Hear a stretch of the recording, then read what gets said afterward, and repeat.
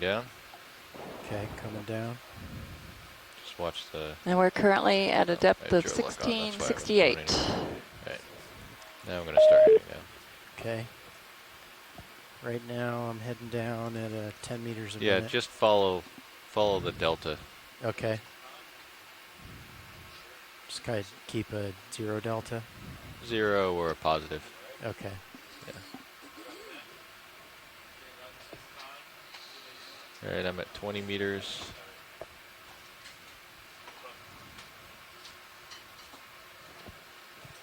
Okay, I'm speeding up a little bit.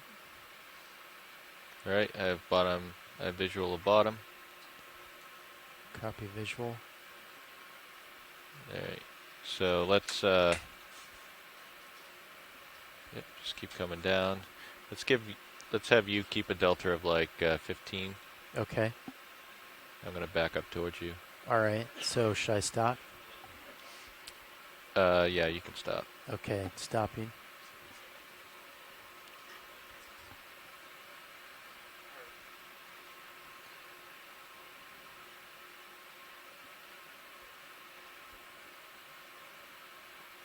Okay, delta's a 10. Still holding. Yeah, you can just hold there. That's a good height for you. Okay. Okay, delta's 15.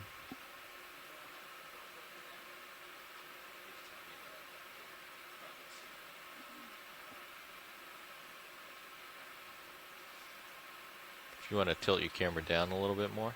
Okay. That's full back. All right. So I'm just gonna keep backing up towards you. Copy.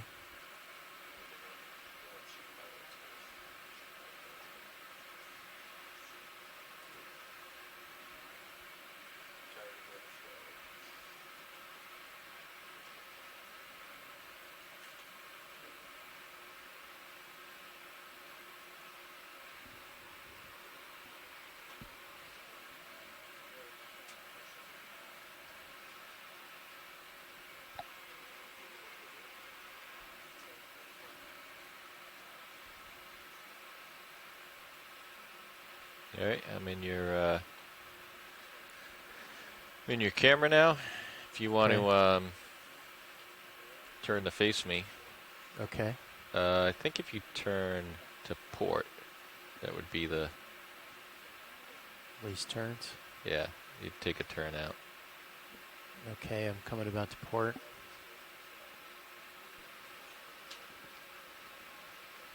And you can come Bridge. down a little bit. This is RV now. Come down like 10 meters.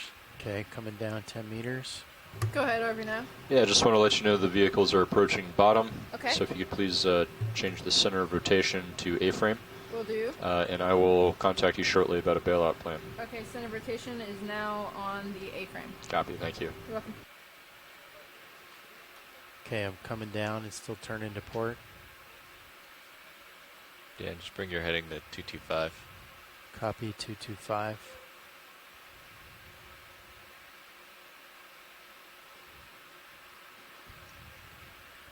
Okay, that's down 10 meters. We have a 20 meter delta.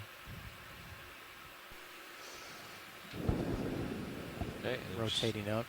Center me in your camera. And welcome to the seafloor.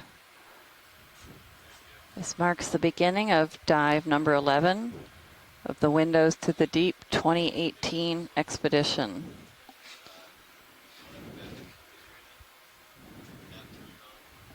Today's dive is located about 30 miles southeast of the tip of Cape Hatteras, North Carolina. And we are going to be spending the day ascending a very steep, not steep, but a very narrow ridge that is part of a submarine canyon. And we'll talk about submarine canyons throughout the day. And we are just touching down now on the slope of that ridge that we will be climbing. It's not a very steep ridge. This area is probably steeper than the rest of the climb. We're going to be moving up to this ridge crest shortly. We're at a depth now of 1713, 1,713 meters, a little over a mile. And we see lots of brittle stars.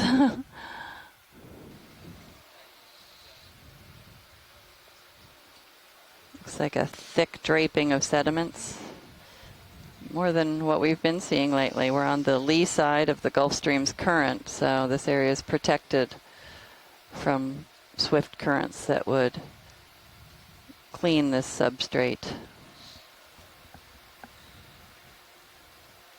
And we're seeing a Right, bunch pilots. of cutthroat eels.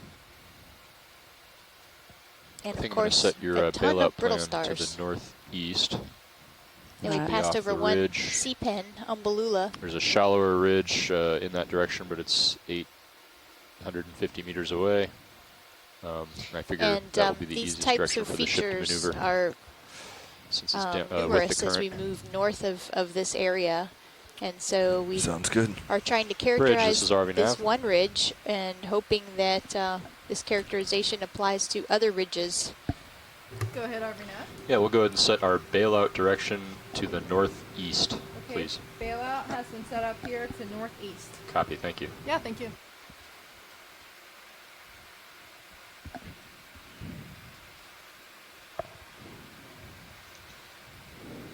But as All we, right, video. We as should we've seen probably on get a couple zooms on other dives, even mounds. prevalent species. So let's Every go ahead mound that here. we go to has some unique biota compared to others. So look at that. Some nice mud. What do you think, Leslie? Lots of mud. I know, not everybody gets excited about it, but this is a finer grain than what we've been seeing on the coral mounds of the last several days. And that isn't surprising if this is a low current area. The smaller material has a chance to settle out. You see some larger fragments of fossil material, and some of those might be pteropods, the pelagic or planktonic gastropods. But the sediment of the last several days has been very coarse compared to this, where you could see a lot of those shells. Kind of tilt down slow.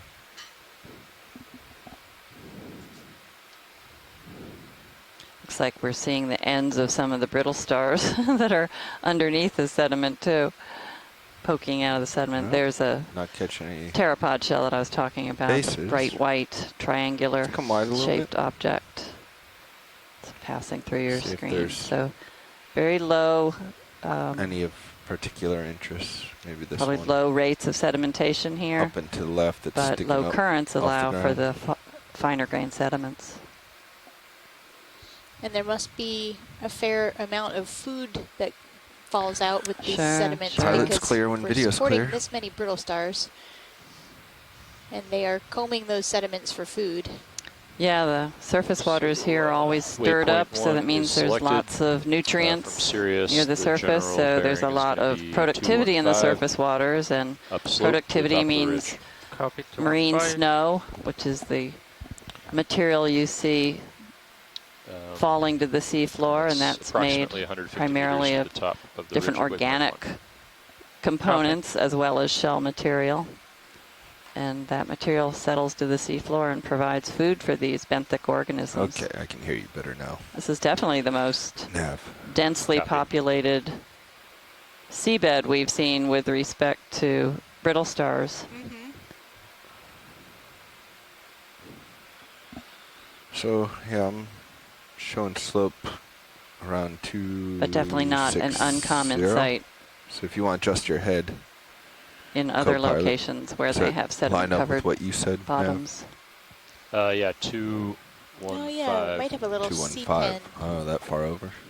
Yeah. Oh, for waypoint 1. Yeah. Yeah, okay. See a little But obviously we're just going up. sargassum in the upper right Go with whatever you guys see. that Video, has let's sunk just to do the a quick bottom.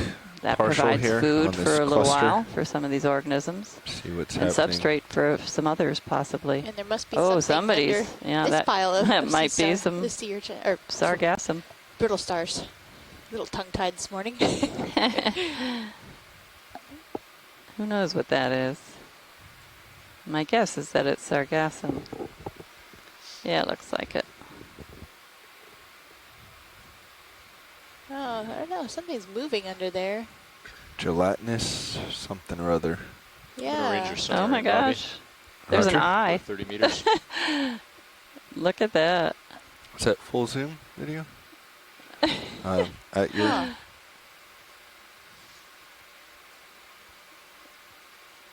What the heck is it? 20 meters on your sonar, Looks Bobby. kind of mucusy or Roger. something. And 50 meters on your You sonar. can see all Fernando. of the mucus on that Copy. brittle star to the right. pilot's clear. Looks like some organism in a stage of death.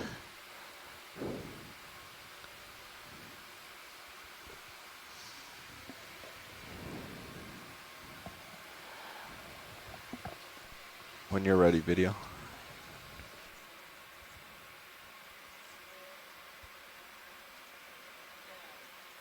Okay, so I am lined up to Yeah, we were 60. just All right. noticing Let's continue on. some, what looked like suckers, and I thought I saw an eye, so that could be a squid that isn't going to make it, or maybe he will. Have a few more organisms coming up. I'm Would you like thinking that- snaps on any of these watch lead? Yes, please. Thank you. Okay, video.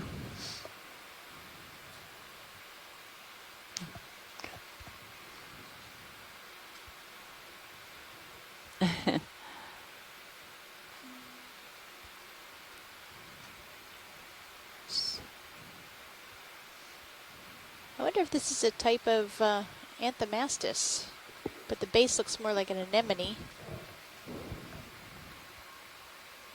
Okay, gonna drift up a little to that stalk.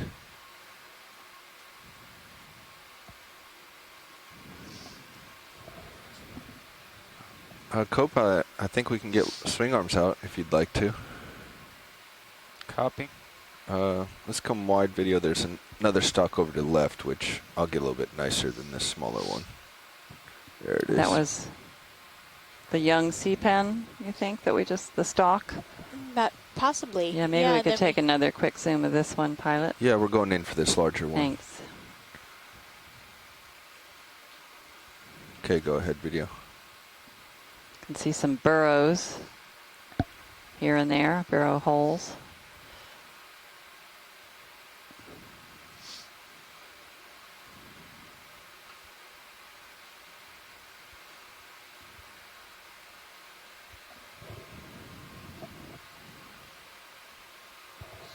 And Scott France said that these might be two different sea pens that we're seeing. He also mentioned that the numbers of ophiuroids, or the brittle stars, point to the genus Ophiumusum.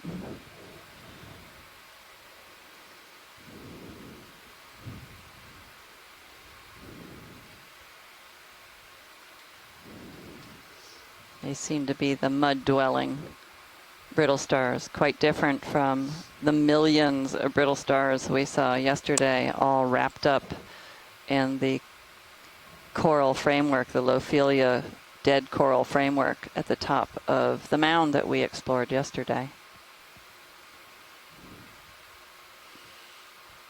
When you're ready, video.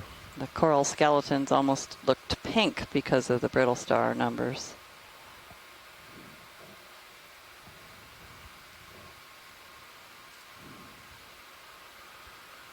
There's some of our shrimp friends. And Scott France said that the one of these sea pens that we're seeing might be Funiculina.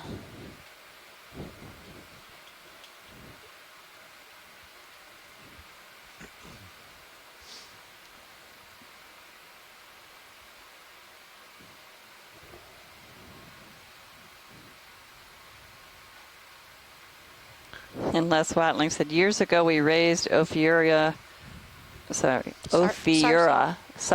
in tubs of mud in an incubator. They would happily ingest the mud, but every once in a while we would put a small piece of fish on the mud, it was always consumed moderately quickly. So we've got a long track today. It's about 1,000 meters from here to waypoint 4. All right. They'll take what they can get. If I we, guess we that's like basically want to be surf and turf moving Sunday. 1-2 knots. We like had that yesterday. half the time. All right. Well, let's keep it moving. Just a few more sea pens. So you're looking upslope, Fernando, at Maybe this is roughly more funiculina. 260 or so. Yeah, that's where I'm lined up. Okay. You agree, Bobby? Yeah. Okay. Do you want another zoom on one of these sea pens? Sure, that would be great, Bobby. Okay. Let's see if we Since can we- get much closer this time video and get the fog lights on. Yeah, let's get the Okay, coming on. bright video. lights on. There we go. Okay.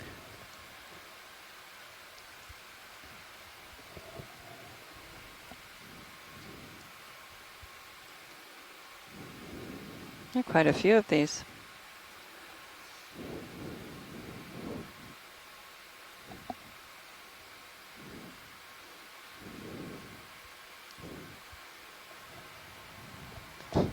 So do these have long created that. root-like Large of a. Yeah. bases to them, It's probably when or you're stopping on the axial. any chance they're holding I on to didn't even really substrate push on the that is axials all below that the much. sediment layer?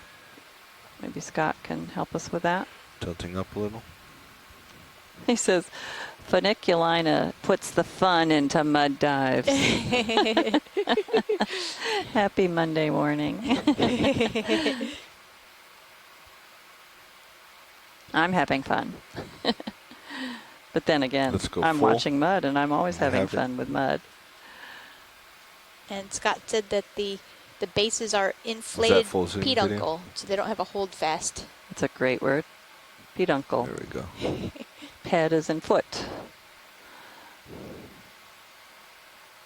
I still think my favorite name that Tilting we've up heard out a here little. was the skillet skate. Skittle. Skittle skate. Skittle skate. Sorry, I can't even say it. All right. I think it's time to move on when you're ready, video.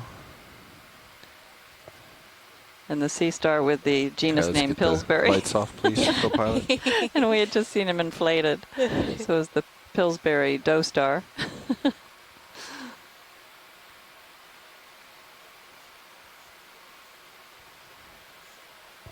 Yeah. And if you were able to see the little white dots See if we can snap on in that real sea quick pen that we were on, looking at, those are this siphonozoids, creature.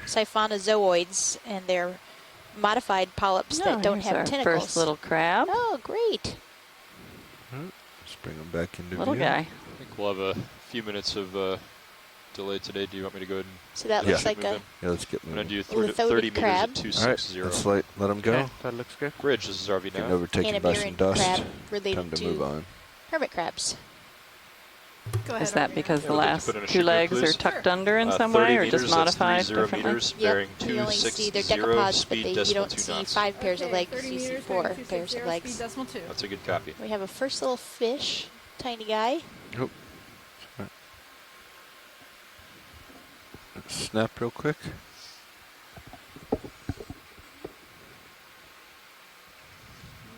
Not quite sure what that one is.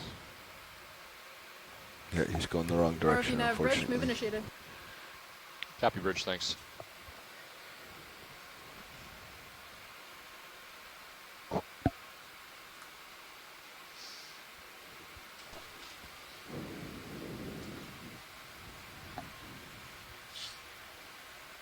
So to orient everyone, we are facing roughly southwest, and we are climbing the lee side of a ridge.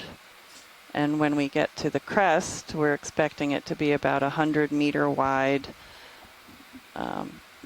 ridge that climbs up into much shallower depths. And this ridge is an intercanyon ridge, meaning that we are in a larger submarine canyon, and you can sort of compare this to canyons out west or anywhere there's a lot of topography, and you have multiple tributary canyons that converge into one. And So between the tributary canyons You can go here, video. You if have want, since ridges he's that- cooperating. are being eroded from the base, and so they become very steep as they're cut into at the base. So we are in one of these intercanyon ridges, climbing up to its crest, and then it has a fairly low slope. Oh, it just retracted. And we're hoping that the Gulf Stream will It's interesting. keep it clean of sediments stock, did you see and that? provide Yeah, it great retracted. coral and Yeah. sponge Meanwhile, I habitat got by having exposed rock. Fish in my camera.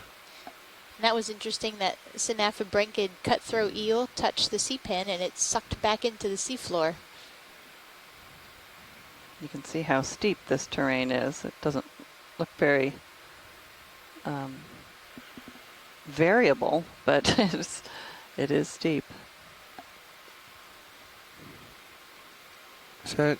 Can you do a quick snap zoom here? I can't tell if that's different or not. Video. Ah, it is. Oh, look, a Pycnogonad. pycnogonid. A sea spider. Stand by one. I'll try to get us in position for that a little bit better.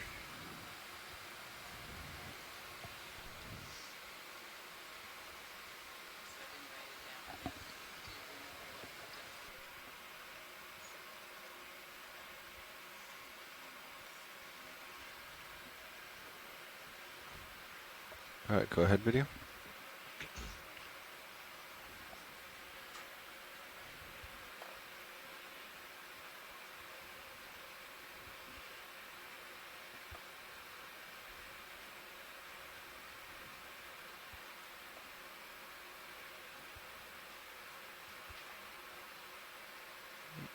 Just 1 second. All right. There you go. Now I'm stable. And I wonder if this guy is eating something.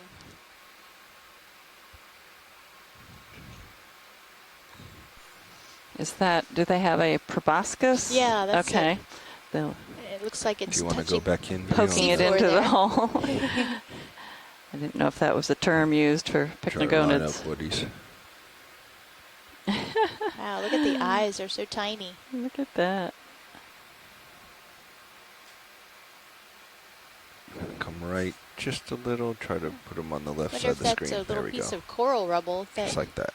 the proboscis is exploring. Or possibly a little anemone, but I can't imagine. It looks like it has little tentacles. Yeah. Or maybe it's the worm that lives in those holes. Do you want to try the fog lights at all? Of course, there are Video? anemones that live in burrows like Okay, that too, right? Coming on. Tube anemones Yeah, or something tube like that. anemones. I think a tube anemone would generally be bigger than that, though. Unless it's a very young one. It could be a baby. It lit up the bottom creature a little bit. Ah. Tilting up. We are very spoiled with the quality of this camera. Oh my goodness. That it's is a amazing. very tiny thing we're looking at. Yeah, we can still see it in great detail.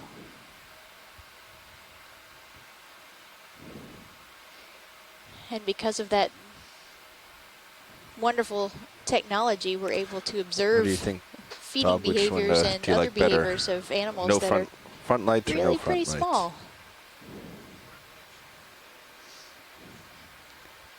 Yeah. Tilting up a little.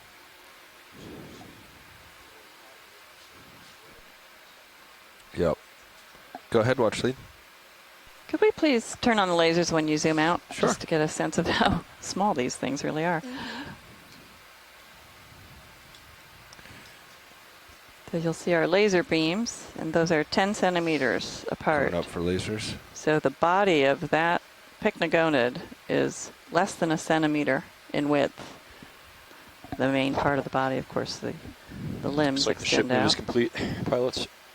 Copy that. Keep it moving. All right. Thank you, video. Those nice long legs allow Let's it get to those lights off. We'll not do another disturb 30 the at sediment, but 260. walk on top. Lights coming off. Bridge, Okay. this is ROV nav. Go ahead, Aubrey, now. Another move, please. Sure, move is just Thank about you. complete. Great. Tilting up. We're going to do 30 meters. That's 30 meters, bearing 260, speed decimal 2 knots. Okay, 30 meters, bearing 260, speed decimal 2. That's a good copy.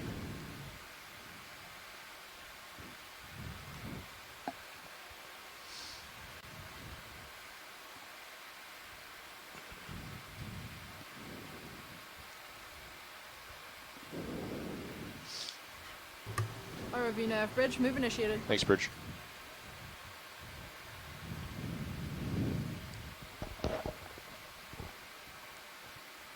Do you know if cutthroat eels are commercially fished I don't believe at all? so. There are plenty of them here. We've seen them accompany most of our dives. This fish is new. Yeah. Go ahead, video.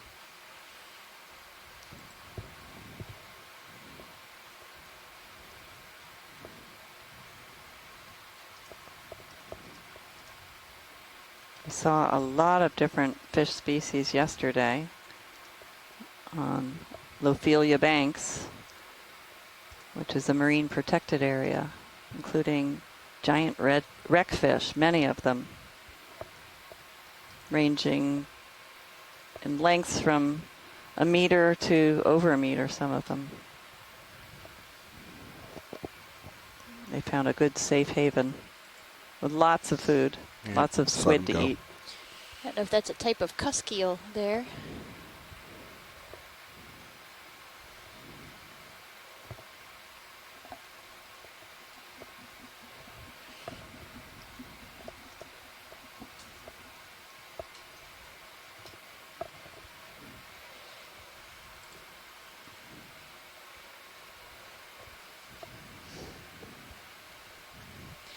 I found myself wondering last night what the total biomass of brittle stars in the deep sea must be. Yes, they're somewhat overlooked, probably, especially the ones on the coral mounds. Looks like uphill is shifting to Sirius's port a bit. They're So for probably this an move, we can important adjust. food source for many organisms Copy. down here too.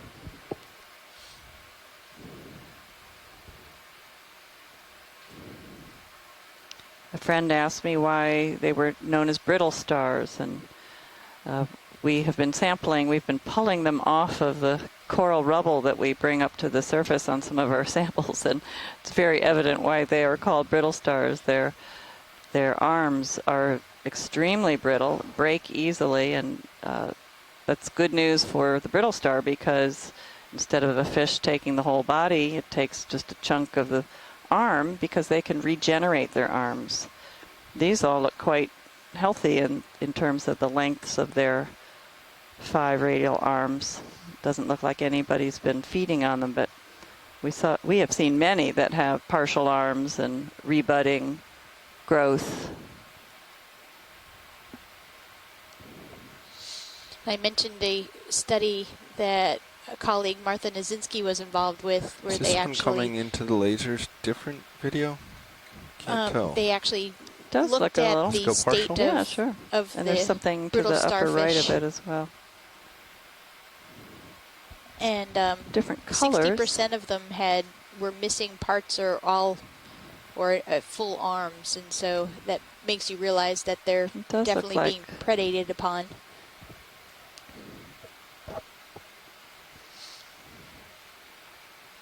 that looks more like the species we find on the coral mounds. Yeah, Or that one has very different coloration, and then a lot more bristly legs. yeah,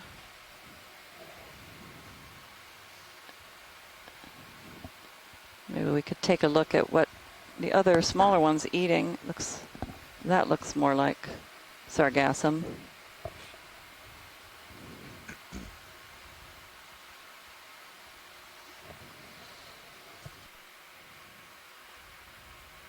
Maybe they rode the sargassum from some other location.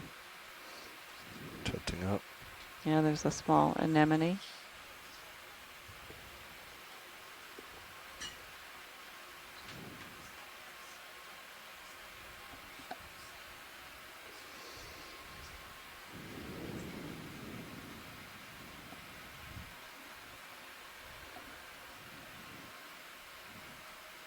That's great, thanks.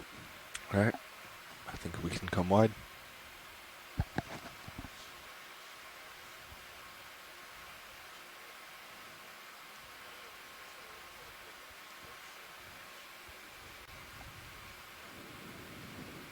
Try tripod fish.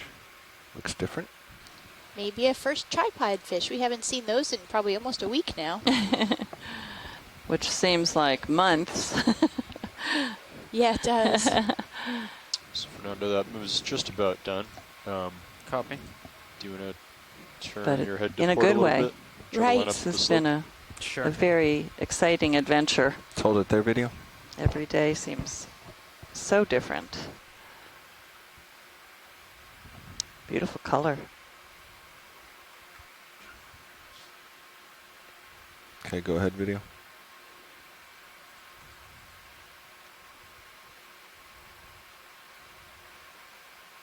You can see how he uses those pectoral fins.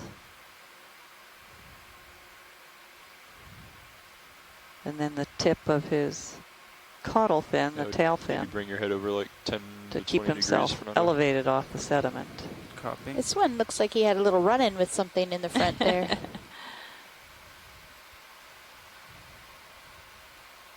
And I don't know if this is the same one that we have seen, the same species we have seen, but previously it was Bathypteros fenax was the tripod fish we saw.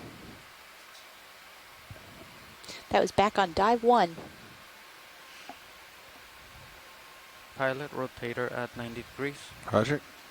It's time for me to go, video, when you're done. All right, moving Okay, on. pilot, I'm gonna rotate on a Yep. acquired this. Copy, rotating to port.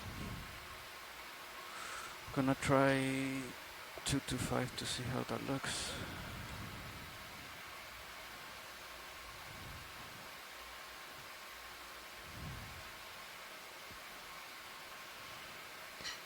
We had hoped to be able to climb the other side of this ridge where the currents would be very different, and because of those currents it just wasn't safe for the Okay, ROV too much 220 right pushing now. into 220 the looks good. Yep. surface. I'm going to go ahead and So call it we're 30. on the lee side of works the for you, ridge pilot? instead. Definitely not a coral habitat. You ready, Bobby? Yeah. Okay. Bridge, RV nav. Go ahead, Nav. Another Another tripod move, fish. please. Sure. 30 meters, that's 30 meters, bearing 220, speed decimal 2. Okay, 30 meters, going 220, speed decimal 2. Good copy.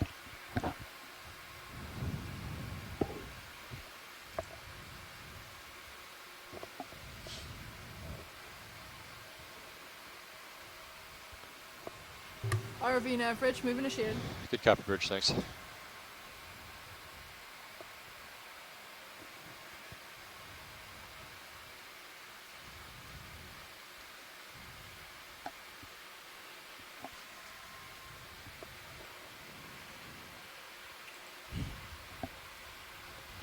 So just for you guys' awareness, we've got fairly strong currents and winds today. The resultant between the two, I think, would end up pushing the ship just about directly to the east. So if we lost propulsion, Fernando, you'd want to turn your head to the east, you know, as quickly as you could, and D2 would probably just push out. Copy that. To Let's get see in who the tow. this is. I stopped a little too quickly, so we're going to have to just go in for a snap video. Sorry about that. That's all right. Oh, that's Oh, interesting. an urchin. I caught it going off the bottom of the screen, and a lot of Wow. momentum behind this vehicle. Go for a zoom. Clouds coming in. Wow, he's making some headway. That's a very different urchin than we've seen Yeah, so we far. have not seen that.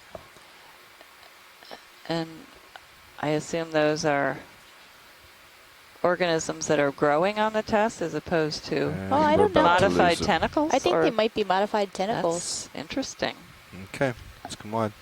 And very all we fat got, tube feet that unfortunately. he is using to cruise across that sediment, almost like wearing snowshoes to keep him afloat. Yep. I was worried that was going to happen. The other urchins we've seen have much thinner tube feet, and even some of them are use their spines. The pencil urchins use their spines to walk, but not here. That wouldn't get them very far here. No. Let's go on this guy as we pass. Give us a good view. if he would cooperate. He's not having any of us. No. Disappears into the abyss. Blackness. And the temperature down here is 3.7 degrees Celsius, so it is pretty chilly. But all these organisms are adapted to living in Let's do those a partial rather chilly as we waters. pass.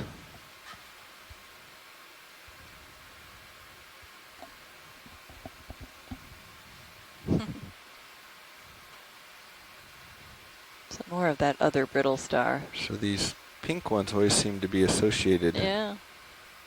with sargassum or something. N Yeah. equals 2, I guess. Yeah. But Yeah. it is interesting, and I was thinking that maybe the sargassum had tumbled from somewhere else where they're more abundant. Okay, come wide. This might be something a little more substantial than sargassum that they're feeding on, or Might be. Fortunately, we got to carry on. this looks like another moonscape. Yeah. All right, I see clear water ahead.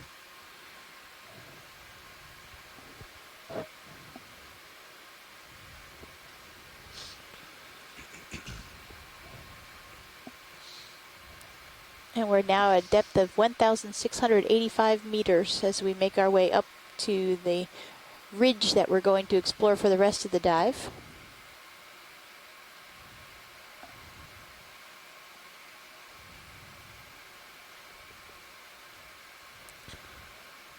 Let's get a quick zoom on this to the left of the lasers. That was a little hermit crab, maybe. Continue to the urchin. Yep. Oh, and he's got a little anemone. He's dragging it along. Yeah, he looks like he's kind of stuck in the mud. Needs to put it in four-wheel. There he goes. Oh, my goodness. Four-wheel. Or a Six-leg eight-leg. drive. All right, let him Six-leg. go, and we're gonna go to the urchin. He can get it going when he needs to.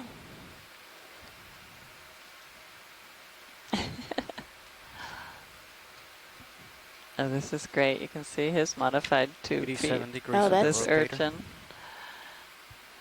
Go ahead, video. He's got little white boots on. The booties, yep. Just another few meters to go, Fernando. Copy. Wow. That's What a beautiful, beautiful. urchin. You can see those spines in motion.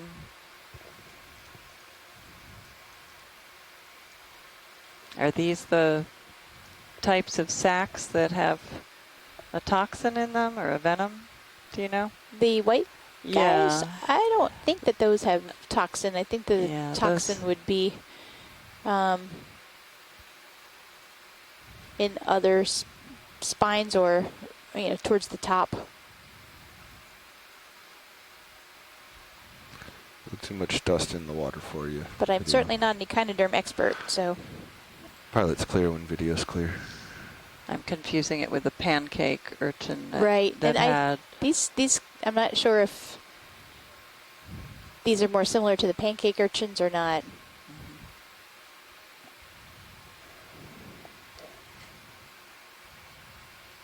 I'm gonna go off to your right side, co-pilot. Copy. See if I can't get out of these clouds.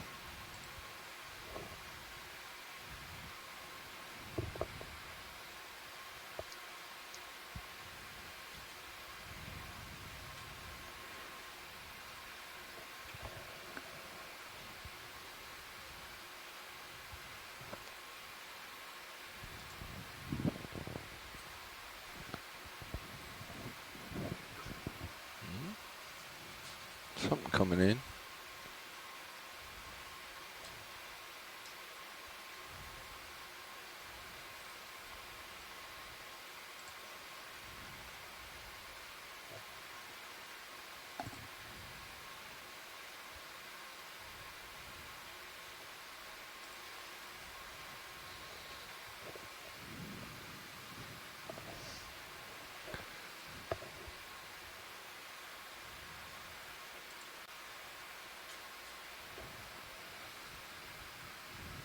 All right, go ahead, video.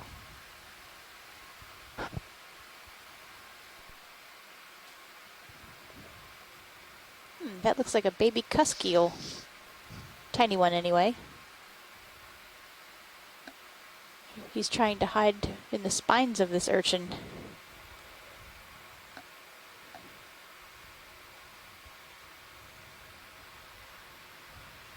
Ship move is complete, and I'll just wait for you to push out a bit before I put another one in. Copy.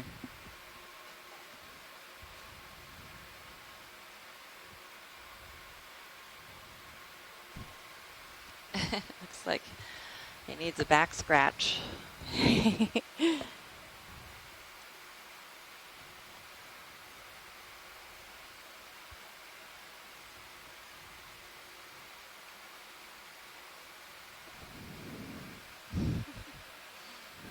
don't think I've ever seen that kind of behavior. Yeah, it really is. That's a good protection. Got all those spines sticking out.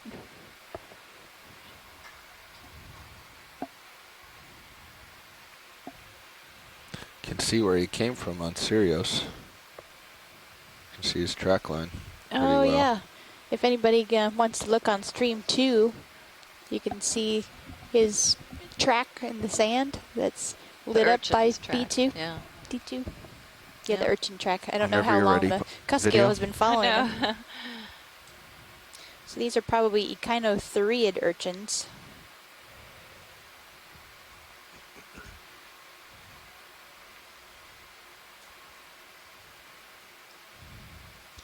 And we have a question from the audience.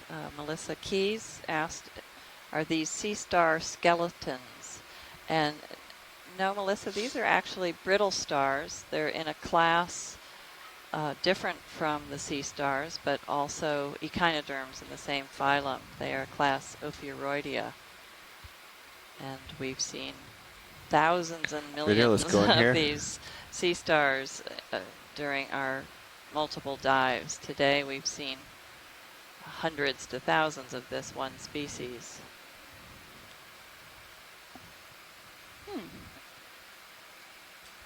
Oh, I gotta let him go. He stopped his They interesting are the maneuver. mud-dwelling group. Full wide, please.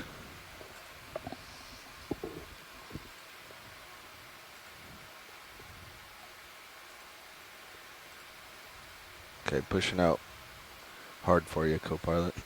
Copy.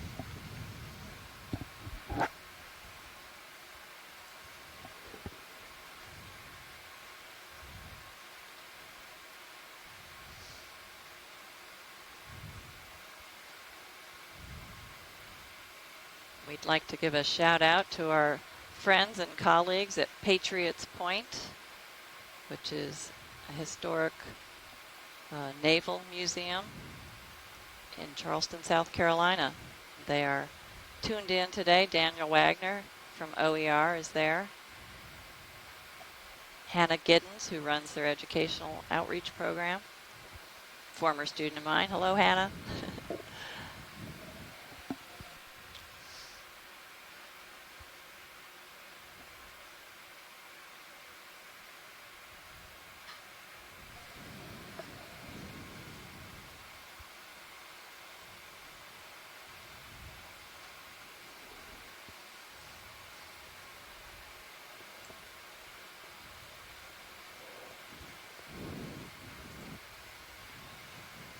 Ooh, we have our first sea Two of them, star. it looks like. Yep, two. There's another one. Wasn't even looking at the other one. Wow. Perhaps is one of the Sunstar group, do you think? Yeah, that's what I would think with all those arms. A Celestered Sea Star. Okay, go ahead, video. Tip to tip of the arms is just about 10 centimeters. Wow, beautiful color. It really is.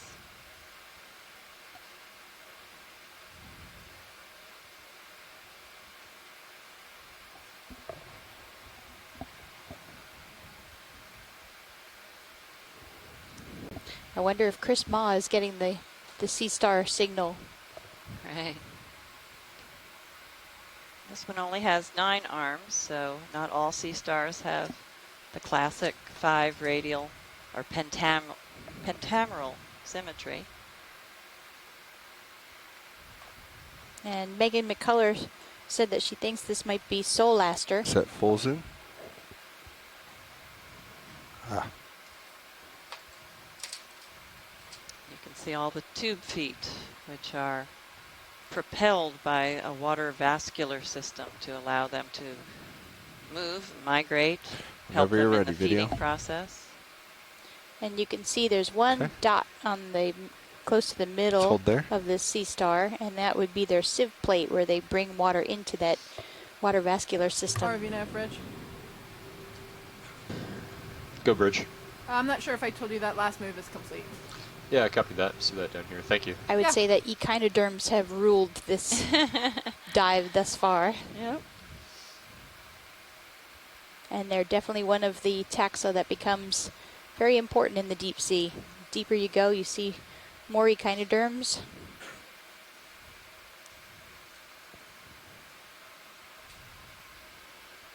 Okay, let's go in on this one.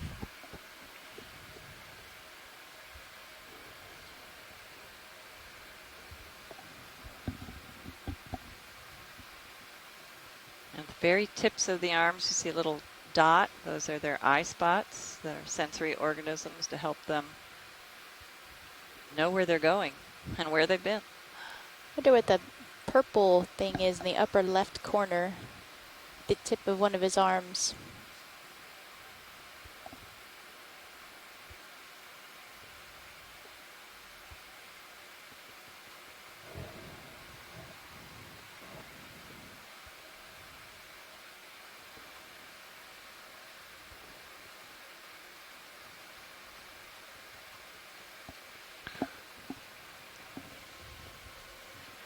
All right, let's come wide.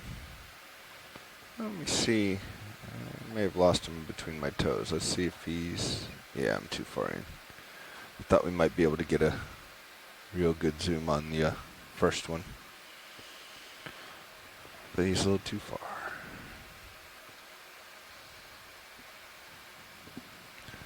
All right, let's keep the ship moving. All right, put another one in.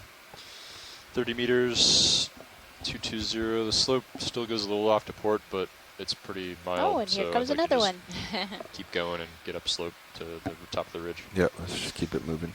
Bridge, RV nav. Go ahead, RVNAV. Another move, please. Okay. 30 meters, 30 meters, bearing 220, speed decimal 2.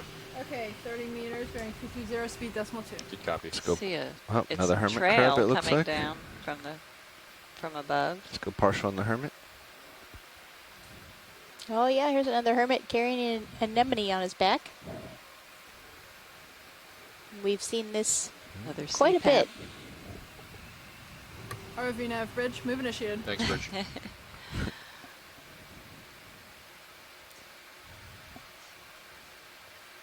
Yep. Yeah, there's a tiny sea pen to the left side of this brittle starfish.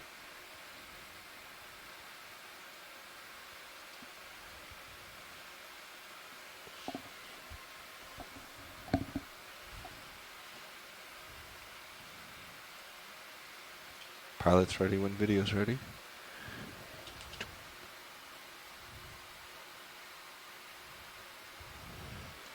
Most of the fossils that we have that include brittle stars are mudstones.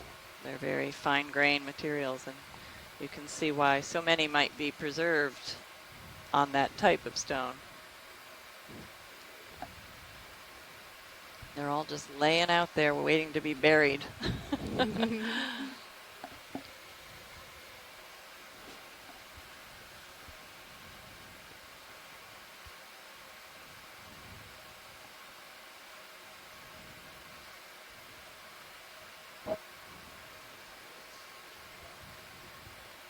So in this one shot, we have two cnidarians, the anemone and the sea pen on the left. Oops, and now he's going to crawl right over the brittle star, which is an echinoderm. And then the hermit crab itself is an arthropod, decapod crustacean. So a lot of diversity in that one little area. Assume that's full zoom.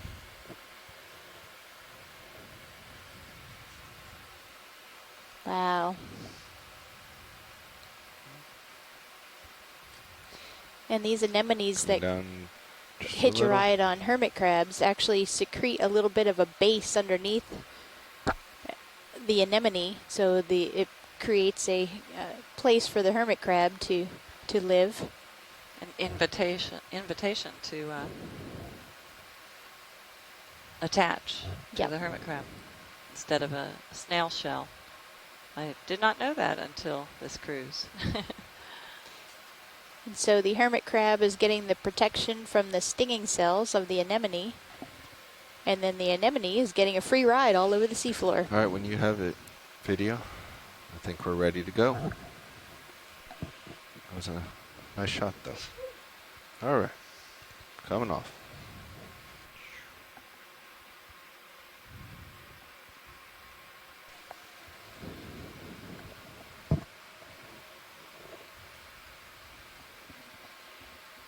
Oh, and another tripod fish.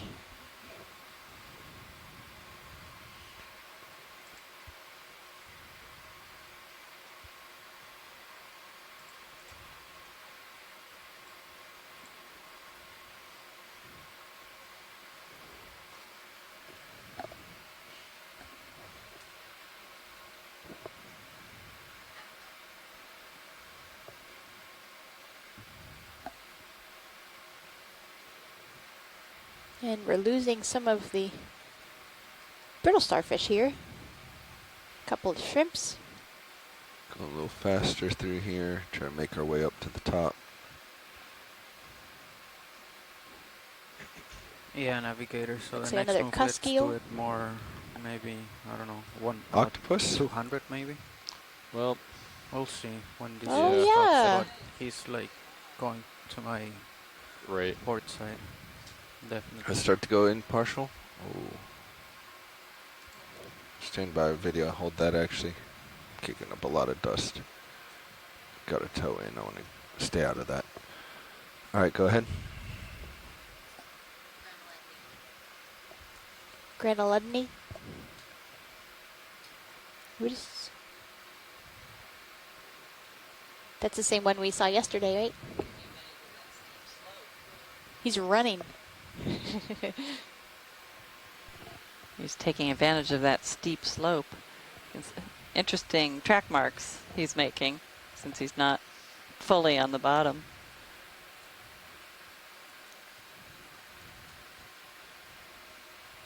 Uh-oh.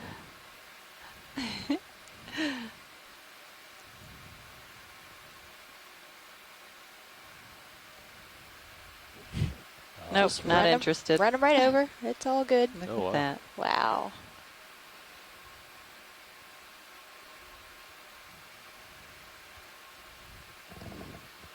They can really cover some distance. Sediment is so soft. Just float with them for a little bit.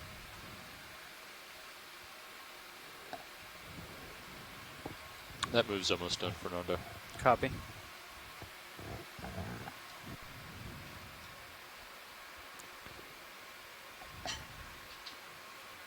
Gonna let them keep coming up. Get up into the dark. There we go. Okay, gonna follow them up. Just hold the zoom, please.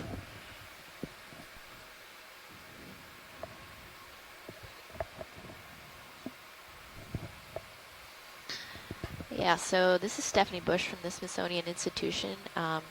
This is most likely Granulodini.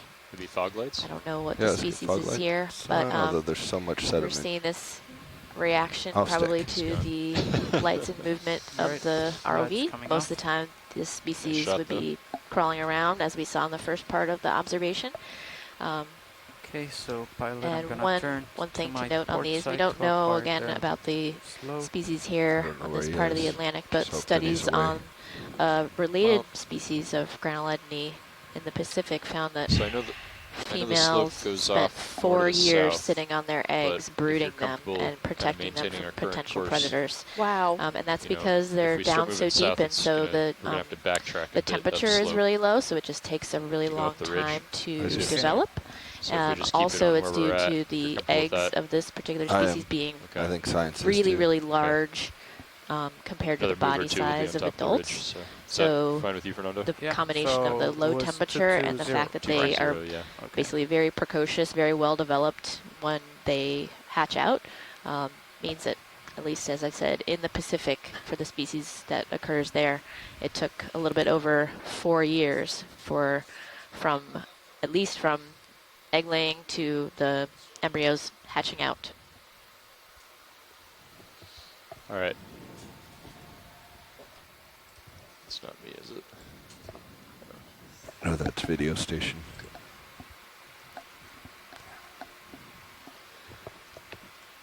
Okay, I'm centered on 220. Okay.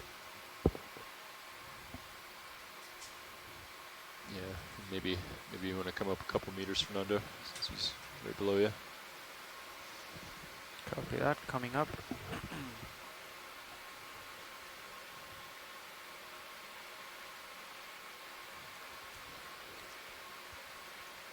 Should we go ahead and call another one in? Yeah. 220. Yeah, let's keep it moving.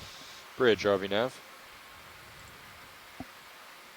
Go ahead, RV now. I'd like another move, please. Sure. 30 meters, 30 meters, bearing 220, speed decimal 2. 30 meters, bearing 220, speed decimal 2. That's a good copy.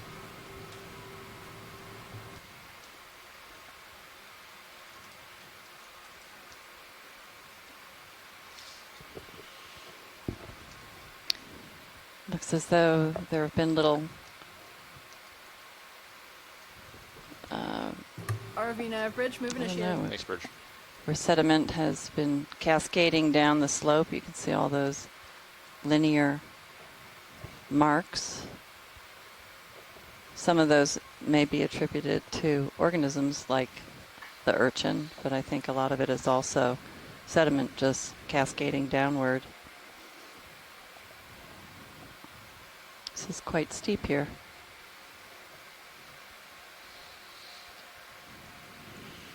We're now at 1,656 meters.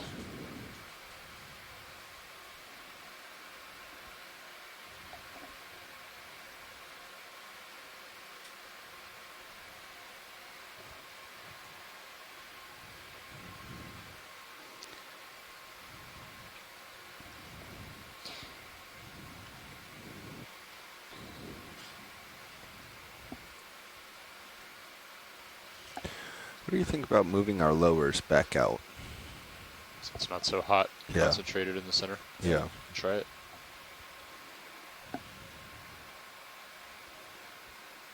Some of the factors that influence where deep sea coral and sponge communities exist You mean deploy him a little bit more? include or slope Bring them. outwards. to keep Stow. sediments off Or of not stow, the substrate. outward. However, Outward, yeah. if you are in a low current area, you still get sediment, as we can see here.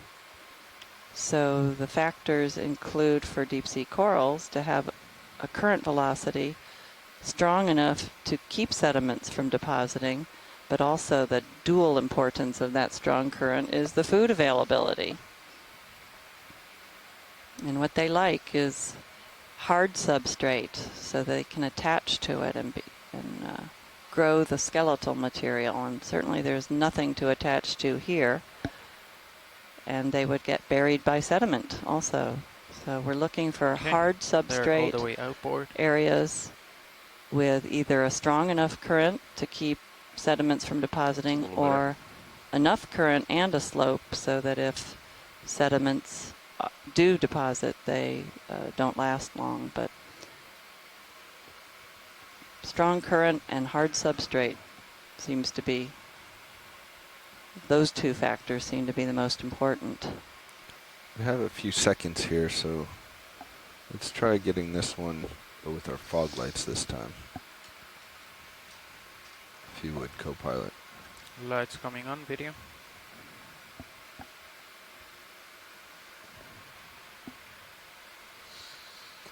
And we'd like to welcome Isabella from the Roentgen Lab Current at just picked up a little Boston bit. University, and she 2.2 is knots. studying Stay, go ahead, Astrangia, video. which is a type of stony to the coral. east. So maybe going we'll to the see some northeast. Astrangia today. I hope Okay. so.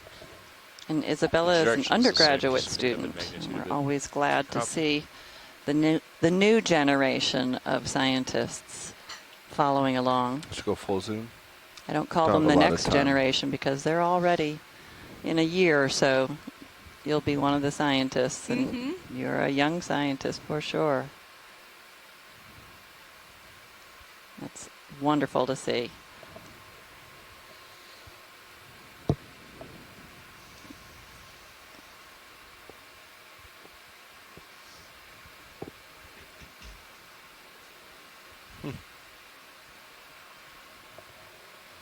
All right, video, I gotta move on. Again, this might be the genus Celestered that we're looking at. Sea Star. Let's get the lights off, please. Lights coming off. Video.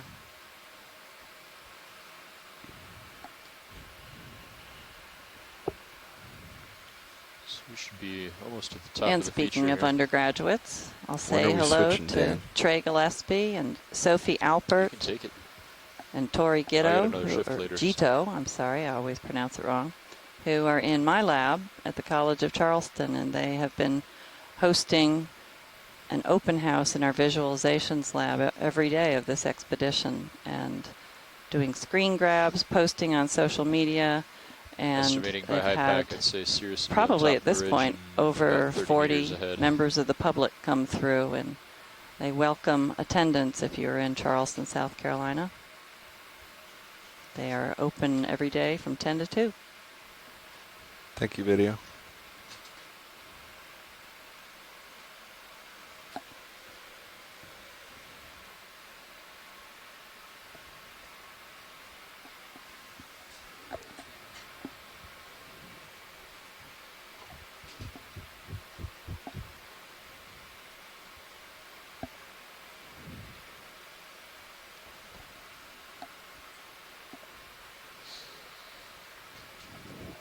And our depth is now 1,644 meters. And I have a number for our first waypoint on the ridge at 1,631. So we have maybe 10 more meters or so to climb here. And watch lead, this is Nav. Go ahead, Nev. I apologize, I missed the first 100 meter call out. We've traveled 150 meters so far this dive. Roger that. Thanks a lot. RV nav bridge move complete. And Nav just let Top us bridge, know that thanks. we've gone 150 meters since we've reached the seafloor. And we've climbed 65 meters, so that's a lot of rise for the run. Yes, it sure is. Very steep gradient as Do we you wanna climb up keep moving in onto This the heading ridge down? crest Yeah, I might as of well. this That's what I'm looking at. intercanyon I'm starting to ridge. flatten out on And D2's once we're sonar, so at the crest, Okay. then we do will another, slowly ascend a much lower sloped let's just area try 30, and if we find that we get on top of it before that, we can stop it. and hopefully see some Can coral you, and sponge zoom out on communities high at the path top. to see like where waypoint 2 is? Sure. Will be much more influenced by the Gulf Stream's velocity at that Okay. point. So we Okay. won't, Yep. we don't expect to see this sediment drape that we see here.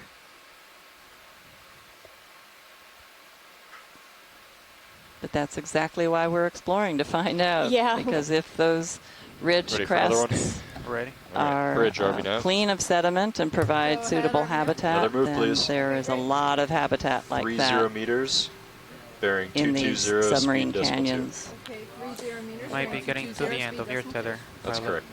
I think that fish might be something new off to the right. Is this yellow thing to the left of center? Is that? Let's snap there because that looks Alright. somewhat I'm new not as sure. I wonder if that's a test of something. That's No. partial. RV nav bridge move Don't know what that Let's is. quick Bridge, snap. thanks. Is it an anemone that's closed up? Or is it an urchin test? It is an I urchin. think it's an It has urchin some, test. That has. I wonder what the yellow growth is. Yeah. Of those. Wonder if it's microbes, maybe. Okay. So that's a heart urchin. I think we can come wide then. And when they're alive, they burrow underneath the try to sit sediment. down. We've seen a lot of evidence for them on the I lied flat to you. areas. Video, let's go in right haven't here really real seen quick. any of the Okay. burrows here, I thought though. it was a pile, but then I saw something that looked like an eye. Yeah, okay. It looks Is that marine debris? marine debris-ish. Again with the Looks like pinker. something is rusting. Yep, with Well, that fluoroids. different species of brittle star, yeah. And that one is always on anything but the sediment, anything to lift them off the sediment, and there they will be. Now, how All they right. get there in the first place. Quick video. Yeah. Let's go Yep. get you the original shot. Yeah, and there's a nice Let's go see fish what this- waiting for us to visit.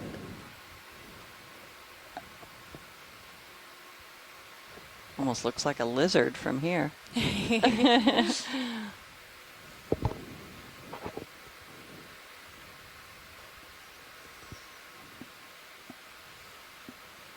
Those fins look like legs.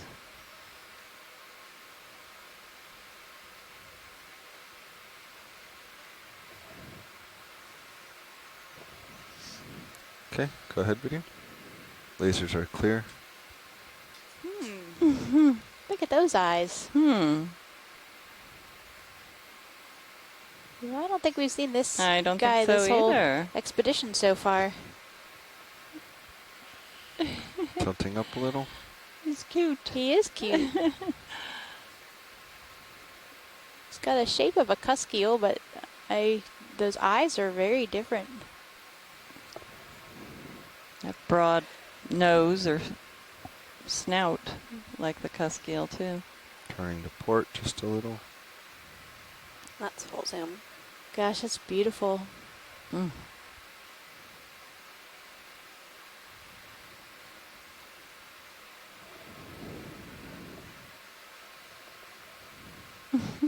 Doesn't look like we have any of our just a fish little. experts joining us today yet, so maybe once we do find somebody, they can go back through screen grabs. And it is an eel pout. It is an eel pout.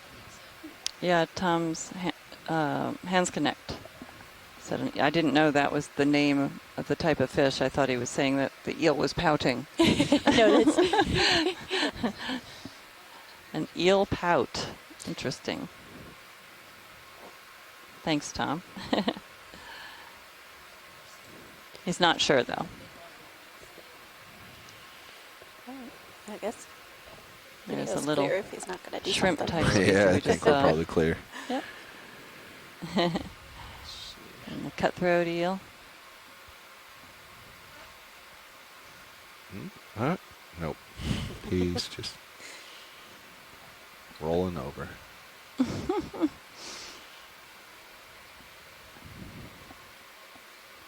Okay. I think got the Sirius Monday is morning starting to see blues. the top. Sort of flattening out here. Zooming.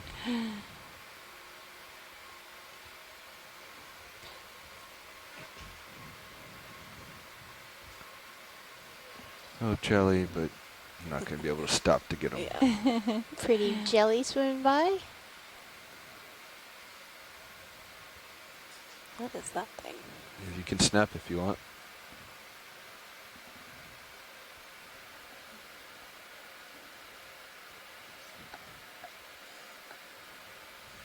Huh. Mucus. It's kind of what it looks like.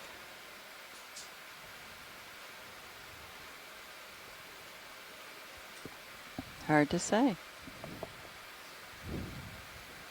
Yeah, I think so. Okay, just let it go. Yeah, so that might.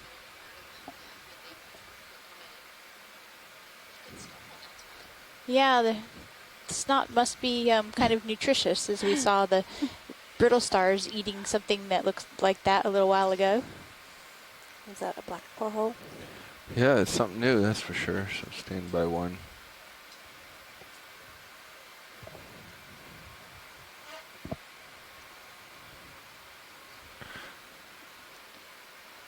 All right, you can start to go partial. ROV nav bridge move complete. Looks like it's on Copy top bridge. of a brittle star. It is. Yeah. Is that an anemone or? I was thinking, yeah, it was more like an Umbellula sea pen, but I'm not sure. Huh. 70 degrees on the rotator pilot. Yeah. Roger. And the Yeah, it has its ship own just stalk. completed the move, so I'm Copy. just repeating Got a what little time. Stephanie Bush is whispering into my ear.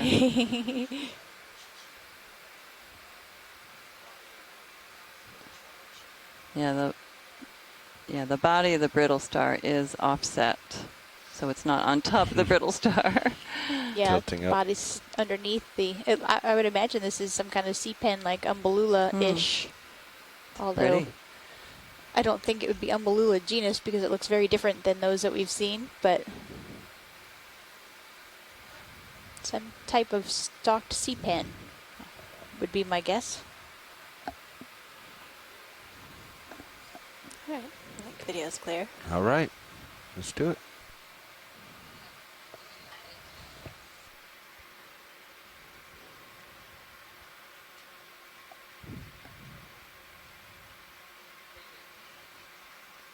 There's a black spot here over off screen left. Let's just do a partial as I pass over. All right. We see Go a few ahead. more little mounds throughout. Not sure who makes those mounds, but we didn't see that earlier.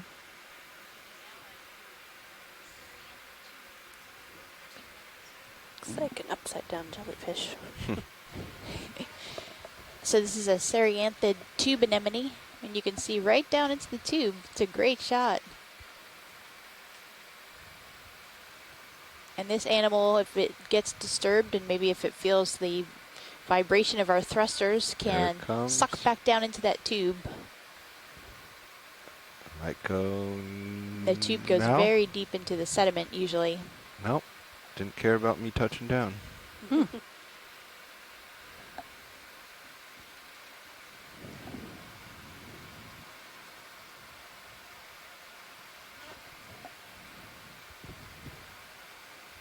You have it video.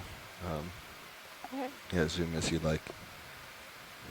That's full zoom. Well, I didn't help you very much there, did I? Oh, it's still a good picture. All right. As soon as you're ready, it's time for me to move on. All right. It's a beautiful shot. Full wide. Looks like a little burrow to the right of the. All right, pushing forward. So the ship is stopped, but I Serianthid. figure we'll wait for you to get ahead and see if you Keep might. it moving. I can push out. All right, I'm Wonder just who's going to do 30 making all meters. these If we mounds. finally Yeah. I don't see any. reach the top earlier, I'll any, bring you to uh, a stop. Unless you're waiting entrances for to me them. to see if I'm on the ridge, that's one thing. But Well, that's kind of what I was thinking. okay. But we can go get it. I mean, based on the manipulator cameras, it doesn't look And like here we're comes another fish. quite there yet. Okay. But Bridge, this is RV nav. Go ahead, Arvin now. Let's do another 30 meters. This looks 30 new. meters, bearing Yeah, it 220, speed decimal 2. Okay, 30 meters, bearing 220, speed decimal 2. Good copy. Halosaur? Maybe a lizard fish? I don't know. Yeah, it could be a holosaur. And again, we haven't seen this the whole expedition either. RV nav, bridge, move initiated. Copy, Bridge, thanks. Lasers are just about, yeah. Go ahead. Yeah, that's good. Okay. So those lasers are 10 centimeters apart. So he's a little more than a half meter in length. So the ship moves. Okay, initiated. go ahead, video. Not a whole lot of time. Roger. It's a partial. Mm-hmm. He's got some teeth. Mm-hmm. He's beautiful. We have Coming up definitely for the not head. seen him. Not too far. Tilting up. Trying to hold there. Looks like quite the predator.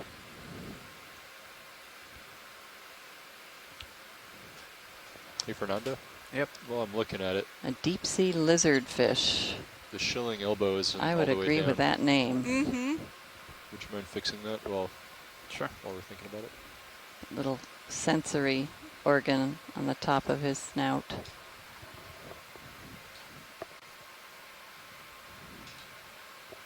Anything else you want video? Maybe, I've just been defaulting to the head. Yeah, maybe the fins just Let's move come down out slowly. just a little bit partial. Yeah, right there. And I'll try to walk it down nice and gently. This might be Bathysaurus, potentially. Deep lizard is what that name translates to.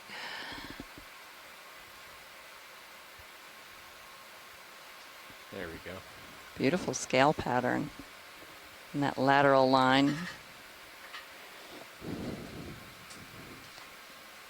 And that's, those are sensory organs that will detect vibrations in the water column. That looks good then. Or do you Bring it want down a little more. copy? I'm hoping he'll move because I suspect his dorsal right fins there. are Okay. Looks pretty good. spiny. Thanks. If it's okay with you, video, I'm just going to have it go off Yep, that sounds great. screen right. And then unfortunately I need to move on. Yep. Right. Move on. Keep things moving.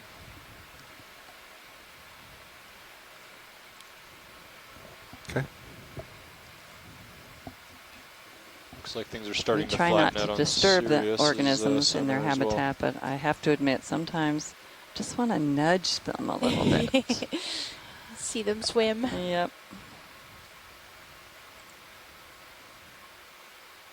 Just a little nudge. Okay, pushing out. Ooh. I don't want to say that's the top of the ridge. I've climbed too many. We're getting close to the too depth that we many expected, times though. to think So that every Might be a ridge little is the like top. local low You here. get to it, and there's the next ridge. And You want to come up a little bit? there is the Oh, next Co-pilot. ridge. There's like a depression there. I'm coming up. A large crab in the middle. Oh, Certainly is. interesting. See some of these consolidated I'll let the ship blocks go of a little further and sediment then I'll that have tumbled bring it to down a the stop. slope. That's an interesting feature, isn't it? Yeah, that's sort of bizarre. Over time, the sediments Current's get definitely picked compacted. up, coming Yeah. off, coming right over this edge. Okay. the pilots are reporting that they're feeling more current now that we've gotten higher interesting. on this ridge. See how some of that edge has been eroded by this current, resulting in these blocks that you see at the base. Yeah, you can tell how much current there is because all that dust I've been carrying on the vehicle for the last half hour is immediately blowing off. That's interesting. All right, gonna try to come down to the So crab Looks here. like a lithoted just so you crab, know, maybe. We've now traveled 200 meters on this dive. All right. We've covered 200 meters of the sea floor on this dive so far. And another lithoted crab.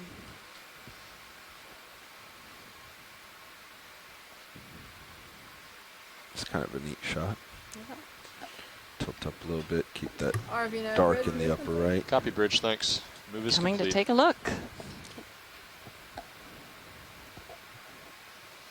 Look at that crab Nice. It's over the beautiful. Brittle Star wasteland. Plains, I guess. The Brittle Star plains. If he gets closer to your toes, maybe you could turn on the still cam. Yeah, go ahead and you want to turn that on now? Okay. Sure. Okay, let's turn on still cam. Tilting down slightly, video. Sounds We've good. seen many So the focus members point of is this group, Right at the the end squat of where the toes lobsters are in that the middle between were them. extremely abundant yesterday, belong to this same Okay, group. let this shot continue just a little bit more video. Crustaceans. Okay. And as he the comes other into view, lights? let's tilting down slow.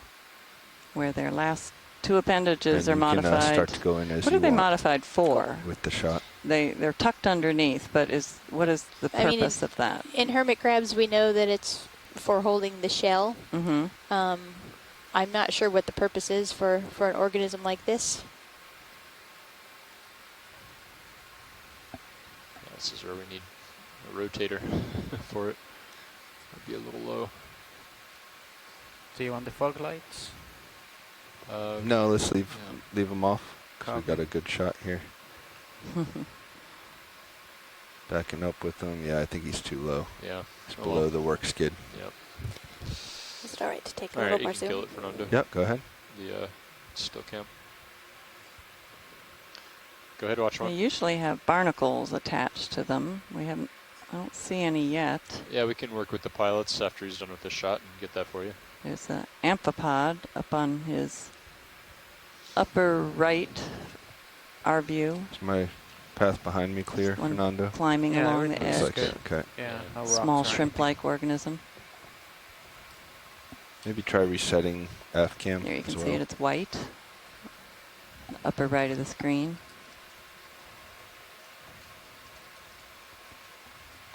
Cycle power on it, you mean? Yes, Okay. You want to cycle power I on the... I think he just did. anything. No. you switched the monitor yeah. display.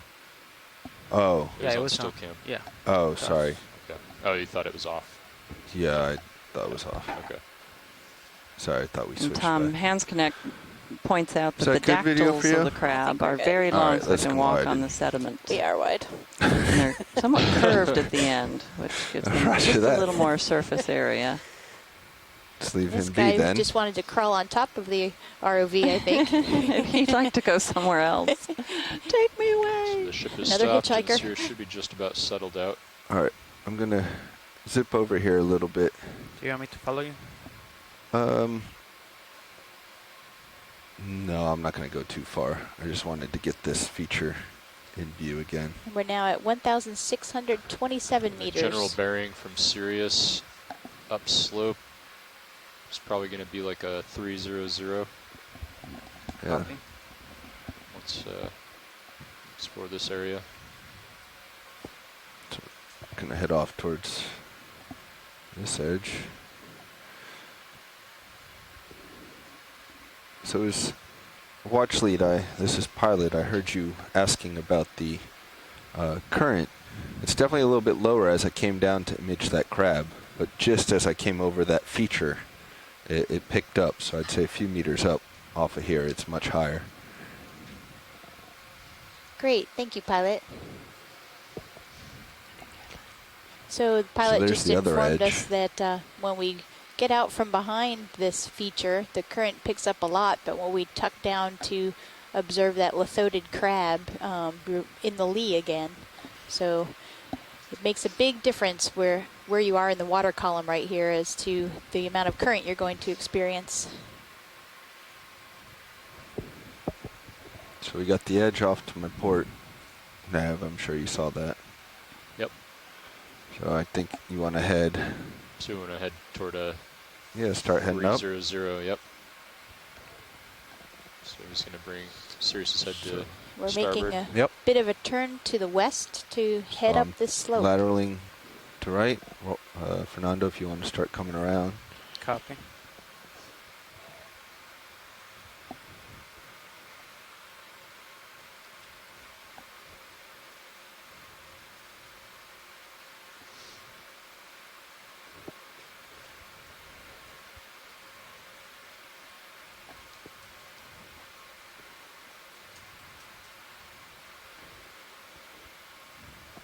Right there. That's about 300. Okay, see up ahead on sonar you got some relief. Yeah, let's see. Let's keep going. All right, I'll do 30 meters at 300. Copy. Dan, do you want to switch in for the last hour?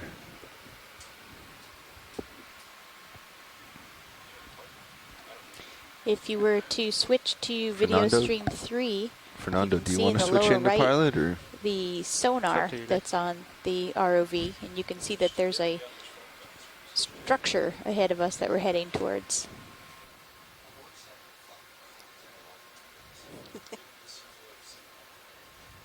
Might be mud, might be rock. Might be rock, yeah. Oh, for me to sit here? Yeah, that's fine. Hoping for the latter. Mm-hmm. Yeah. Actually, as I look left and right. Watch leads, as I look left and right here Bridge with my is our front nav. row, I realize I don't think we've introduced ourselves. Good point, pilots. So as soon as my nav's off with the bridge, Yeah, we'll do that. another move, Great. please. We'd like Thanks for the 30 reminder meters, and 30 apologies meters, for not bearing thinking it 300, ourselves. speed decimal 2 knots. That's 30 meters, bearing 300, speed decimal 2. That's a good copy. All right, Dan, we're going to introduce ourselves. Copy. Hello on shore, this is Bobby Moore, your pilot speaking. Just taking a brief moment as we change directions to introduce ourselves. As I mentioned, I'm sitting pilot, and to my left. Stan Rogers on navigator. And sitting as co-pilot, it's Fernando Aragon. Over in the video chair is Annie White. And in the back row on clipping, I'm Bob Knott. And we are... Oh, go ahead, Bob. No, Bob. All right.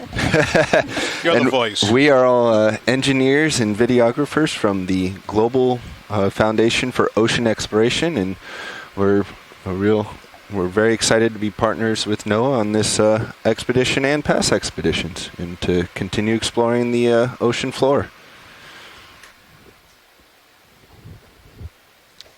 And they are a tremendous team to work with. Sitting on the back row, maybe Derek can introduce himself. We always catch him off guard. He doesn't have his earphones on. There he goes.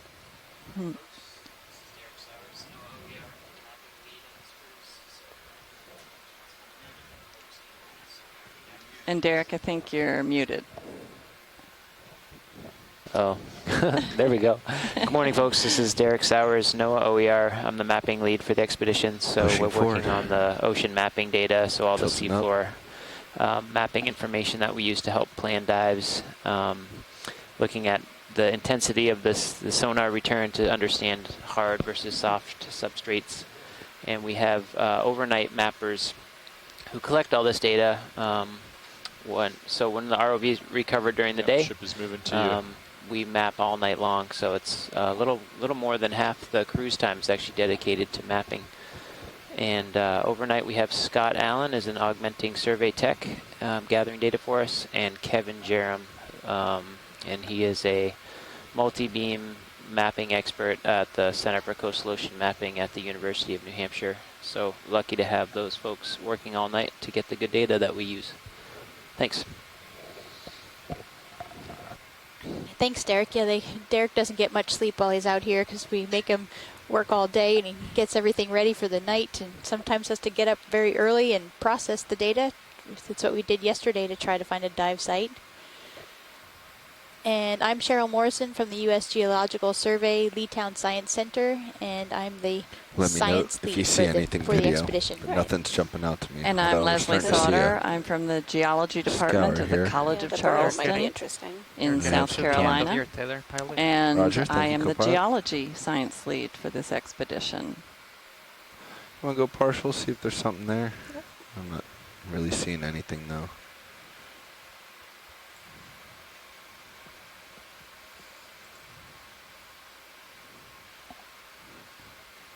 Looks like either they're gone or they're inside. Yep. This is a major burrow. Looks like Yeah. maybe there's a Let's see how spot the lobster or something in sediments the are a little lower more one. compacted down below, so the structure of the burrow itself Maybe can not. be intact. Looks like the shape of a giant isopod. Wouldn't that be lovely? Or maybe a crab. Maybe a I crab. don't see anything. Let's No. come wide. They're either shy or not home.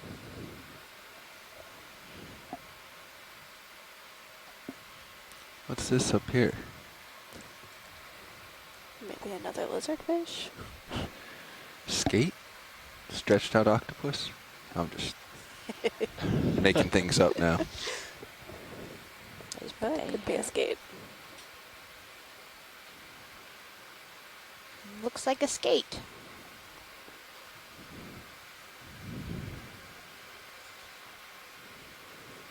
Earlier we saw a very strange sea urchin that had inflated bags on the aboral or top surface. And a Twitter follower found a post on Chris Ma's blog that gives the name of Formosoma placenta. And that was sent to us by Megan McCullough. Thank you, Megan. And she also identified the dark purple one that had the white or lighter colored booties on it, on Trying its to creep in a little spines. closer. Lasers are Thinks clear. it might be Thank you. a species of hygrosoma.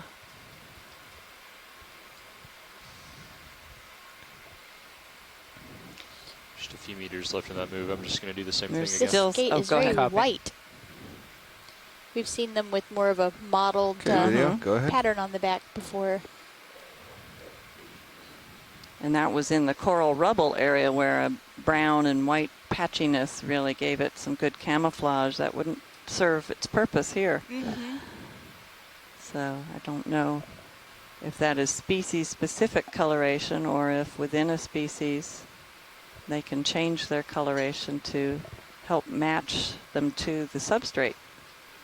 So hopefully we'll get a fish expert on the line to review these video clips. Tilting down. It's nice of him to do the pirouette for us. Yeah. And Tom Hansconnect said that since the dorsal fins are far back on the tail, it's likely a male. I don't know if Bridge it is has RV nav. some kind of injury behind its right eye, or if that's a... Go ahead, video. Yeah, it looks like that move is still finishing That up, might be a but I just wanted parasite to on prep the another beginning one. of the tail. Okay, great. Another 30 meters, another 30 meters, Okay. bearing It looks like an 300 injury of some speed type. decimal 2. Okay, 30 meters, bearing 300, speed decimal 2. That's a good copy.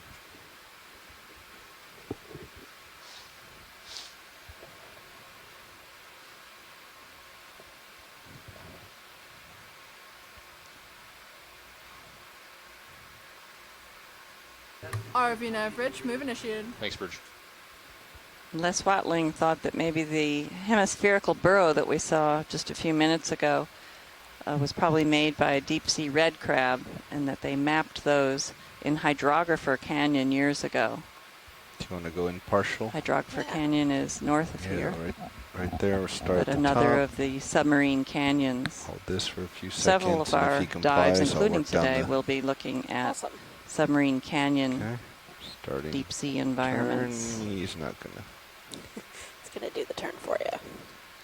And Andrea Quattrini from Harvey Mudd College is joining us now. And she says that the skate is likely Regella purpata, but we need to confirm. And it has those claspers All right, video. underneath Anything the else last you want? fins, I think we're good. indicating it's a All right. male. Moving on.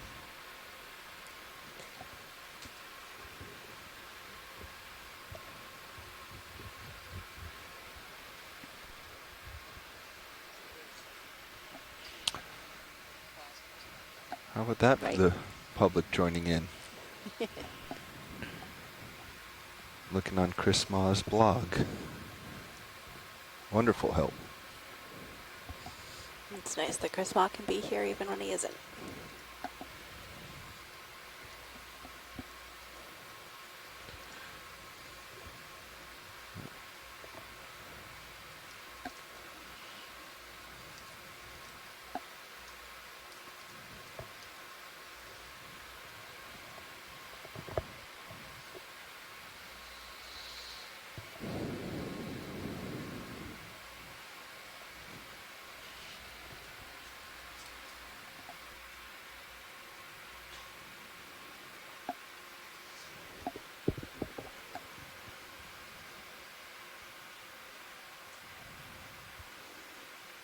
If you're just joining us, we've been on the bottom certainly more than an hour. Gosh, time is flying. And we've covered over 200 meters distance and at least, what did I say earlier, 60 meters, probably at this point close to 70 meters in depth change. So as we have been ascending this very steep slope, which is the flank of a fairly narrow ridge that is between two of the tributary canyons of this larger submarine canyon. We actually don't know the name of this canyon. It wasn't on any of our available charts. It wasn't our original targeted canyon. But for various reasons, we chose to dive here today.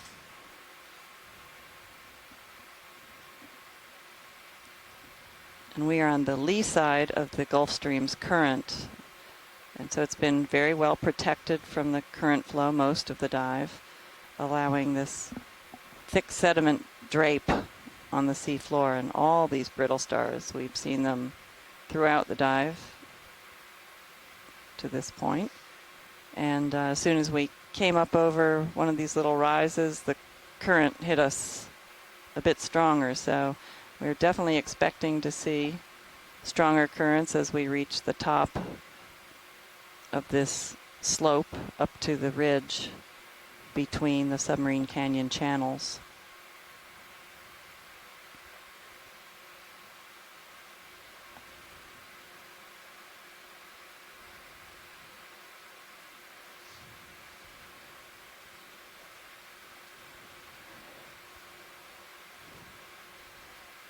And Tom confirmed that that was likely a hemorrhage behind the eye of the skate.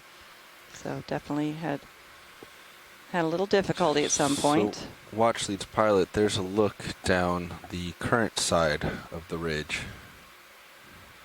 Looks like it's fairly well sediment covered as well.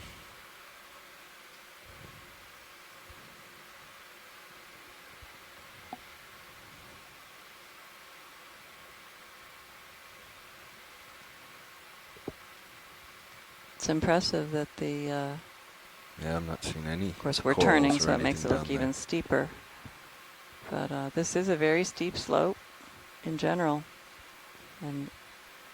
Coming back those to you, muds co-pilot. must be Copy. just cohesive enough to stick together so that they don't just tumble down to the base of this slope. RV nav bridge move complete. Thanks, Bridge. So Just back on three- top. These And we're all 300s wondering still what seem to might work well. feed on Do we need to these adjust? ophiuroids, these brittle stars. I think it looks good on my sonar. Okay. The fact that they're all just sitting you on the need me to surface, line they up don't feel like for they're non-do, too I can. threatened. Because they Yeah, can I'm burrow. on 300. Of course, there are so probably okay. hundreds Do another one? beneath the surface good as right there. well. Yep, we're ready. Bridge, RV nav. I'm curious to know what all these little Another mounds move. are. Who makes Okay. Another those? 30 meters. So we didn't see at those lower on the 300, slope. speed decimal 2. So I don't Okay, another think 30 they're made meters by at 300 speed decimal 2. That's a good brittle copy. stars. Though we don't see any holes going into them.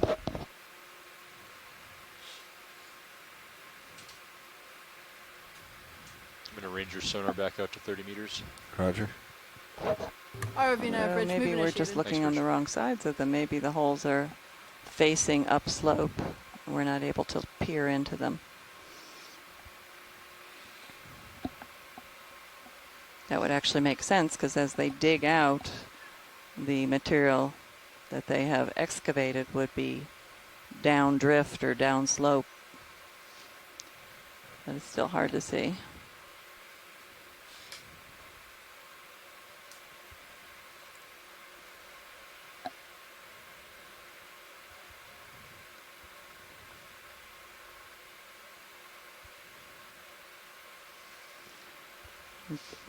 Related to the question of who might eat these brittle stars, Bob Carney has contributed that various demersal fish can feed on the brittle stars, and they can be extremely abundant, shallow and deep. There is, however, very little fleshy and free tissue to be consumed. It's mostly brittleness.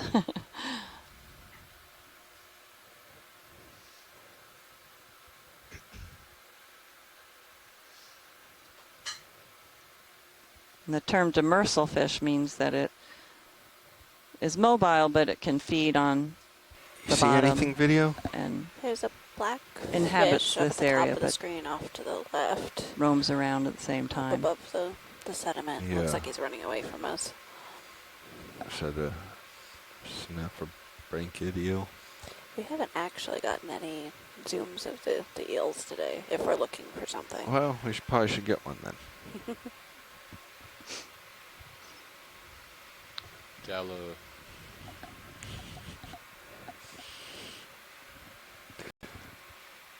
Alright, video, go ahead. I'm going to come around on its left side. Alright. Or at least attempt to. Perhaps a cusk eel? Or is this just another of the cutthroats? It's hard to tell from this angle. He looks shorter. Yeah, Guess that's that's about a all cutthroat. the best I can do. Yeah. The pointed It's nose. not being very helpful. Yeah. Let's let him go. Yep.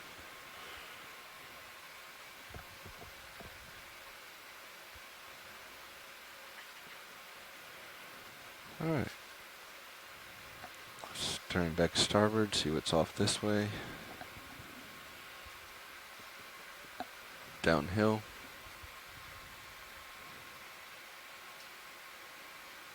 And Mike Vecchione points out that some deep benthic octopods have been found to have ophiuroid or brittle star parts in their stomachs. So we're definitely at Mike, the top I don't of the know if peak you were here, watching earlier or when the we ridge. had the octopus step on one of the brittle stars and pause for a moment, but then continued. We were hoping to see that kind of feeding in action, but he wanted more privacy in his dining, I think. Just go ahead back on this eel, since he's cooperating now.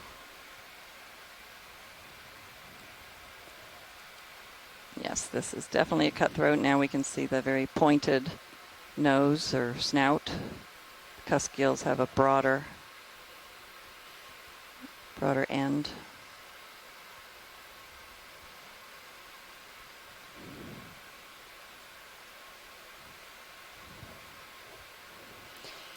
Since we're here and we got some time.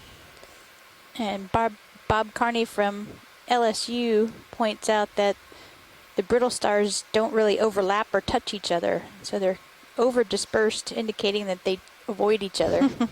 Oh, we got a cup coral, our first coral of the day.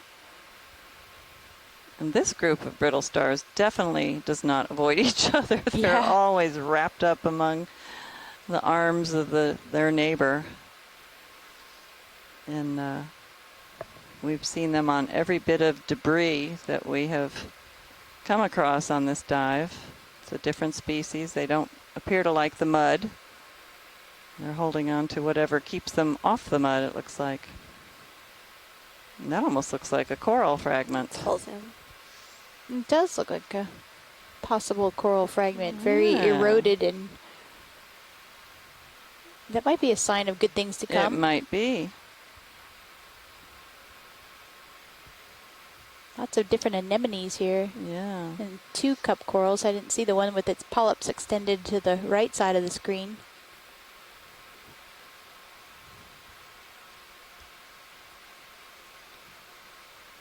And is that the remaining, what do you call it, a calyx of the coral, the cup coral on the lower part of that? I imagine that one might have its tentacles kind of contracted in. So then there are 3. Is that? Yeah, I'm not sure if that one behind is a Thanks, Bridge.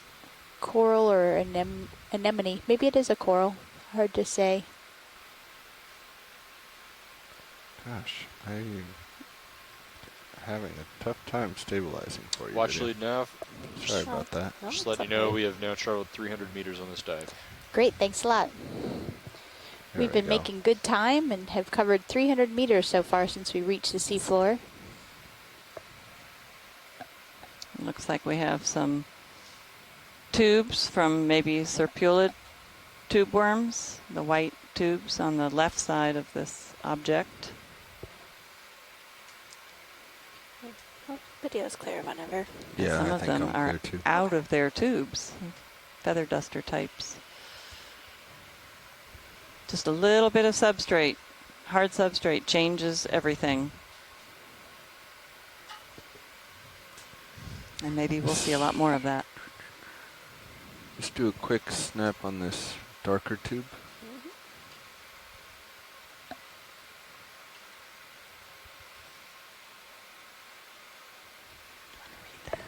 Yeah. Alright, I think we can come on.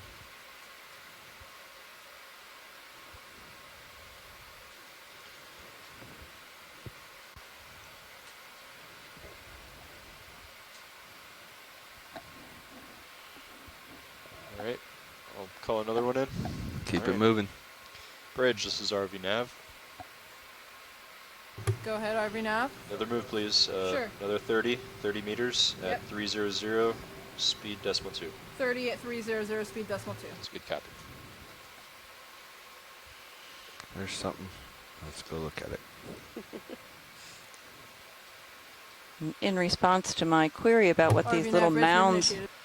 Thanks.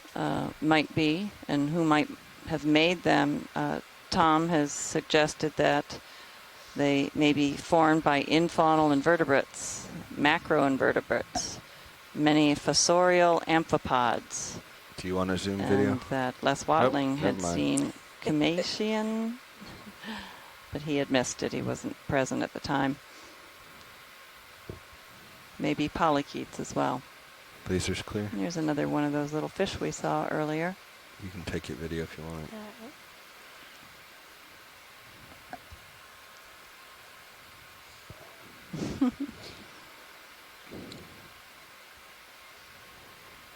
And this is the one we thought might be an eel pout, right? Somebody had suggested that, yes. I guess he was done with us. They're definitely fast when they want to be.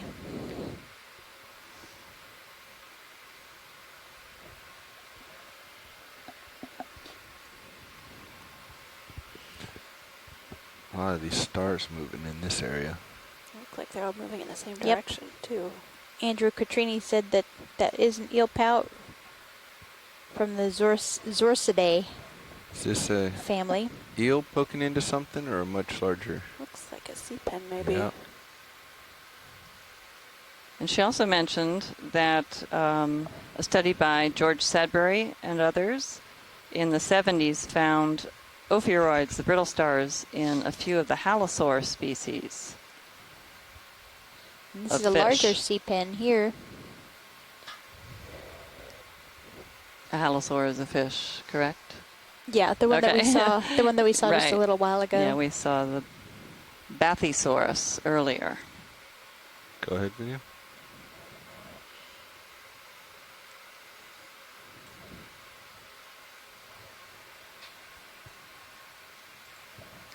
That's larger than the ones we saw downslope. Mm-hmm. Pretty.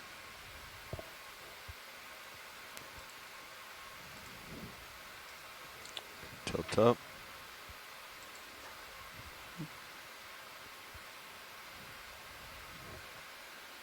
And that brittle star that's just behind this is missing a part of one of its limbs, one of its arms. Likely broken off, and it Pilot's will clear. regenerate. It's clear. Yeah. Most of these look pretty intact, though.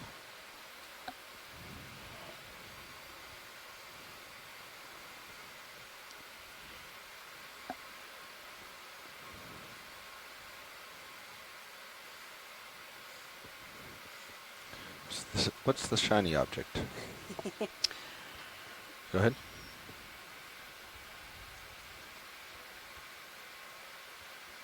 A shell. Some kind of bivalve shell.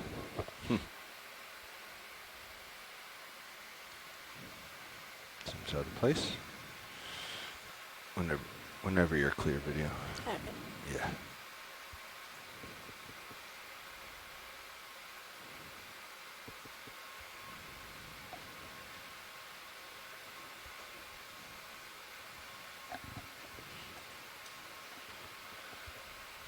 Another little mound. Not seeing an entrance.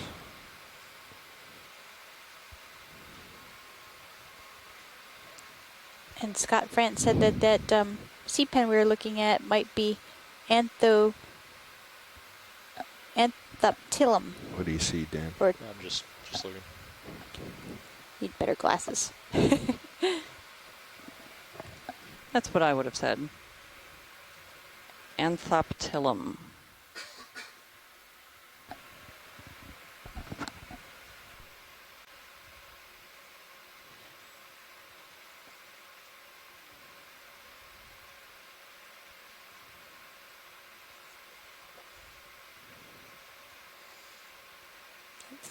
Something different on the right.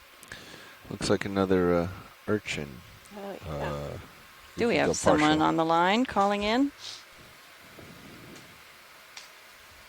Oh, we have another heart urchin test, possibly Mm-hmm. in its burrowing position. Go ahead for more. But I don't know. Could it still be alive? Doesn't look very lively to me.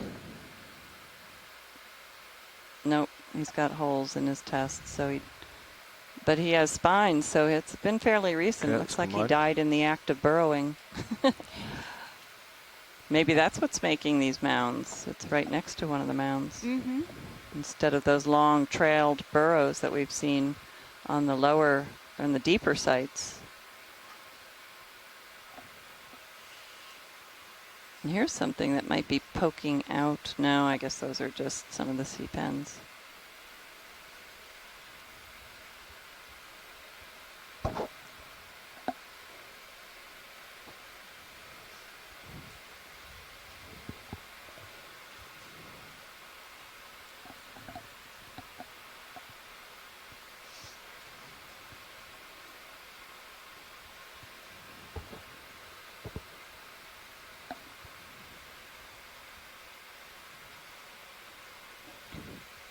And Andrea Quattrini put a name on the eel pout that we saw, like Cody's Terranove.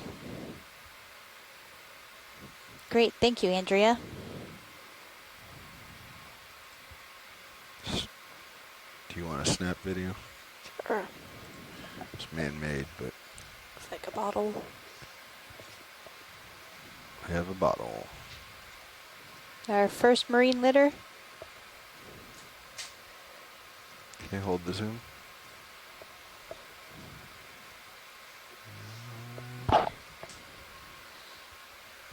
And Andrea also came up with a name for the lizard fish that we saw earlier.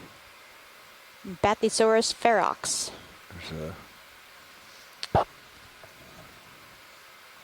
looks like a hydroid.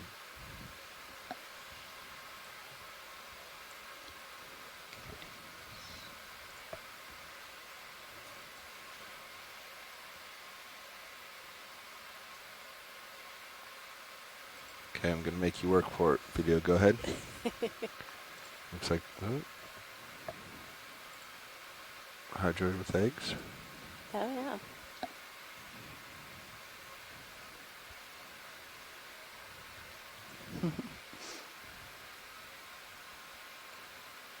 Not quite sure what that is. It's like Spartina grass, the stalk. Mm-hmm. Pilot looking We're at you fairly at close 90 to degrees. Cape Hatteras. We're only about Video's 30 clear. miles southeast of the tip of Cape Hatteras. We're on the edge of the continental shelf that has been cut into by submarine canyons. This is a very different type of continental margin from where we have been previously. We were on the broad, deep, flat Lake Plateau and at its edges for several dives. And then we moved into the shallow areas under the Gulf Stream, but still at depths of 800 meters on the flat areas. So we're still sort of on the western edges of the Lake Plateau. And now we have moved up into much more of a classic continental margin where we have a shallow, flat continental shelf that ends at about 30 meters roughly between 100 and 200 meters water depth, and then descends rapidly to depths of 2.5 to 3 kilometers, and then flattens out again into the continental rise. The steepest part is called the Continental Slope. And this canyon that we are exploring, or just a very small part of it, is the head of the canyon is cut up onto the continental shelf, and then its major portion descends along the continental slope. And sediments that get channelized down through this canyon deposit at its base, and that's what forms a lot of the continental rise of this continental margin. But where we are today is on one of the ridges that is between two of the smaller canyons that make up this larger canyon, a submarine canyon. I think so. It's a ridge between two tributary canyons.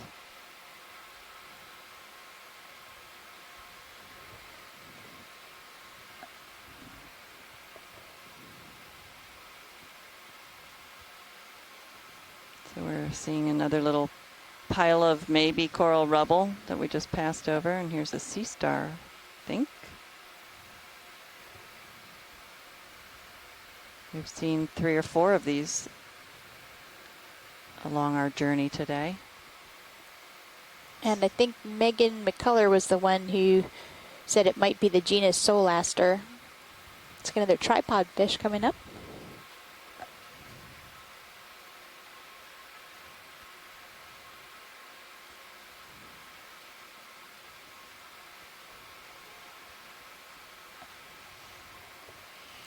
Getting some slope here.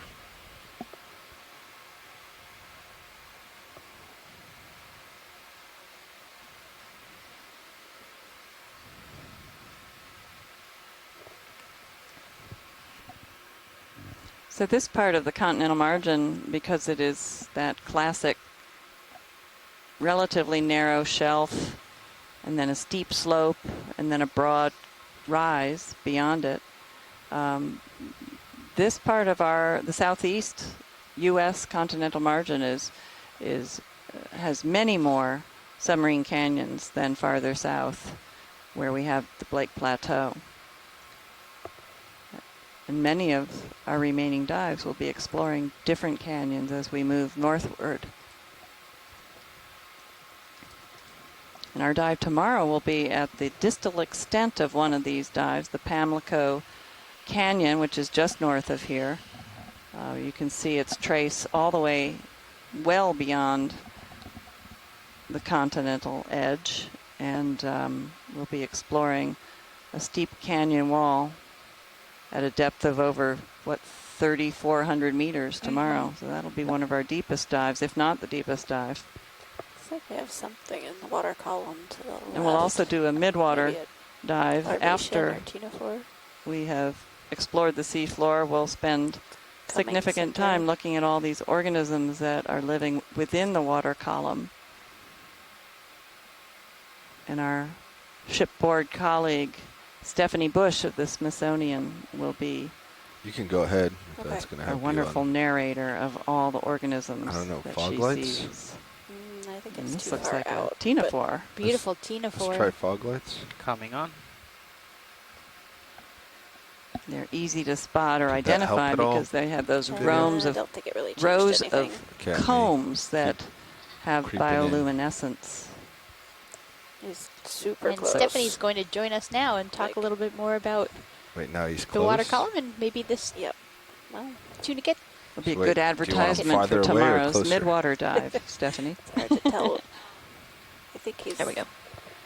closer Hey, than, yeah, this is than our Stephanie. nearest So we're focus. looking at this really nice low-bait ctenophore.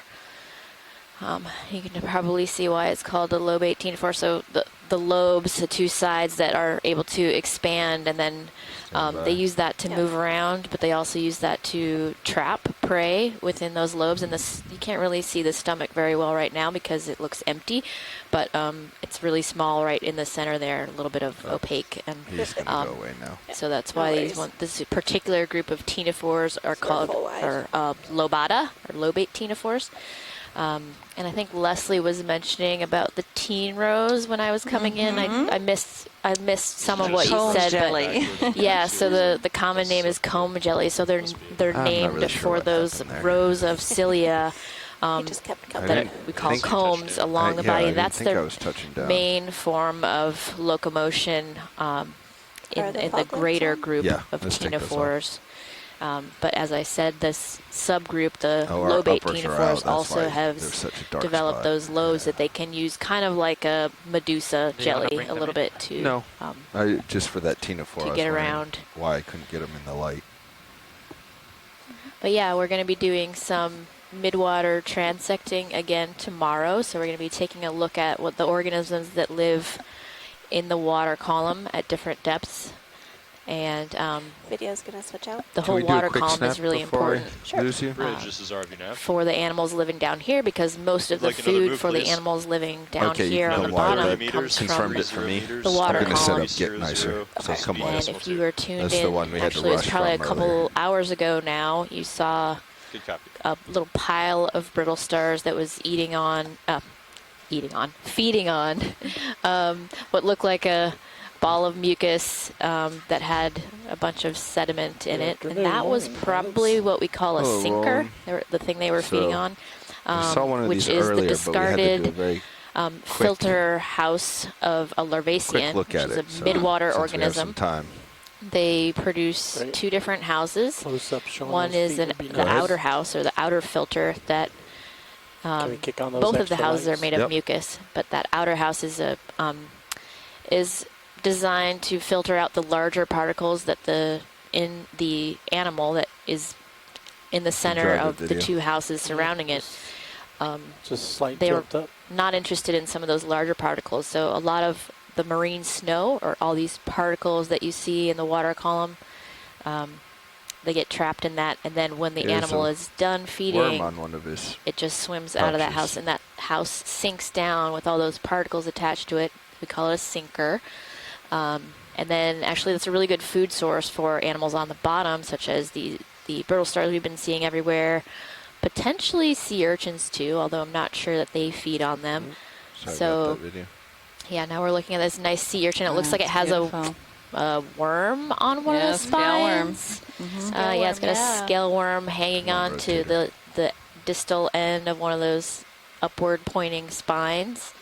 And you guys saw a couple of Get these a few earlier, but I seconds of this. missed Yeah, what, Full and screen. Megan- what this one is. Yeah, Chris Ma had identified it as a Formosoma placenta. Let's go down And to Megan the feet. McCullough sent that in to us. I don't know I can't remember if, Megan, if you got that from a blog or Yeah, it was from Chris Ma's blog. Yeah.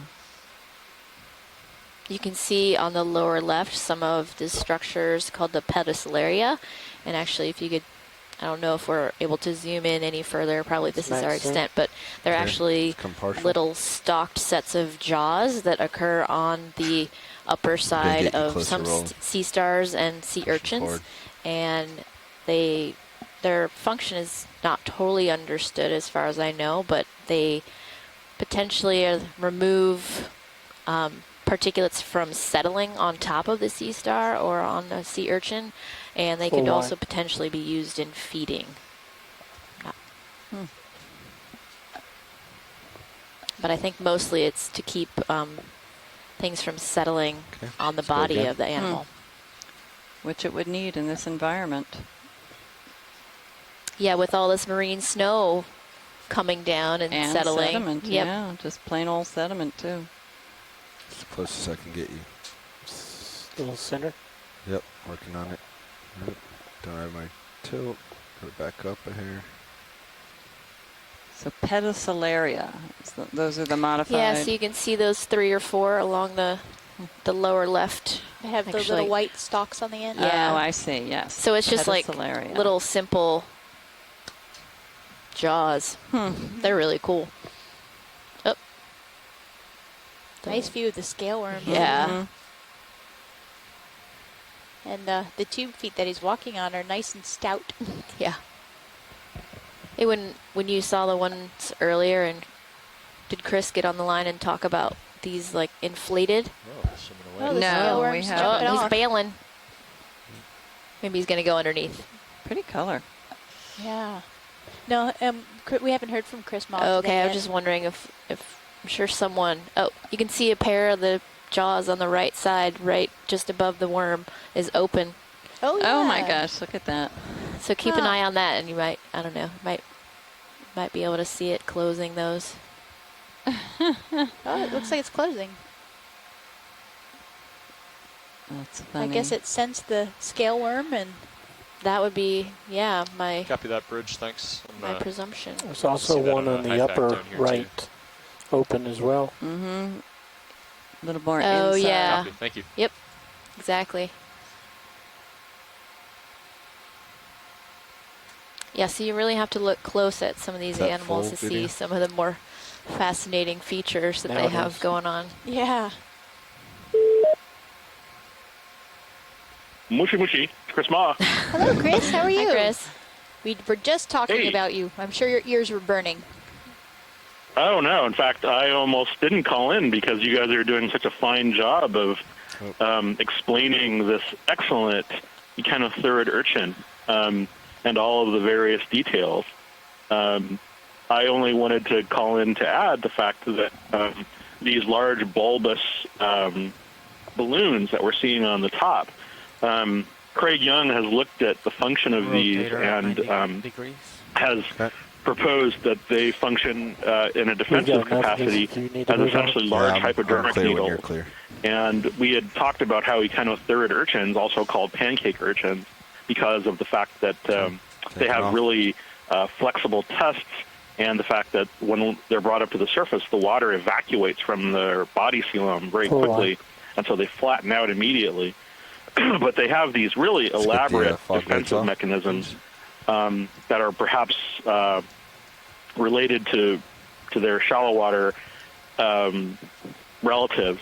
But essentially, these big balloons around these spines function, it's thought, as hypodermic needles. And so, if we were to have collected one of these and brought them up, whoever would be unfortunate enough to deal with them would unlikely get nailed by one of these, or potentially could be nailed by one of these spines. And from what I'm told, there's a very unpleasant tingling sensation that sets in afterwards, which is related to how large the animals are, based on anecdotal evidence that I'm given.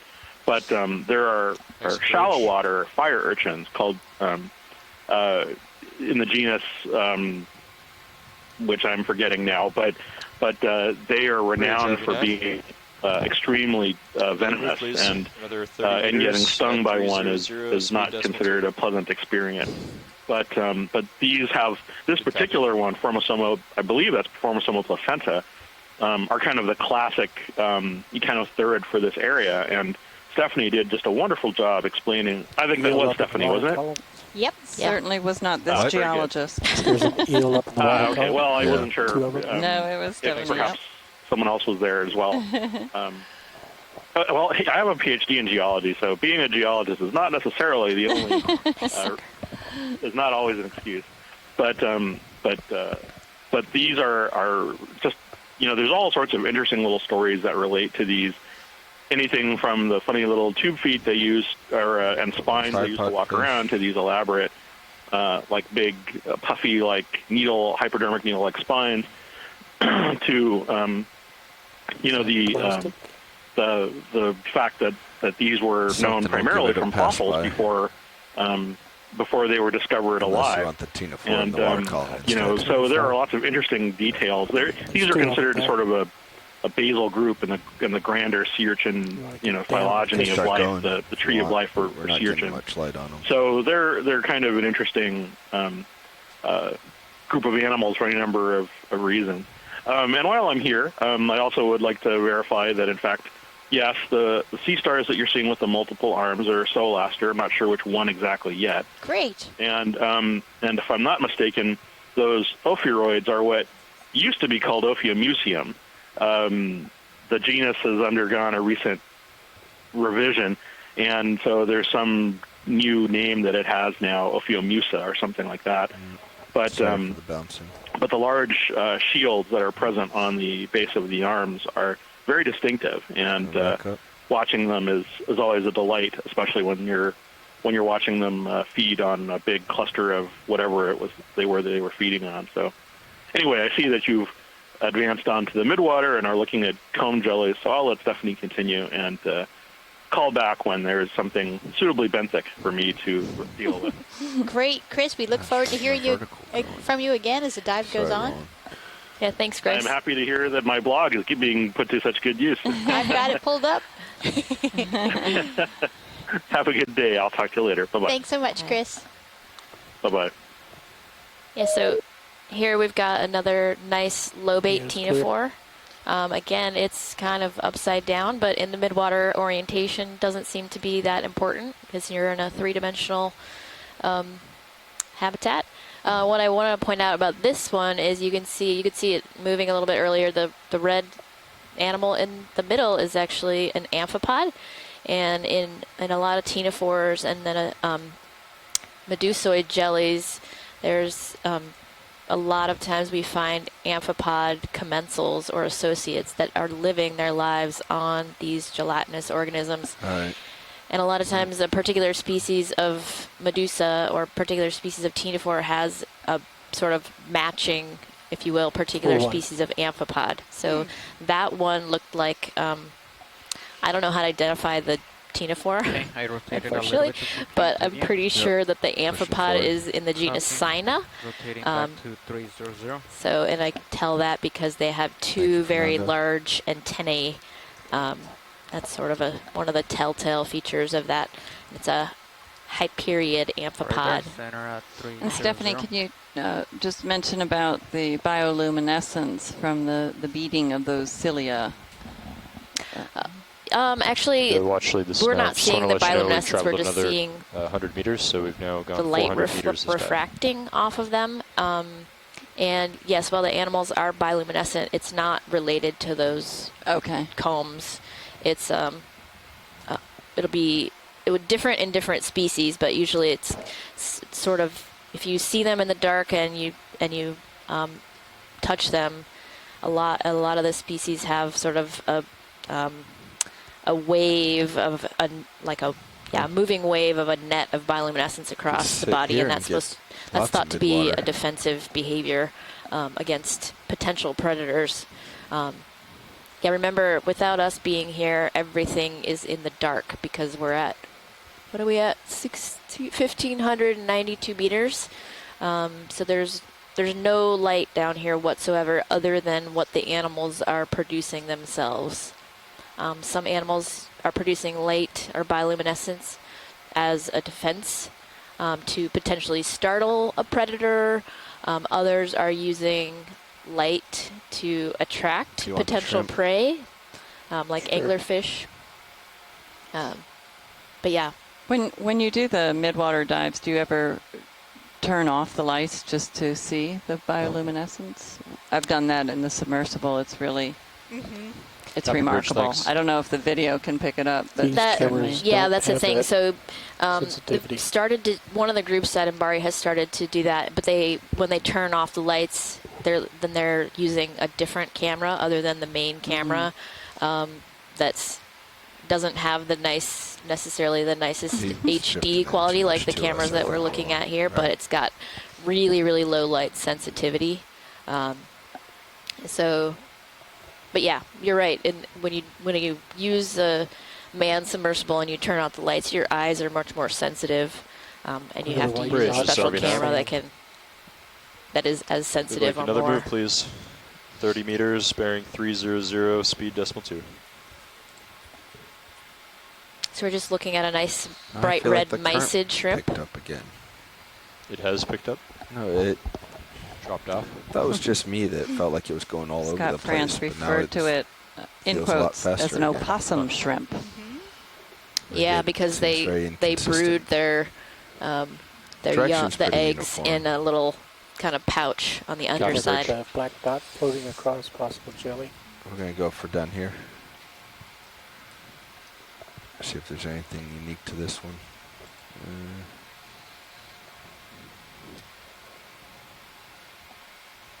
Gastropod, right? Yeah. Trying to figure out what it's on. Looks like another piece of seagrass coming off on the left. Is that maybe that, okay. gastropod on it? Yeah, that's what That's what Pilot was saying. It's a gastropod, and I was trying to figure out what the gastropod was on, but I think you're right. Piece of seagrass. Yeah, we saw another one earlier too. Oh, okay. And it looks like some kind of polychaete tube behind it. And a pteropod shell of sediment. Oh, just lots you know. of them. I knew you'd say that. Was waiting for that.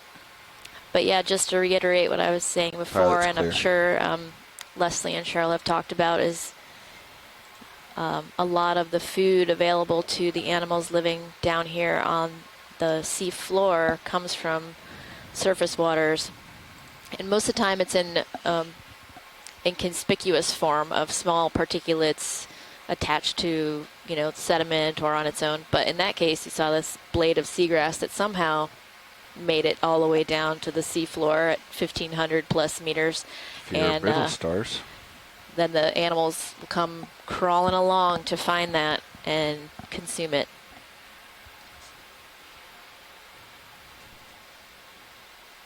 Science, you guys notice, like Pilot just pointed out, the brittle stars have significantly reduced suddenly. Yeah, the pilots were noticing that the brittle starfish that we've been seeing all over the bottom have now kind of disappeared here. So we saw one by that clump of something, and now we don't see any more. Maybe a tripod fish. Yeah, maybe we can take a quick zoom on that, because we haven't done that in a bit.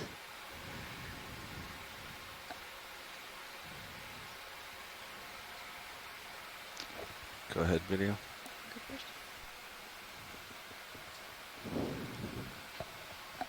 Laser's clear.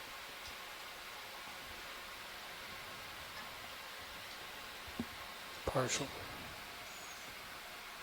It's okay. That's all right.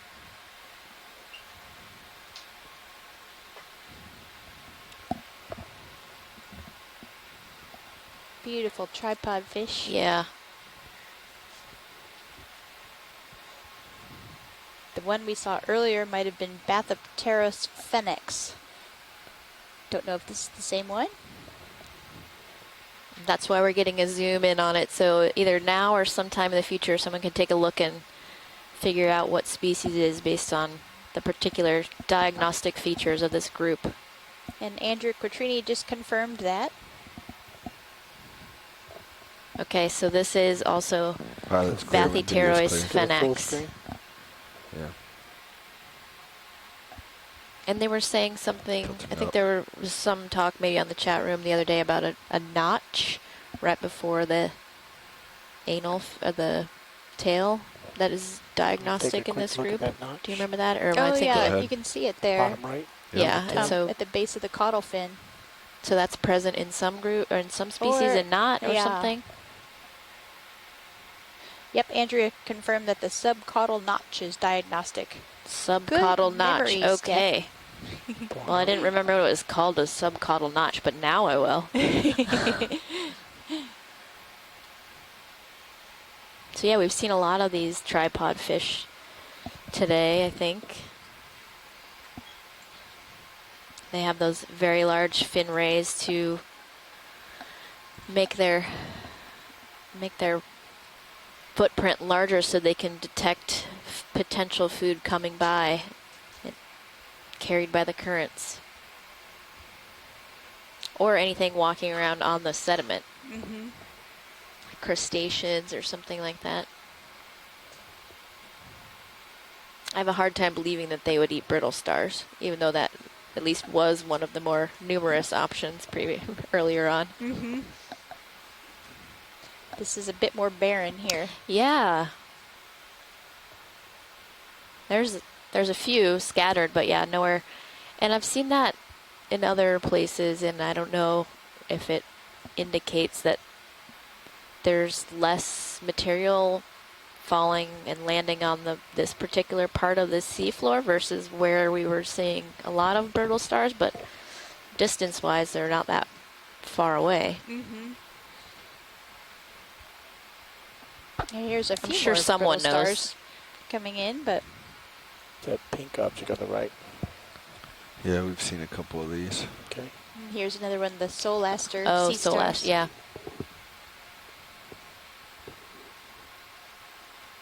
We haven't got a good close-up of the shrimp yet, so Okay. go ahead. Yeah, this is probably another mysid.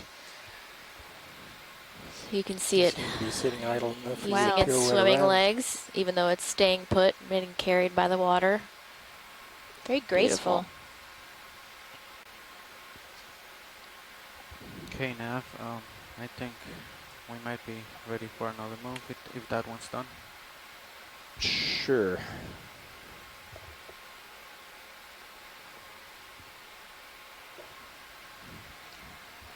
So you see a lot of organisms living in the deep water column like this that are Bridge, this Nav. nice red color. Another move, please. And the reason for that is 30 that, meters, bearing 300, speed as we said, it's 2. totally dark down here, but Copy.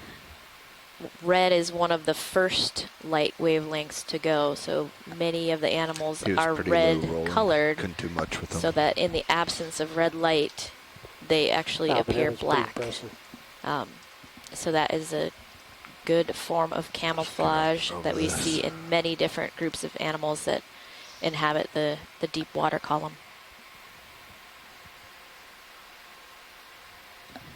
The other option is to be, or one of the other main options is to be completely transparent, which is difficult for some of the animal groups. So of course a lot of ctenophores, or most ctenophores and most medusa jellies, are either transparent or a combination of red and transparent. But as a crustacean, you have a hard time having all of your Big fish tissues slip. be completely transparent. So you go for the red option. Got some disturbance on the right. Is this the halosaurs, or? Go ahead on fish.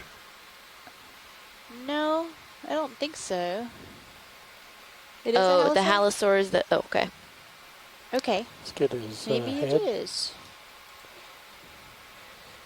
Go ahead.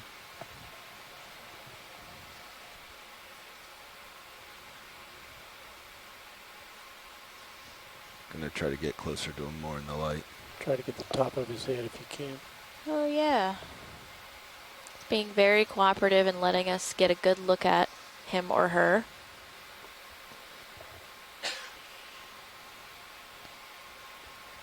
Yep, and Amanda Demopoulos agreed that it's a halosaur. This group is one that I'm Can I go not up the familiar length? with seeing a lot of, where I've done much of my work in off the coast of California. At least they're not common, as they seem to be here. Mm-hmm.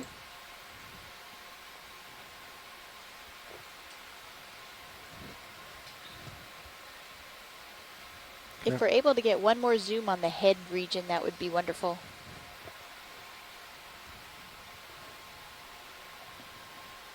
Think you can spin around to its left and get the front on? I'm trying. I'm fighting some mud.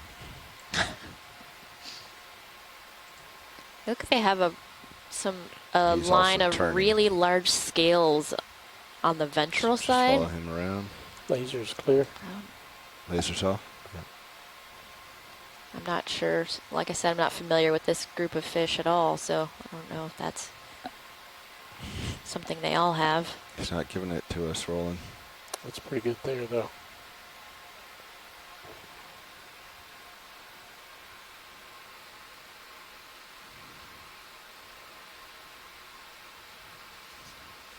Wow, beautiful. I hit my toe. Can't do anymore. That was great, though. Thanks.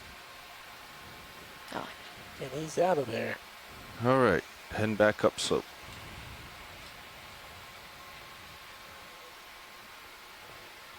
See if I can find that sort of little, look like harder substrate.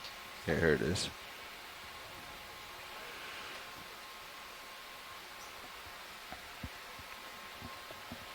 So it looks like our way is maybe changing a little bit. Copy that.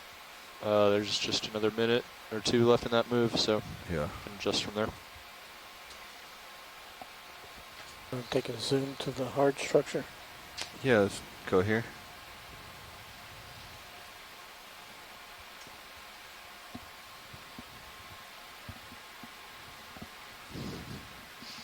Nice little red shrimp on the seafloor there. And quite a large burrow. Lined by hydroids and tube worms. I guess this mud is a little more compacted. Yeah, right there. That it stays in The place staying better. put enough to have a burrow of some if I can. some kind. Show that piece that dropped off. Nice tube anemone. I'm just going to go along the face here.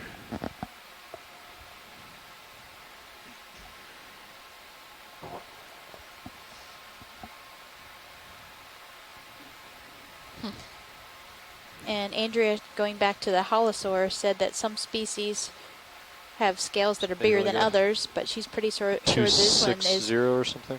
Halosauropsis. Halosauropsis. I think, Micro. yeah, we probably just kind of skirted along the edge. And we're on this side of the ridge now. So we Sure. What? bring us Sure, back sure, over to sure, the side. sure. Yeah, let's come on. So we did see there was a squat lobster sticking out of one of those Oh, burrows. we've It looks seen one like of these quite a already. large crab in the distance. Oh, yeah. Wonder if this is another lithodid crab. Are we almost done with that move? Yeah, but That fish coming at him. another couple meters, I think. Okay. There it is. All right. So I'm There looking it at is. you at 90 degrees, but hopefully I won't swing that much, pilot. He's eating something. Yeah. Picking stuff Finding off the something ground. yummy in the sediments here.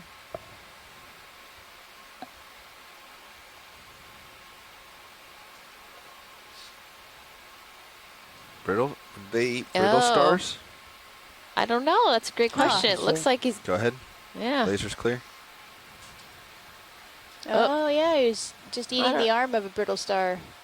Was it really? Yeah, it just fell out of its Yeah, I saw that, but I mouth parts. couldn't tell it was. Either that or he decided against it, but I guess Yeah, you that could, is turn brittle. your That's head not to very port spiny keep brittle. them in Oh, view, because I think we're going to have to turn to port anyway.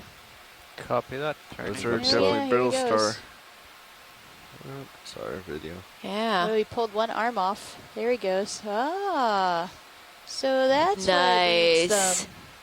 Oh, he's got quite a food stock. Yeah. He's set for the winter. Still up. Well, he's probably got to eat a lot to get enough nutrition out of a brittle star. Yeah, especially those legs. It just looks like there's hardly any tissue on them. He spits it out every time. Yeah, he's no. not so into it. Well, indecisive. You can see all of his 5 pairs I of mouth know, parts. it's amazing. Is this a known behavior that they're predatory on brittle stars? I don't think that great this view, has Bobby. been commonly observed of these guys eating brittle stars. It makes sense given the abundance of brittle stars down here, and you got to eat something to get that large. Did we have the lasers on this? I don't. We did when we first came in. When, Okay, Once okay, video's yeah, clear, yeah. we can put them on again. You know, if we had them on before, I just couldn't remember. If we have time to. We have some time, yep. See if he's going to go for one more. Maybe they just pull Yeah, you off could the turn your head legs even of like the or arms of the brittle 10 star more and eat the degrees to center, port because if you that's want, where the Fernando. main amount of the goods would be. Yeah. Does look like the disc is gone. This from guy that never previous one. didn't really get to the center. I don't, or maybe he did before. Yeah, maybe we missed that part, and he was just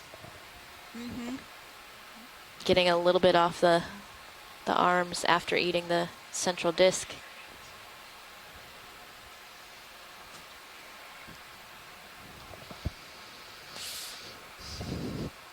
Yeah, so we've been wondering all dive what might be eating those brittle stars.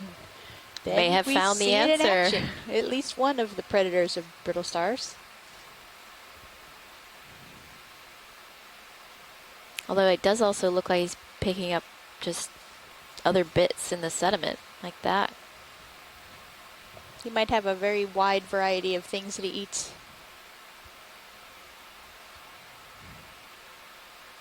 You have to be opportunistic in times like this. Yeah, exactly.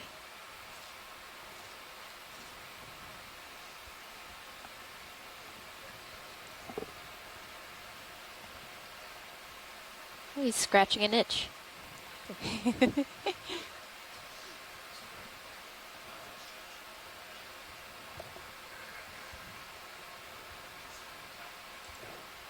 Who knew that It's crab pushing off one. exoskeletons got itches? Is he trying to feel if there's one there?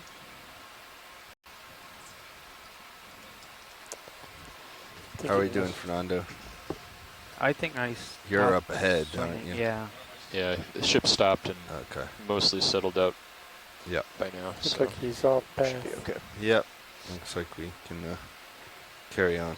So for folks on shore, we're having a pilot change here. Of course, it is also So we'll headed for a continue batch. to watch this lithoded crab, see what he's going to eat next. Ooh, and is that a little eel pout, maybe? Could be an eel pout, yeah. A different one than more of a midwater or benthopelagic eel pout. I'm not sure.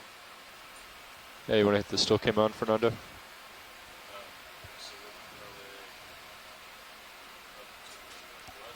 Do you want the lights on? Okay, lights coming on. You can bring still cam up as well.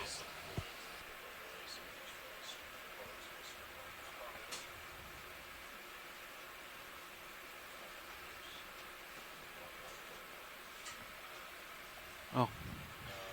There you go, Dan. There's your still cam.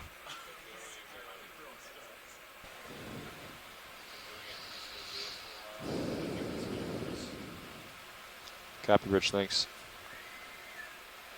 So we're just getting a few with still cam here for a second video, and then I think we can leave them be. Oh. Oh.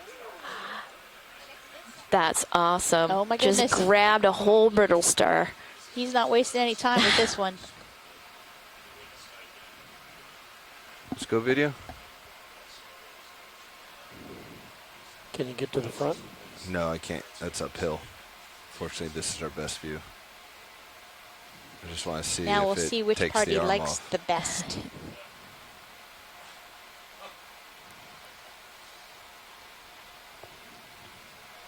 Tilting down.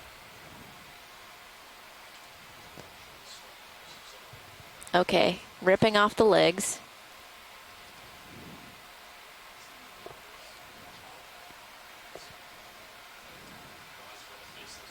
This is not a good view. Okay, just come wide a little.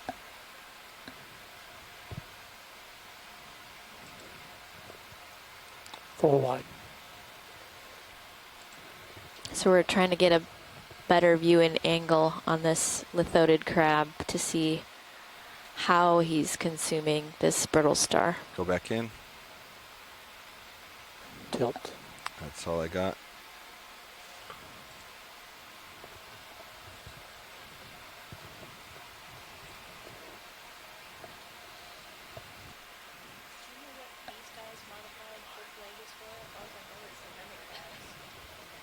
Can turn off the still cam, Fernando. Sure.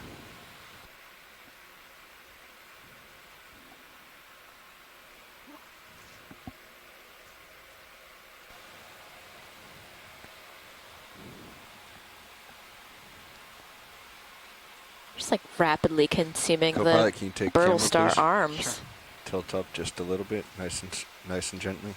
Okay, tilting up slowly. Hasn't gone for the central disc yet.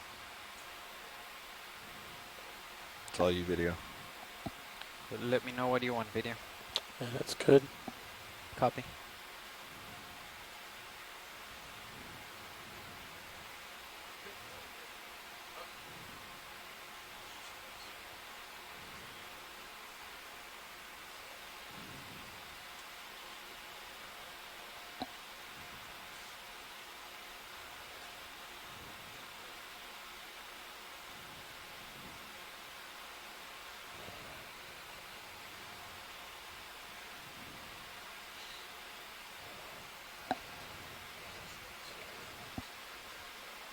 So it looks like I'm totally wrong about them preferring the central disc unless it's saving the best for last. I don't know.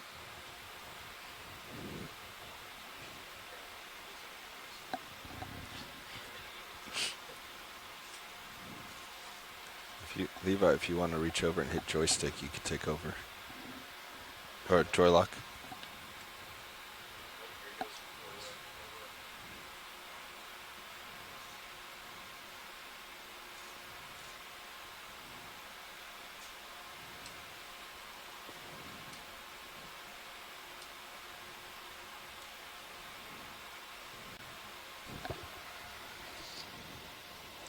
He's opening that claw up pretty wide like he's about to crack it. So while we're looking at this guy, we had a question about what the modified fifth leg does in some of these Anamurin crabs. And of course in hermit crabs, we know that that's what they use to hold their shell on. But in lithodid crabs like this one, that fifth leg is actually a cleaner leg. And so they clean their gills with that fifth appendage. And lithodid crabs can actually lift up their carapace to get that cleaner leg up towards the gills, which are more forward in the animal.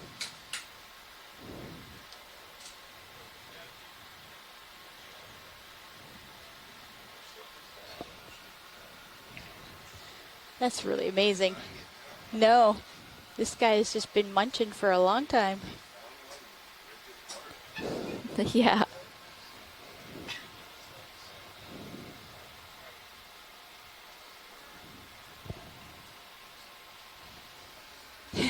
Michael Vecchione joked that he's snacking on the arms kind of like hot wings.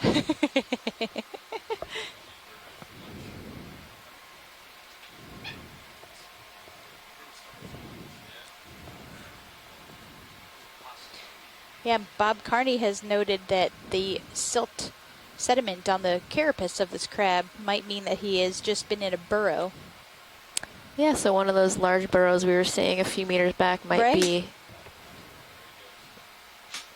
Let's see if he eats the central I disc. know.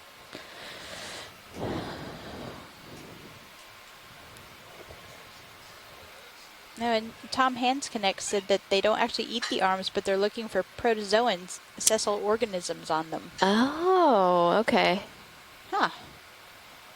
Yeah, because they look like they're doing a lot of processing, turning the arms over, but then And then they he seem like they throws them drops away. them. Yeah. So that makes sense. Slight tilt down to the central disc.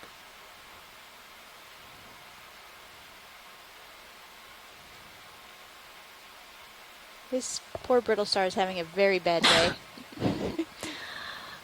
Well, it could regrow the arms as long as he doesn't eat the central disc. Right. It might take a while, but. And it's interesting that we didn't really see many of these guys without all of their arms. So I wonder if that bare part that we just went over that didn't have any bristle. That's his home range. Stars This yeah, crab. he's cleaned them all out, maybe. Maybe. So he crushed it. Oh, there we go. This might not be a good day for this Brittle Star. Yeah, no, I think you're right. The ultimate demise of this particular Brittle Star.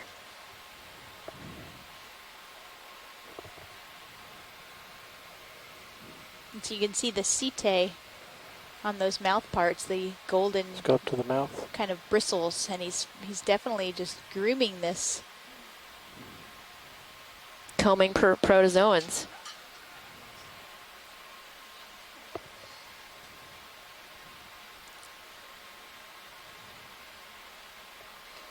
Yeah, this is an amazing opportunity to use this great zoom on this camera to actually see predation happening in the deep sea.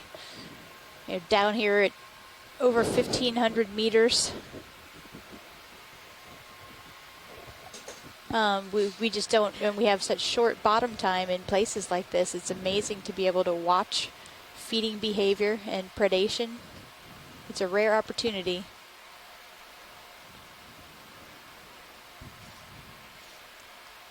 Yeah, it's nice that this crab doesn't seem bothered by our presence, so he or she is just going about its business.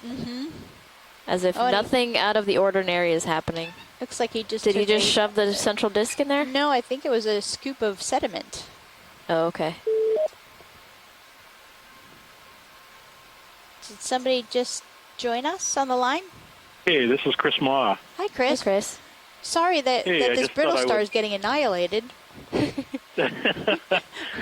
Yes, it's brilliant footage, though. It really I'm really is. enjoying. It's not great for the brittle star, but it is very interesting biology.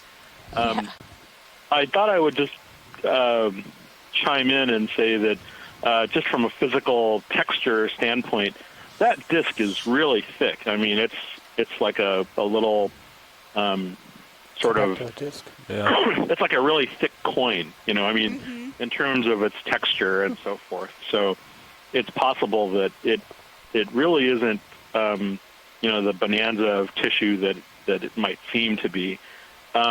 There's also the possibility that that the arms, however light the tissue might be, remember that echinoderms are covered with skin. So it's possible that the crab is getting its nutrition off of, the sort of organic material that is covering, the epithelium, that is basically the epithelium of the animal. And so it literally might be feeding on them like chicken wings, as Mike suggested, and that there just isn't enough nutrition on the disc to make it worthwhile, to physically bite into it, because the mouth parts on something like this crab look like they're sort of narrower, I guess, than like a large, they're not like a Tyrannosaurus Rex where there's like a big gaping jaw type of structure. So the physicality of it might be very different. Right. But I'm still watching. We're obviously still going to see. It looks like the disc is slowly coming apart.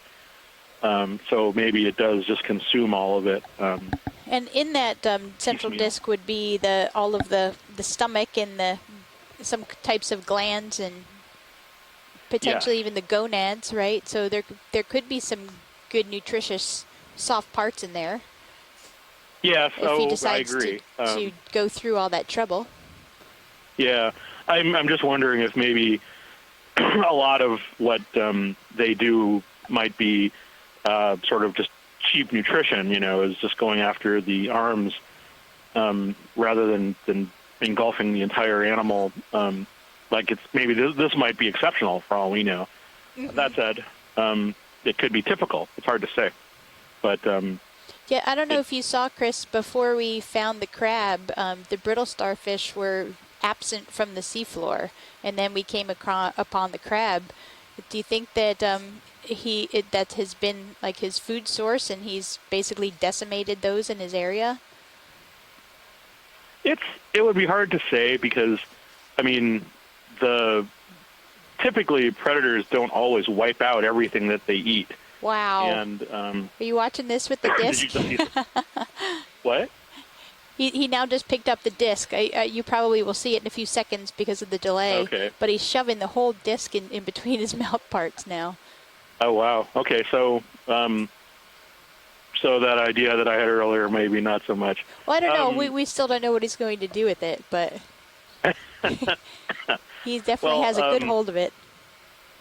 I could certainly see that the crab might be following where the large aggregations of those brittle stars were showing up. I don't know if they would necessarily have just like wiped out everything there and moved on. I get the impression that the distribution of an abundance is more related to what sort of shows up there from larval distribution and all that sort of thing. The other thing is that there's more than one critter that feeds on those brittle stars, because there are gut content analyses of some of the Celestered species where they found brittle star pieces in the gut, and it's always people are always cautious about attributing things like that to predation, because of course they could just be detritivores and have been feeding on the sediment or whatnot. But sun stars, those Celestered species, could also be feeding on brittle stars. Then the arms are probably a better. They seem more opportunistically like a food source than the disc. So maybe that's why you see such high rates of sublethal predation in these. But this is definitely a novel observation. I'm sure people will be relishing the video for for quite a while. The number of appendages that are being used for this process, and they all have their own functions. It's really fascinating. I've never seen this on any crab this close, up close and personal, even shallow water crabs. I mean, it's like he's brushing off the area. Chris, have you ever known crabs to be predators like this of the brittle stars? Not brittle stars so much, but I know that crabs will feed on the papula on sea stars. And they'll basically descend on them and pluck off their arms or pluck off all of the soft tissue, and just sit there and just pick essentially small tasty bits off of them for a while. He's got some of the insides, I think. I think he's he broken does. away the outer portion of the shells. Yeah, it does look like he's eating parts of the inside now. Oh, he lost it. He's spitting it out. Maybe he just spits out the calcareous part. Or not calcareous. Wow. Well, I don't think anybody has ever observed a deep sea brittle star being fed upon at this level. I'd be surprised. It's amazing. It's quite a complex process he has going on there. My gosh. Wow.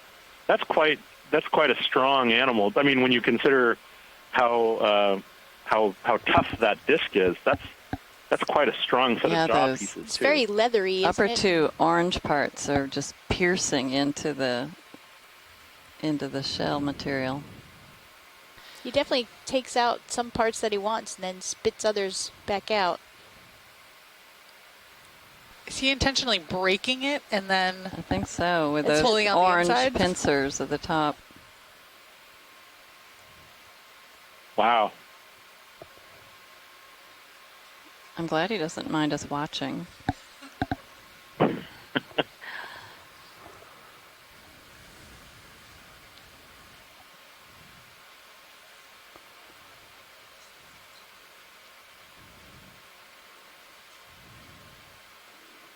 I can hardly wait to hear the music that our amazing video team puts to this little clip.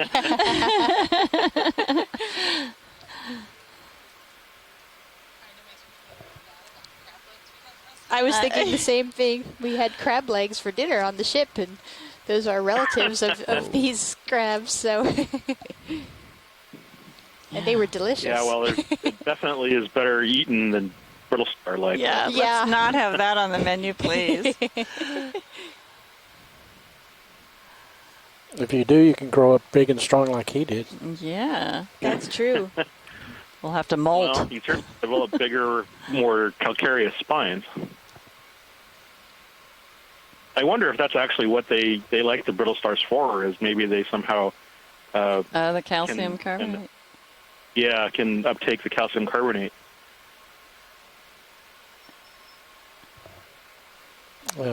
From my perspective, sitting here, it seems like he's sort of getting at the interior soft. You see it falling away from that leg and then throwing away the outer exterior. Yeah, it does look like he's very, very picky about what he's taking. And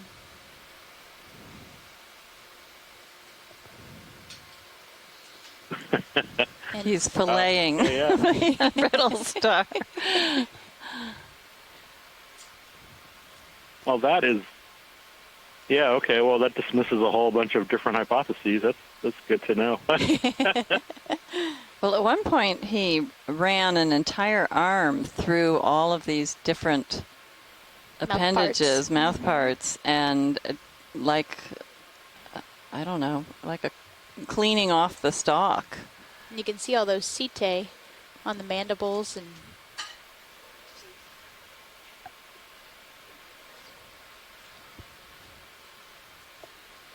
And you can also see those kind of holes underneath his eyes. And Tom Hansknecht reminded us that those are gill bailers.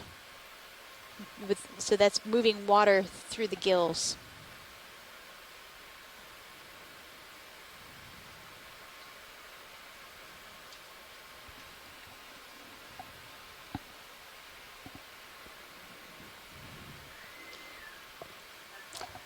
And I wasn't here when you zoomed in on the crab. About how big is he, or did we not have the lasers on yet?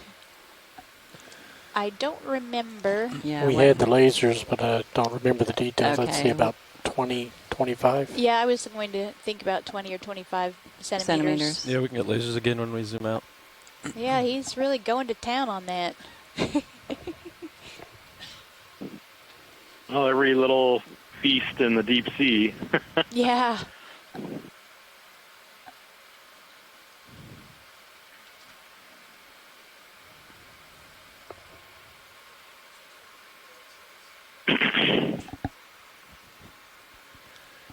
Yeah, I'm not sure if this one's going to be able to regrow its legs.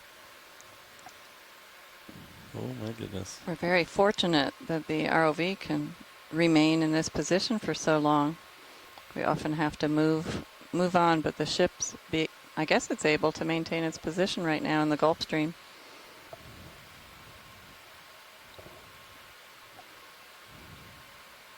Tom Hands Connect said that gill bailer, the scientific name is the Scathig Knight.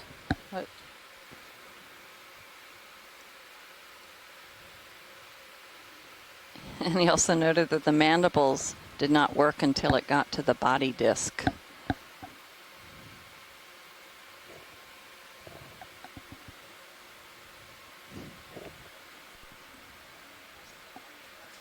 Yeah, the big ones. All right, Watch. So did you want to continue watching they this, or did used you want to move those on? mandibles to pierce and crush the body plate. Well, again, I emphasize to the people listening, those discs are really tough. I mean, they're they have the consistency of a light stone. So this thing its mandibles and its mouth parts are doing a pretty amazing job. All right, video. I want to zoom out, and then I'll try to get lasers on it. Wow, it's like a bunch of different pieces now. I mean, it's really just tearing that thing up. Huh. Yeah, so there is our 10 centimeter measuring tool. No, this is a pretty big crab. Say 40 at least, more than that, maybe 50 centimeters across if you count from the long legs on either side. But the region we were looking at is more like 10 centimeters across. Keep moving here. What's the bearing of our move now? It's funny to me that the other brittle stars surrounding it aren't running away from this guy. But I guess they know it'll take him a while to consume one, and maybe he'll just move on. Probably their sensors aren't But that's kind of taking us over honed to the for that type side, of so we may detection. adjust that based on sonar. Can you unlatch me video? Yeah. So what are you thinking for the next move? What do you have right now? 140. Yeah, but I just turned to look at him. I would bet 90. It's actually a really good question. Port. Starboard. Because I mean, when you have like, for example, sea stars or other kinds of predators of numerous other echinoderms, Let's see when you start lining up again. Usually they'll pick up the chemotactic cues right away. Other sea stars, other brittle stars can smell sea stars coming. And for whatever reason, more of these guys. I mean, I don't know if the brittle stars in this area have all left or if they're all just still sitting there. But if they haven't moved away, that would my God, the sea is full suggest of stars. a couple of ideas. But it's still interesting because there are a lot of echinoderms, at least in shallow habitats, that move away when potential predators, or at least well-known predators, are nearby. Yeah, that ophiuroid's still there. Huh. Chris, we're about to zoom in on another sea star. It'll be a little delayed for you. We're coming back to the one that we passed. So hang on for a minute. We'll need your expertise.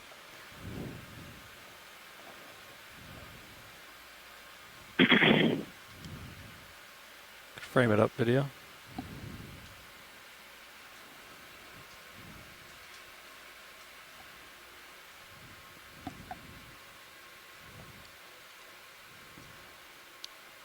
and I'm going to make a guess based on what we've learned before, a Henricia, but Drifting that's away. really a guess. Well, you've already gotten a general idea of what the shape was like, so it sounds intriguing. And so while we're waiting for Chris to see the Sea Star come into view on his feed, I'm going to answer a question. Joe Hoyt has a large group of folks in the auditorium at his facility, and one of the questions was, what is the policy on specimen collection and how is it done? And we haven't made any collections today, but the basic policy is that we have, we're not just collecting for the sake of collecting. We want to only make collections where we need information to make a positive identification, or if it's a novel species, or if it is something that we can use in our connectivity studies where we are trying to learn the connections using DNA information among the different organisms across this region. Still drifting back. So we don't take very many collections. We are limited by the number of bio boxes that we have on board the ship. We don't want to contaminate one sample by putting it in to another bio box, and we have 4 of those bio boxes. Upper right or lower we right? also have 2 containers for rock samples. So if we can fit a lot of rocks into those, we might be able to do that, but we don't take too many collections of rocks either, because they also have associated organisms living on them. So we wouldn't necessarily put 2 rocks in the same box, because one associate might jump from one box to the other, one rock to the other.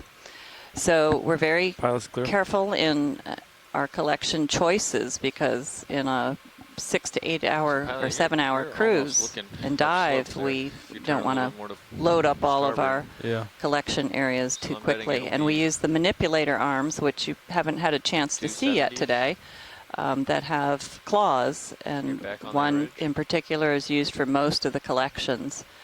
And our pilots are amazingly skilled at manipulating these arms and the claws and picking them up carefully, sometimes snipping off ends of coral or sponge species, and then carefully putting them in the box, which then can close and seal it so it doesn't leave the box from turbulence. Maybe start with like 20 And then meters. the other choice of sample device is a scoop. And we have used that to get underneath some of these organisms that are somewhat embedded in the sediment. And we've also used it as a sediment collection device. We want to go So on average of 3, we have 2, 4. left our view of the Sea Star, but Chris has now had a chance to look at it. I hope he's still on the line. I might have lost him. Oh, yeah. Okay. I was just waiting for you to yeah, thanks. I just heard somebody come on or go off. Oh, no, that's fine. So what's this your conclusion? is actually, I'm sorry, were you still saying? No, go right ahead. Oh, okay. Yeah, so this is what's called, this is in the genus Neomorphaster. This is actually a very ancient member of the forcipulates. So forcipulates are sea stars like you might, that are members of the same group that you might recognize from in an intertidal zone if you're on the Atlantic or on the Pacific Western coast. So if you're on the West Coast, something like Pisaster, or if you're on the West Coast, something like Asterias. And this is a member of another family called the Psychasteridae, which is part of that same broad group, but much older. Most of the members of this family of sea stars actually occur only in the southern hemisphere, and there is a couple of them that get into the northern hemisphere. See what's in there? And we're fortunate to have 1 or 2 species that occur off of the North Atlantic coast. Typically, I see these in the North Atlantic canyons when Okeanos is farther up the coast. I think we're at the southern end, at the southern range of this particular one. I'll have to look up the species, but I think it's like Neomorphaster forcipatus or something like that. And there are Cretaceous fossils of this kind of sea star that occur in California and other places in the northern hemisphere. So these are interesting animals from a historical viewpoint, because at one point there's evidence that they were much more widely occurring. Today, they occur, like I said, in the southern hemisphere, in the Antarctic, and in the northern hemisphere in the deep sea. So, so they're kind of a very strange older group of sea stars. Not a lot's known about them, but I think they're probably detritivores or predators or something like that. So hopefully we'll get to see more of their biology as the dive continues. But we've seen sometimes they cover the bottom of the canyons in the North Atlantic in droves. I mean, there's hundreds of them. So yeah, you could call. They're intriguing. Very interesting. And one of the questions from an audience that is viewing from the North Carolina Aquarium is, how fast can a sea star typically move, and what is its range? And I assume they mean by range how far it can go. 20 meters at 240, 0.2. And I'm sure that varies dramatically. And one that I'm not sure I can answer, because I don't know if anyone's ever taken the time to sort of see how far they leave. So sea stars don't move very quickly, or if they do so very steadily at their own rate. Copy. So, like some shallow water sea stars actually have a home range. They don't go very far, and so and there's some evidence that shallow water sea stars actually will return to their home range, if displaced.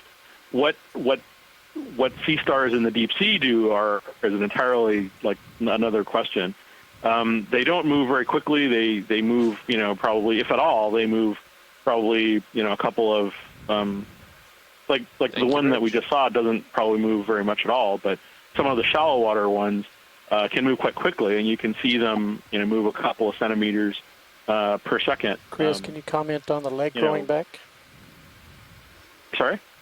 Can you comment on the leg growing back? I don't know. I didn't hear anyone. But I will point out... Was there also a question about how much the legs grow back? I didn't hear that, but I will point out that might be coming into your view now, Chris, that we have a 4.5-armed sea star. You can clearly see that it lost one of its limbs almost entirely and is regenerating that arm. So it's a great example of that. Well, that might be as a result of predation by any number of things, anything from a crab to even that Celestered. Those Celestered sea stars actually prey on other echinoderms, including other sea stars, and sometimes they're not entirely successful. But this one looks like it's, so this is another neomorphaster, and it looks like this one might just, let's see. Yeah, it's regrowing one. This one is regrowing an arm. Something like this is probably the result of some kind of damage as a result of perhaps predation. Could have been caused by a fish or perhaps one of those crabs.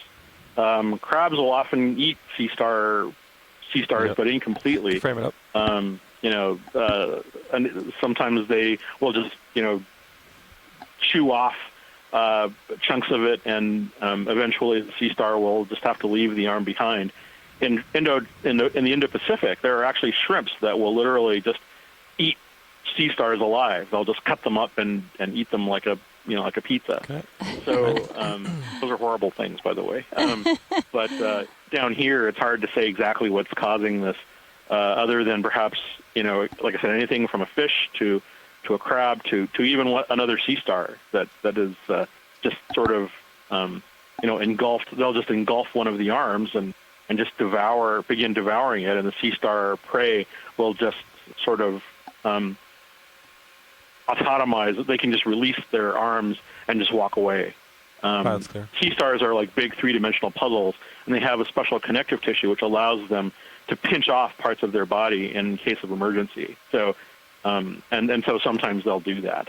But this would take anywhere from weeks to months to years to regrow, depending on what kinds of food and what kind of sort of environment they're in. So they're not quite, I think, as readily available to regenerate as those brittle stars are, because I think those brittle stars almost depend on being able to regenerate their arms rather quickly. So, it's part of their strategy to sort of just have them break off whenever something attacks them. Not as effective with those crabs, apparently. So, interesting. Oh. And now Is that a burrow? Well, we're not sure where you're looking, but oh, I'm sorry. That's all right. We're just now leaving the neomorphaster with 4 arms and seeing a. Yeah, and we just left viewing both a crab and a crinoid that I hadn't seen yet in today's dive. No, I might have missed it while I was at lunch, but. Yeah, no, I don't think we've seen a crinoid today. Okay, that was that star-like organism. And now in the view is sea pen. Thank you. Thank you. Thank you. I'm glad I have Stephanie back here with me. I was distracted by all the mud, of course. Yeah, you can I'm trying not to be distracted by the pteropod shells on the mud. And earlier, related to the question on sampling, one of the very important things about which samples are selected for collection, that is very much of a community effort. We have, right now, we have about 25 scientists on the chat line. At times, during the more geology and biology dives, we've had 36 and a total of over 50 during the course of a day. On the wreck dive a few days ago, we had over 100, but of course we weren't sampling on that day. But if there's some request for a sample, then the chat room person who proposes it, if there's disagreement or agreement, we certainly know soon after that. But generally, everybody is very aware that we're looking for important samples that have scientific relevance. And if everybody has said, well, we know this rat tail that we're seeing in the view now, or if we can't identify it through the visual means, then maybe we should try to collect it. Although I wouldn't want to try to collect a rat tail, and I don't think we'd be able to. But some of these sessile and invertebrate organisms that we would be able to collect. We would only do that if it was really necessary. So we have come up from the bottom at times where we don't have all of our bio bins filled. Certainly often without a rock sample because we don't always encounter rocks. All right, video. Pilot's but clear. when we do, they often are very difficult to identify from these visual means, particularly because they get encrusted with organisms or encrusted with precipitates from the seawater, so you can't really see what their composition is until you bring up and break into a fresh surface. Thanks. I'll talk to you guys later. Great. Thanks again, Chris. Ooh. As we get up here, we'll want to That was Chris Ma from the Smithsonian. We are now. And he has What's that now? helped us tremendously in his right. identification and knowledge of the sea stars. Well, it looks like we are at the shallowest portion of the ridge as we've been climbing upward. And we're just kind of exploring across the top here. Here's another possible Celestered Sun Star. It has more than 5 limbs, so you can pick that out from a distance. 5 arms, I guess I should call them. We've seen several of these today. If you look at the horizon, you can see the mound structures that pockmark this very thick sediment layer at the surface. Very fine-grained sediments indicating relatively low currents in this area.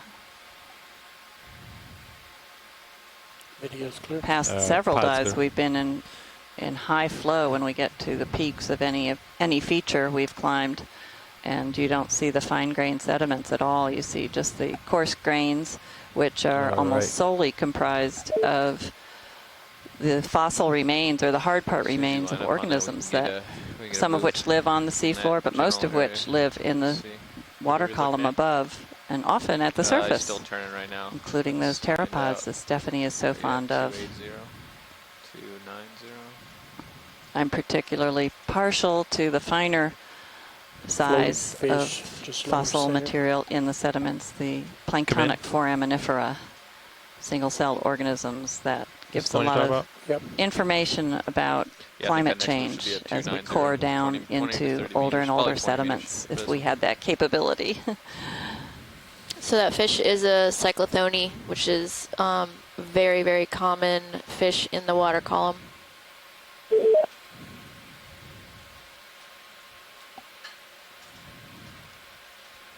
Clear. That's clear. But as you can see, anything in the water column can get washed right over pretty close to the seafloor.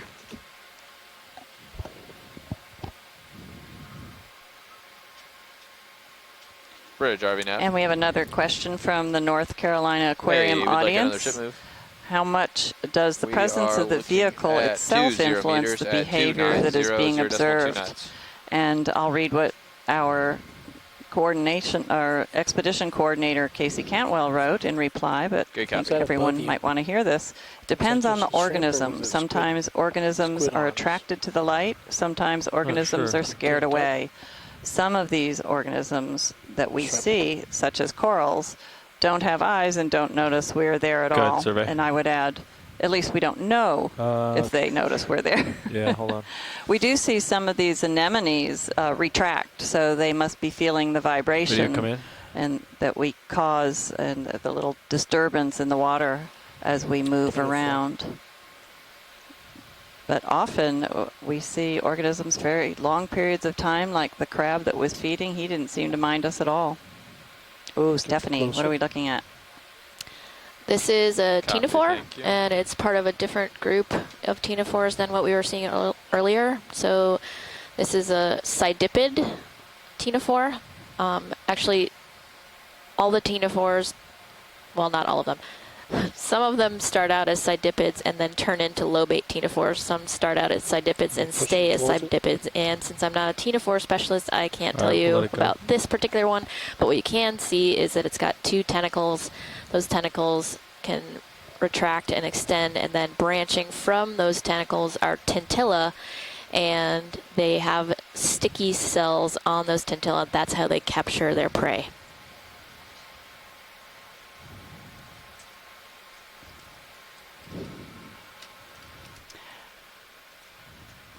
Yeah. And I'm sorry I missed one of the questions from the North Carolina Aquarium. A youngster asked, how long does it take to regrow a limb for the sea star? And I'm not sure if Chris Ma answered that question specifically, but I would suspect that it depends on which organism it is. He did mention that the brittle stars tend to regrow faster than the sea stars. They're sort of made for losing their limbs. They would rather lose a limb than lose their entire body, as we saw with the crab eating one earlier. Yeah, so it's going to depend on what kind of organism, but it will also depend on temperature and generally, therefore, what depth, and then also food availability at any given depth, or for any given organism, I should say. And do you think this is just a bump that maybe we should turn? So in general, Stephanie, you mean that in colder depths, everything is slower growing, right? Exactly. The physiology of organisms is slower based on temperature, or one of the factors that influences physiological processes is temperature. So after this move, we'll turn northwest. If you would compare a very similar or related organisms at, in shallow waters versus down here at 1,570 meters, the one living at 1,570 meters is going to grow more slowly. But it's also going to grow more slowly because there's going to be less food available at 1,500 plus meters than there is in shallow water. I'm gonna look off to starboard to see what we see. And it's going to continue up. I'll take. Let's see. Yeah, we'll see. Take a quick peek here. To what? Let's see. Might just be like a local situation. Yeah, I don't see anything out there. Yeah, I guess we'll just stick to this and follow it up. Okay.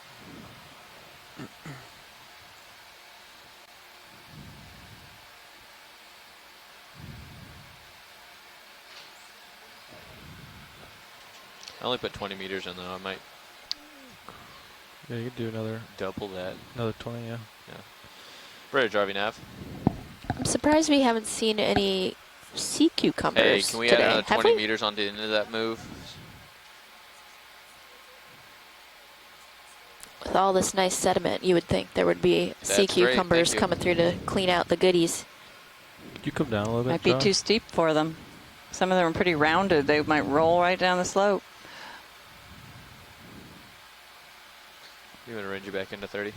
Sure. I guess the thing that made me think of it, because I Either way. thought this particular thing leave it out in just the in case something center of the pops up. camera It's might not be, bad. but as we get closer, I am doubting that. I think it's... We have had that same misinterpretation.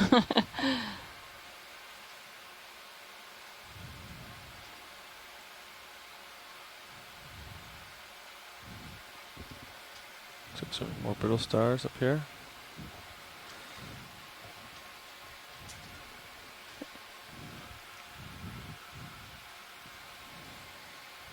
You come in on dark subject.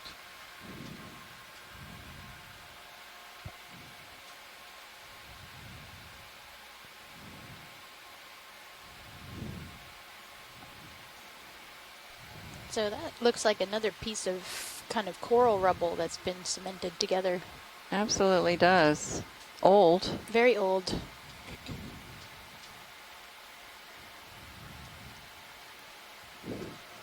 And that Seems to be out of interpretation. place here. Yeah. That interpretation of age is based on how dark it is. The iron oxides that precipitated out of solution help to bind together That's that clear. coral rubble. Next video. And that's been sitting around exposed to the seawater for a long time, somewhere else, definitely out of place. And It's that white something like that Yeah, doesn't is it that fly way? in from on the current either. So it must have tumbled down from somewhere. We're hoping to find that somewhere with some living coral attached to it. We're still ascending. Actually, the rest of the dive we will be ascending, but we are ascending still the edge of this very steep sloped Come in ridge. on white subject here. And Wait, once it's we like get a up to molten central disk or something. the peak of it, Oh, then we will be able to start moving up the more gradual slope, and that's where we hope to see sediment swept areas and exposed rock. Not sure if that's part of a gastropod shell or a partially buried heart urchin. Yeah, it looks like it. Looks more like a gastropod on the right side. Looks more like the coil there. Video's clear. Whatever, it's not likely alive. That's clear. It's a nice close-up of a pteropod too.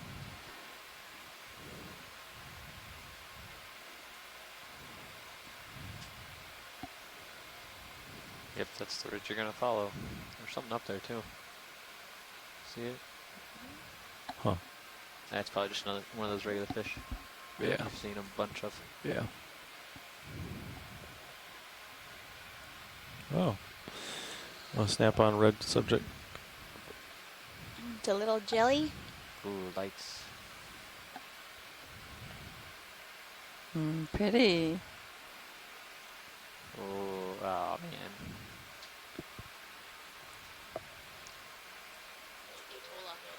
Lots of. Okay, this stuff. jellyfish is Atola. Stephanie Bush just let us know. They're There you go. they pointed more inboard. Oh, now. and the lobe Oh, they are. We Tina changed them? Yeah. Oh, so they're more Low bait in Tina the 4. whatever is right at your toes. Oh, okay. It looked like it had that little, what'd you say, an amphipod that Amphipod? lives with it? Copy that, bridge.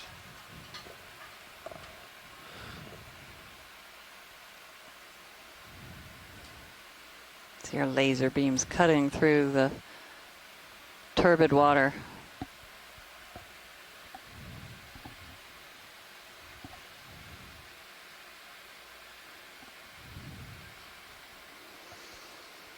So we have ascended more than 40 meters from the beginning of our dive up this steep slope, trying to get to the top of the ridge, and then we will traverse. Yeah, your probably next move is the top of the ridge, 296-ish, or up on top of it if you want to get right on top.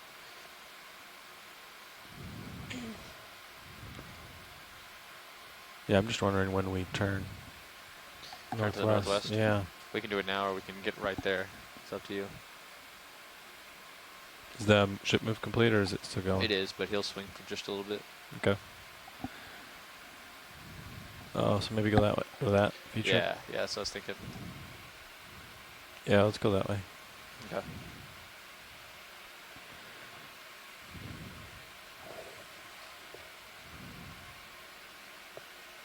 So 280. From me, from him, it might be.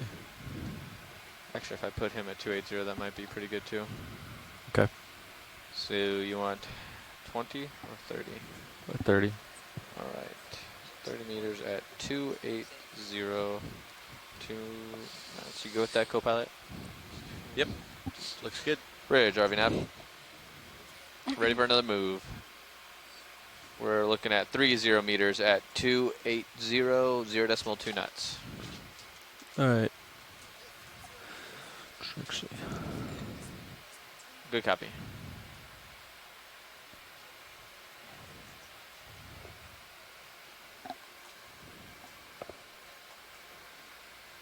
Watch this. Did you call me? Hey. Video come in.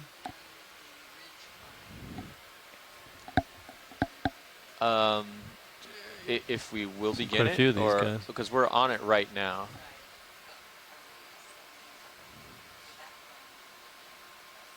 It's hard to tell right now. We just have a ping on sonar, so we're turning towards it, and we're hoping that that's what we're doing right now. But we'll let you know as soon as we get a little more sure of it. Yep. I wonder if that little crab on the Celestered, if that's a Yeah, more zoom baby video. lithodid. Kind of looks like the small version of what we were watching earlier, chowing down on a Brittle Star.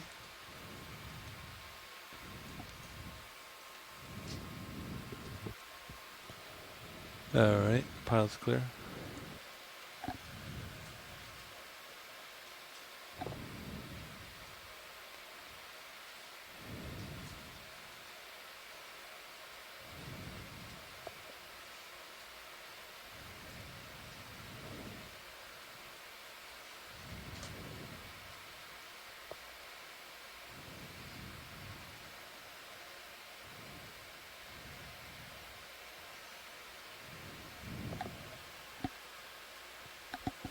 Yeah, I think that return to my starboard is the right direction.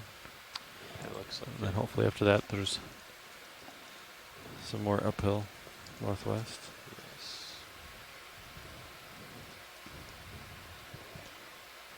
So far, this has been a very different dive from our previous dives. Much steeper sediment-covered slope than we have seen. We've seen some areas that have been sediment covered for certain, but they have typically been the very flat-lying areas, and I don't think as deeply buried as this. We haven't seen any kind of indication of underlying rocks poking out at the surface. We would call that an outcrop. Definitely have not seen a rock yet today, and often when you have very steep slopes, if they have cut into layers of rock, you see those edges of the rock outcropping. We've climbed a few of those types of areas. It's been very interesting. Anytime hard substrate was snap on this video encountered, definitely increased the abundance of organisms having something on which to attach. But today it's been very steep, but very sediment covered. Yeah, might be sargassum. Dominated by the Brittle Stars. We went 37 meters. a little bitty sea pen Maybe. to the right We're of going like this way. I didn't drop that one, patch so I of don't know. sargassum seaweed that fell And from I've the called surface. in 1, 2, 3, 4. That's good video. I've called in 90 meters worth of moves, so I think. Tilt down to look at the tether here. All right. Looks like we've had more mound coming up.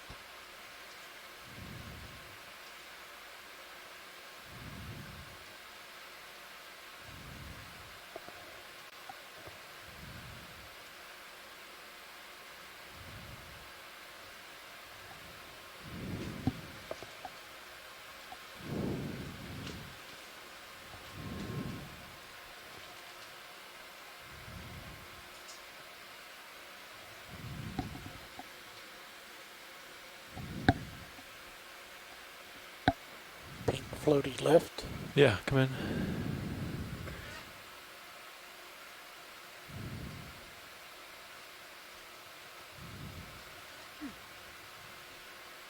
Polychaete. I don't know what the polychaete would be doing in the water column like that. If that is what it is. He doesn't look very well suited for swimming. No. Maybe just falling. Maybe something picked him up.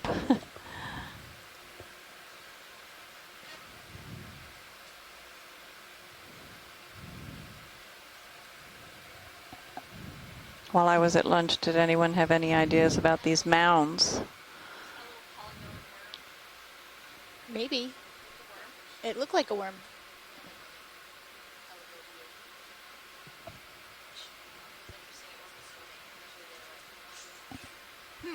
There's another one. That might have been it. That was, oh, I can't tell the difference between a crustacean and a worm when they're swimming by. It's pretty fast. Takes a trained eye.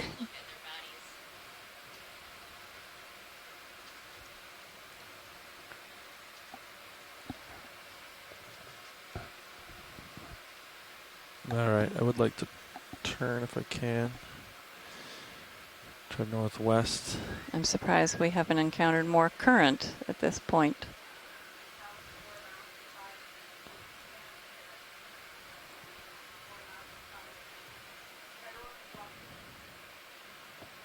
All right, so I kind of want to head that way. The way I'm looking now. Maybe like 300 from Sirius or something.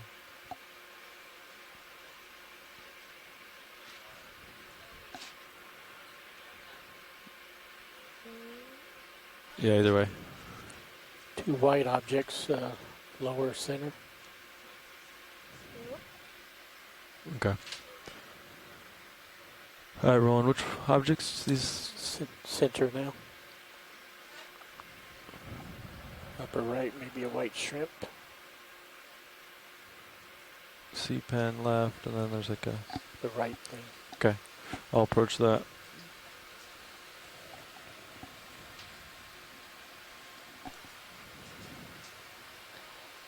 Pilot, perhaps this would be a good time for the front row to introduce themselves since our watch change. Yeah, sitting in the front row is the RV operators, and sitting to my left, Andy Lister as navigator. And I'm Levi Unima, sitting pilot, and to my right, Joshua Carlson in the co-pilot seat. And in the far right, Roland Bryan at video shading. And in the video clipping chair, I'm Emily Narrow, and we are all with the Global Foundation for Ocean Exploration. Orange. And in the back row, we have Cheryl Morrison from the U.S. Geological Survey Leetown Science Center, and I'm the biology science lead for the expedition. Hi, and I'm Leslie Sauter from the College of Charleston, and I am the geology science lead for this expedition.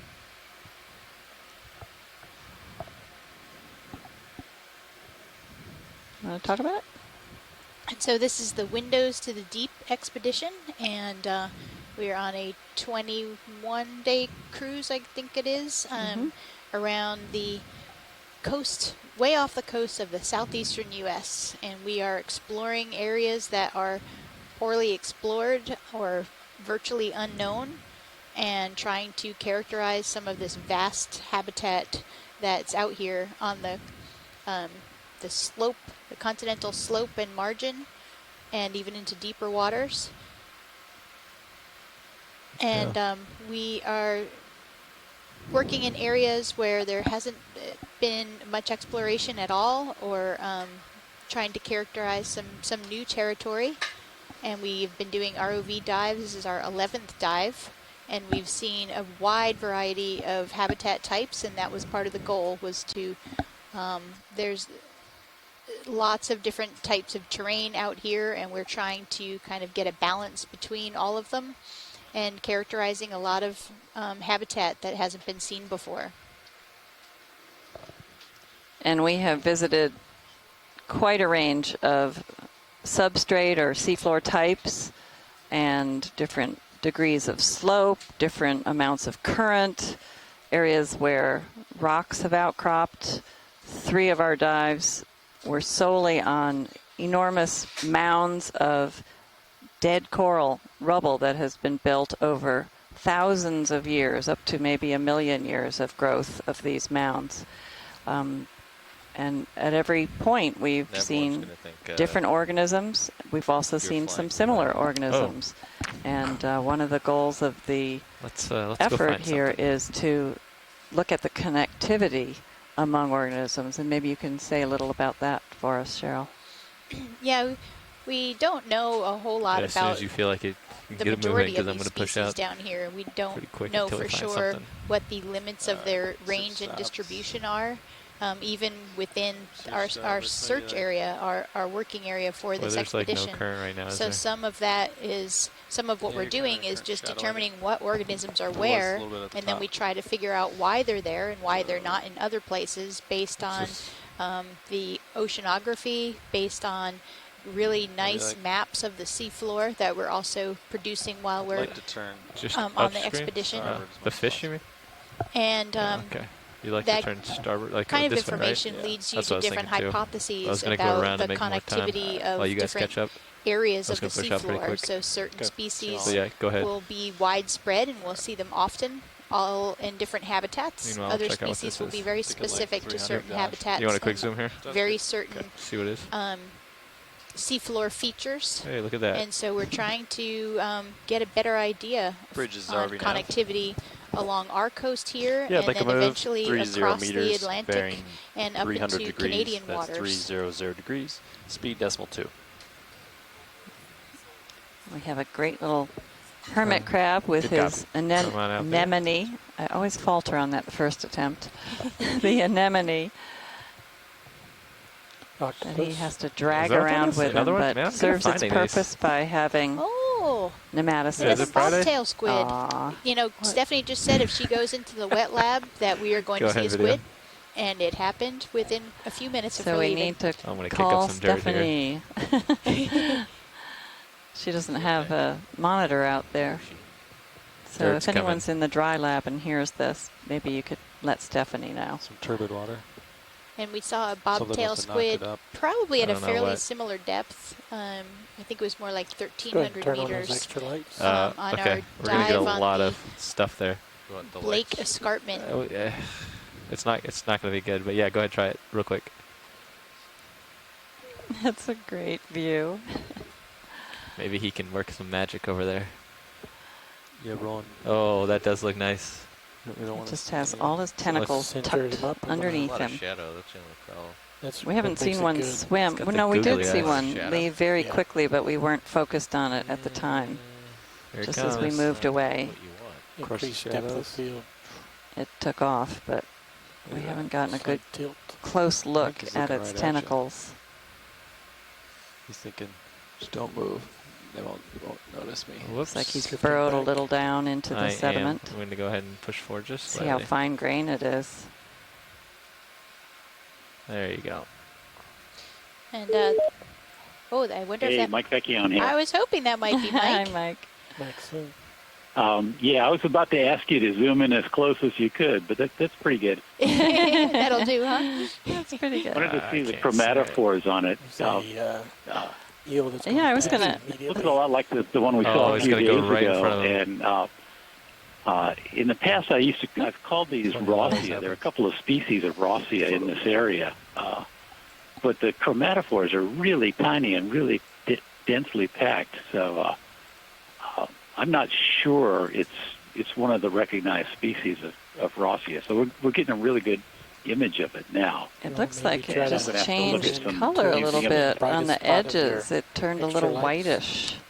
Well, it can change colors. Yeah, I was wondering if it could do that. I assumed it could, but I think it just did that a little bit. It's hard to say. Just on the edges, it looked a little whiter. I'll do a little hop. And there was a fish migrating. Yeah, I saw a shadow from a cutthroat eel just swam over the top of it. But since I'm on the line, I'll point out that the fins on these things, when they're sitting on the bottom, they're tucked in underneath the body. They're rolled up real close to the body, and they're tucked in so tightly it's hard to tell if they've got fins at all until they get up and swim. And I often have these sent to me as octopus instead of as bobtail squids. Go ahead, video. Because they look a little bit like an octopus when they're sitting on the bottom. They do. And so are they like partially buried in the sediment, Mike? I think it's this one's not. Some of these species typically do bury in the sediment, but it's actually sitting on the top of the sediment with its arms tucked underneath it and its fins folded underneath as well. It'll go away. And if they were to see something floating by that they wanted to eat, would they leap into action? So it's too far. It's too far in right now. Yeah, probably would. It's too far. They've got really fast reflexes, and they reach up and grab something. Right above it. Okay. Yeah, attractive. Come up and come back. And so the chromatophores they can change color, right?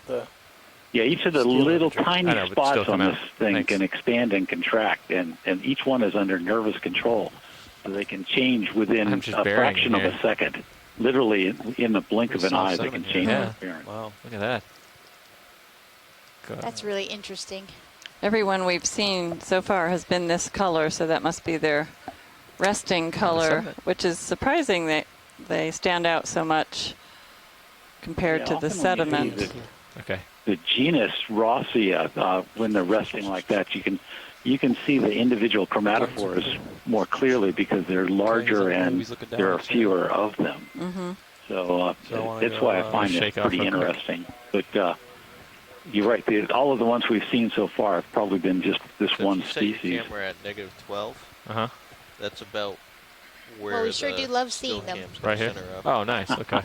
Well, they're cool animals. Yeah, they are. Focus length right now. It's focused right between the toes. Okay. Okay. Well, thanks for the information, Mike. Another cool animal. Okay, great. Thanks for joining us, Mike. Okay. Bye. All right. So I got that move in at 300. So he's ahead of his headings on that. So. 300? Yeah, his serious heading. And that was the voice of Mike Vecchione from the Smithsonian Institution. And he is an expert in cephalopods, so if you come up squid and octopi. It's a little bump. I think you're talking about off the bottom? Camera angle. Oh, right here. Right there. Yeah, right about there. Okay. If you're full wide. Are we full wide on the main HD? Move complete. Thanks, Yes, Rich. we are. So, okay. If you center something up, that's between lasers there.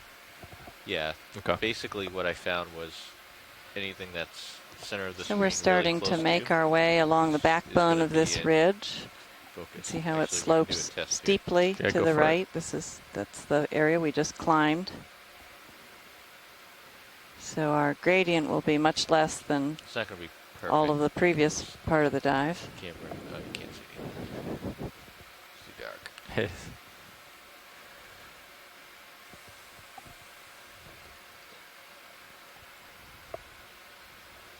go see what's out here. And we are diving in a portion, a very small portion of a submarine canyon.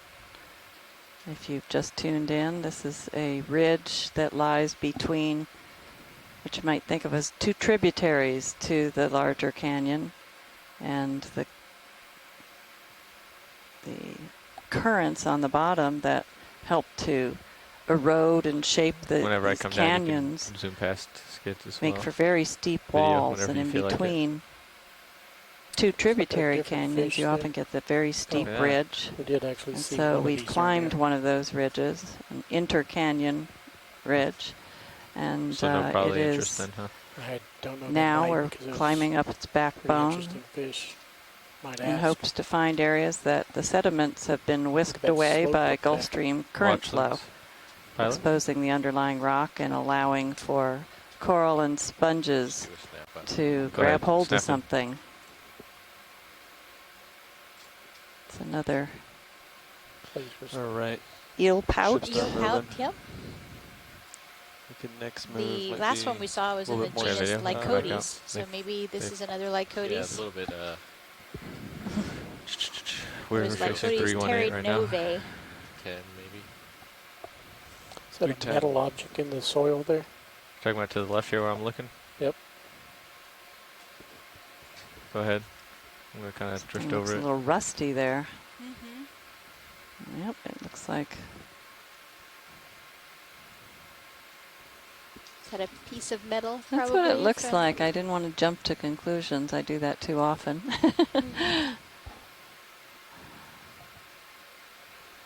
Yeah, it definitely looks like rusted metal of some sort. Mm-hmm.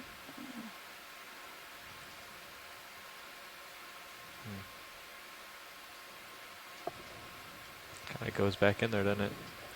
Did you guys mark this on your high pack? Sure.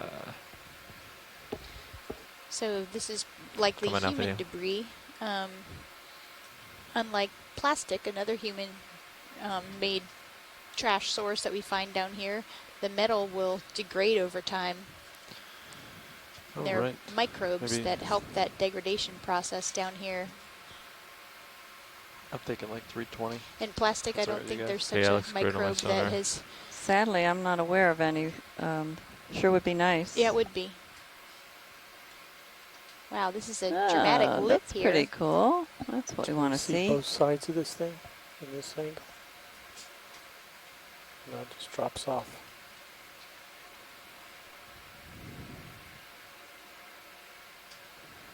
So as we see these undulations in the slope as we move across this backbone ridge, that would Looks like possibly indicate that the Look at your rocks sonar. underneath these muds are of Means different it's just a composition little, and have little valley different there. And there's going to be another degrees of erosion. We call it guy right ahead. It's got a curve around here. differential erosion, so that you get some eroded farther back and some more resistant, and they tend to stick out and Just to go often look form over ledges if they're exposed. But so far, all we've seen is very buried rocks. This is an interesting look Can you off tilt up a the little more? south side of this ridge feature. Mm-hmm. It's very steep.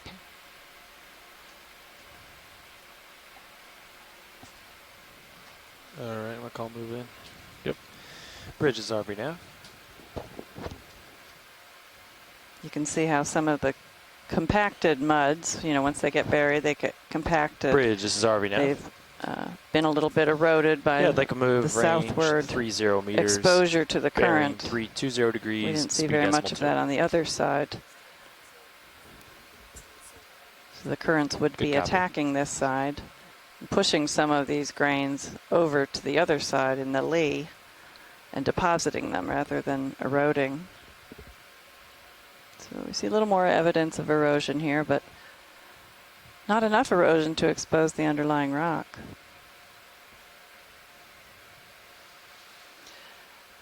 The reason we picked this site was that there are many of these types of narrow ridges between the tributary channels that make up the larger submarine canyons, and if we can identify them as being or providing suitable habitat for corals those and brittle sponges and other Crab hasn't been organisms here that yet. need No. a hard substrate on which to attach, then we would be able to say or have a better idea that many of these ridges would host those organisms. So far, we don't have that kind of evidence. Another piece of sargassum here. That's a brown algae that we usually find at the surface.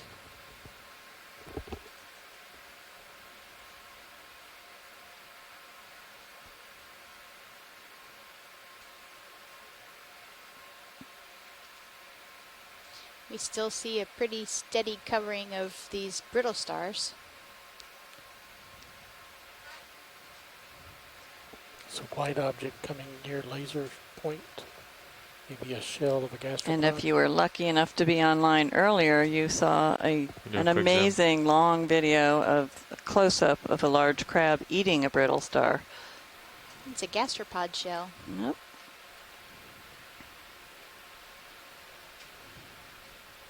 The anemone has taken advantage of some hard substrate on the shell. It's walking, or is it getting blown in the current? No, it's walking. Oh, neat. I think that's what it is, at least. Your gastropod is walking. Is the gastropod alive? Oh, yeah. Yeah, it I think is. it is Yeah, alive. actually, you can see the foot. Yeah, the foot sticking out towards the camera and the ROV. We don't see very many of these alive. We see them the shells being reused by hermit crabs often. Mm-hmm. You can tell that he's been buried. You can see all the sediment on the whorl of his shell. These do burrow under the sediments. Come on out. Partially why we don't see them. I had one in an aquarium and never saw him until I held the shrimp above the water to feed him, and he would smell the shrimp. Even the same with the brittle stars. They could smell the shrimp before I even put the shrimp in the water. It was amazing.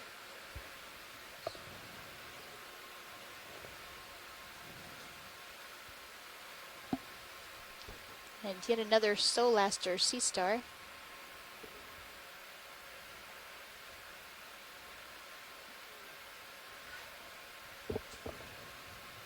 So we'll just continue on this way. I think that's a different fish on the bottom right. You can do a snap. You can frame them up.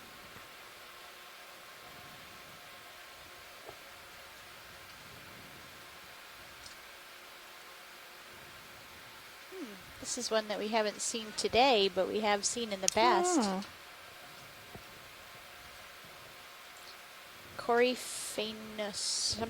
something. I'll look it up.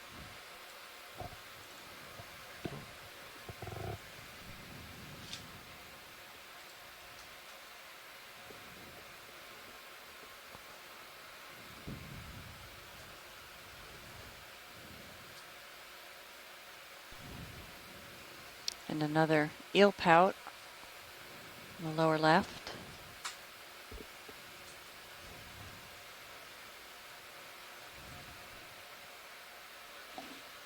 Where are we in that ship move? The eel pout was 25 previously meters in, identified as Lycotes terranovae.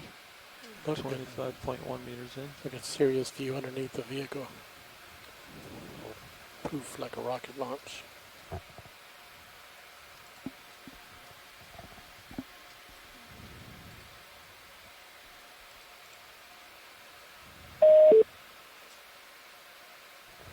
Hello, do we have someone on the line?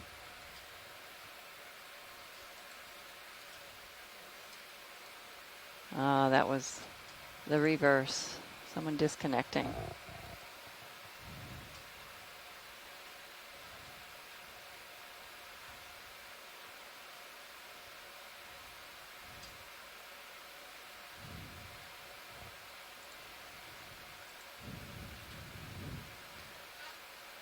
Pilot, are you feeling any difference in the current velocity as you reach the top of this feature? Yeah, the current up here, the current's a little more felt. Sorry, I couldn't hear that. Yeah, I can feel it a little bit more up at the top here than on the other side. It seems we were in the shadow of it before, so. But it's a little more prevalent up here. Hi, we're calling here from Patriots Point in Charleston, South Carolina, and we have a few visitors here wondering what the most unique thing you've seen on this expedition is. The most unique thing, huh? We've seen so many, it's just hard to put a finger on any one. What's that over there?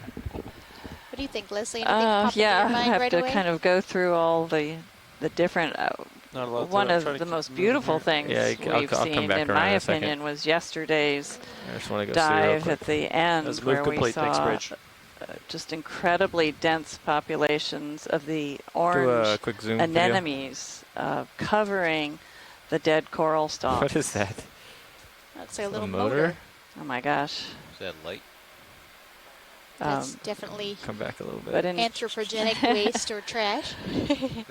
But as a geologist, I've been thrilled with some of the rock exposures when we were climbing the different scarps. Electric how motor, many can we days get ago up close was to it? that? No, it's not really. Close to a week ago now, I think. Yeah, I could go around it. saw incredible Come biodiversity this on side. some of the hard exposure rocks. Yep, come on out video. I'll go get a little but different also angle. just seeing the different layers of rock, and some of them formed Yeah, we terraces should- that looked like staircases, and others formed vertical walls. So if only we could get a clean out sample my- of every rock we must be some encountered, sediment we'd stuck to piece your together the toes, or- geologic You think history of so? this area, but we aren't able to do that. And so that mystery will remain unsolved. Or, some areas have been cored, but And I would say, going back to those scarp dives, the dive 4 that we had on the southern Blake Escarpment was absolutely eye-opening to me because of the huge diversity of corals that we Come saw. in video? I've never seen a lot of the black coral species Look at that all we those saw brittle that stars. day. And then there were so many Oh, other yeah, look at that. octocorals that we observed. It was Yep. just a biodiversity hot spot, and that was so much fun for me. The rust that's like melted off of it. And I think other scientists that were in the chat room too. It was a non-stop stream of chatter Copper about looks trying to pretty good, figure though. out what we Yeah, were we should seeing. collect And that. it was Yeah, great to have copper international looks colleagues so as good well because it's to coated. help us figure out some of the species. Can we see if there's any nameplates on this round? Oh, it's a home for some animals. But every single dive, there are things that that we see that I wasn't Explore around to expecting. see if there's any nameplates. like a swimming I'll do a brittle quick look. star. Quick spin around it. Yeah, but And ability to then feel certain at this species zoom being level. present in some I shall places and try. not We might get present in sediment other knocked places where underneath there. it looks like a similar kind of habitat.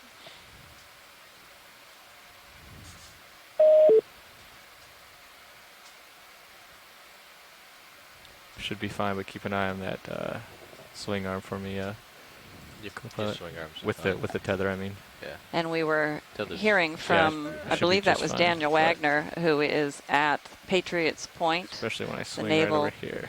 Maritime History Museum in Charleston, South Carolina, and he has a group of folks there. They have a nice setup auditorium for the visitation and to Well, have people not follow seeing along with anything our there, dives. video. So come on out. Don't hesitate to type in your questions too. We're able to field those questions if Daniel types them into the chat room.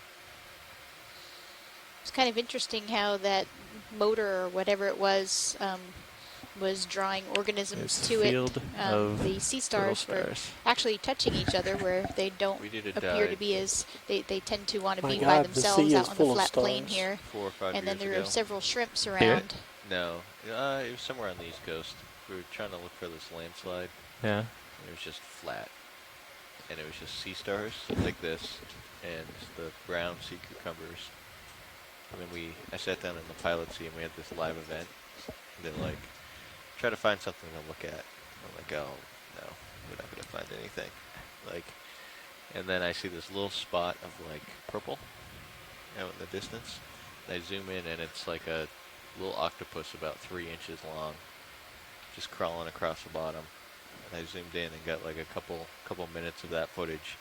And then we spent the rest of the dive just looking at sea cucumbers and sea stars. Well, look at this sonar return right there. Oh wow, it's like a little It's got to go like that, right? divot. Yep. I feel like DT's a little.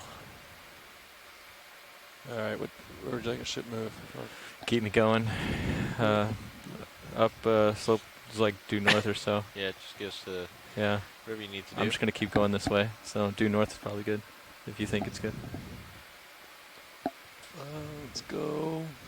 And we started this 310 dive again? 320? around 9:30. Did you happen to log that And we motor on started your at high a pack? depth of 1,713 meters, Maybe and we 330? are Sure. currently at a depth of 1,573 meters. So we have Pretty had a jolly very now. steep climb up the flank Yeah, of like a this move feature, range and now we're 30 meters. riding along the Bearing backbone of the 330 ridge. degrees, speed decimal 2. And pretty much we've seen the same type of seabed all along the way. good This copy. heavily If you wanna see sedimented what mud that with lots and lots of divot brittle is. stars. And in areas like what you see on the right of the screen, you see the mounds. Swing out. We're still uncertain what I'll try it real organism quick. makes those mounds. Because, yeah, I think I can see the other side right there. We've seen a few different fish. I don't think it is either. It might not be. Looks like it's Two about different 10 sea meters stars across. and maybe two or Let's find three out. different sea urchins. Maybe it's a little collapse. We've actually There it seen is. two different Wow, types like of the a- brittle Yep. stars. The ones you see that So are on the mud are all That's one weird. I wonder what species. caused it. But on several of these little clumps Probably of some sort of erosion. the dead sargassum that has settled to the Maybe a seafloor, and slump. also some pieces of rubble that we're not sure where it came from, coral rubble. We see a different darn. species of brittle star, one that apparently doesn't like to live on the mud, but likes to hold on to other objects, harder objects. Doesn't seem to be as well adapted or well suited for this muddy substrate. And we've seen a few crabs.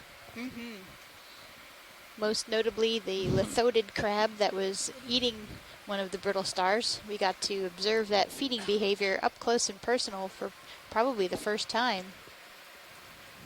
And for quite a time, we were able to be still enough and not have to relocate the ROV. So it was great to have that long video of his feeding behavior.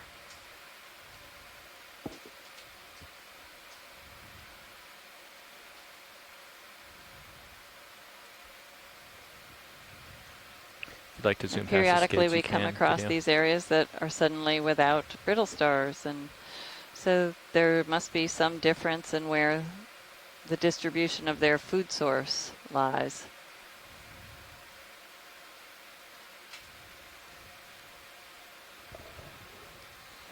Or it could be a function of how much sedimentation has occurred here, but Swimming jelly right. we don't really know that. Oh, that little guy. It's pretty close. See a little jelly in the water. Go ahead.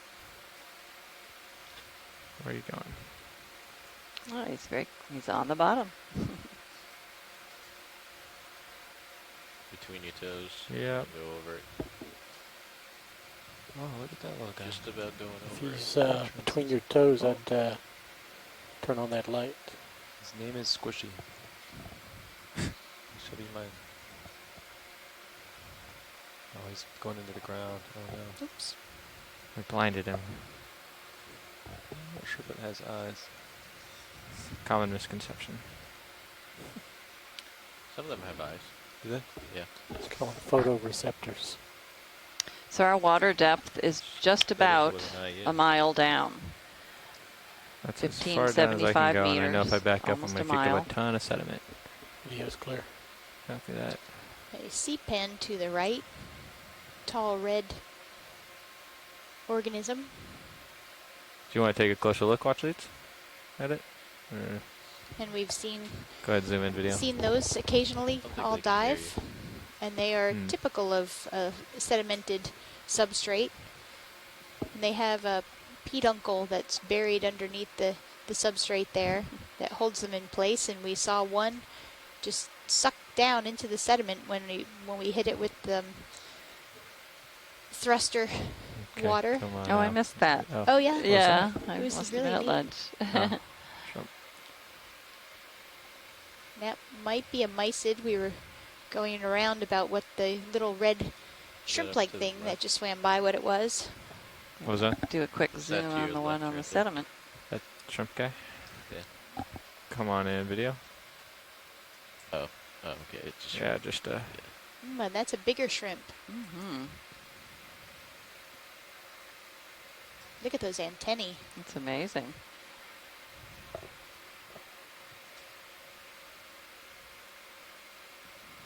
Wow.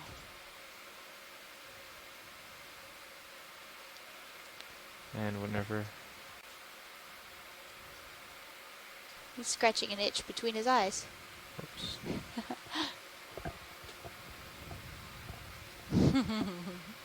Whenever you're clear video.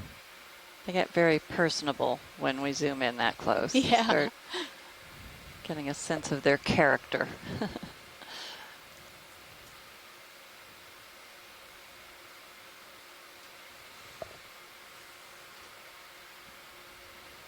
The quality of our video camera and the deft ability of the pilots makes you easily forget that this is an unmanned robotic vehicle that is being controlled from the ship a mile above it. And we haven't made a sample collection yet, but the manipulator arm that is used to collect the samples is controlled by sort of a mimicked Move complete. Thanks, set Rich. of controls up on the ship, and the pilot can very slowly move his hands and it controls the manipulator Put arm. some It's hard stuff to the really very amazing that these pilots can do these functions so easily. What looks easy to us. There, let's go take a look. Is this a little ledge or? Probably an axle. I think it's something lying on it. Piece of wood, maybe? It looks tubular. It's the muffler of the car that lost the the engine. Of my iris. No, I don't know. It might be wood. Might well be wood, actually. This end. Yeah, we will. I just want to get stuff a little better so that there's not a ton of sediment coming in. And I don't think we've seen that type of urchin today. About to get over it. I think you're right. I know.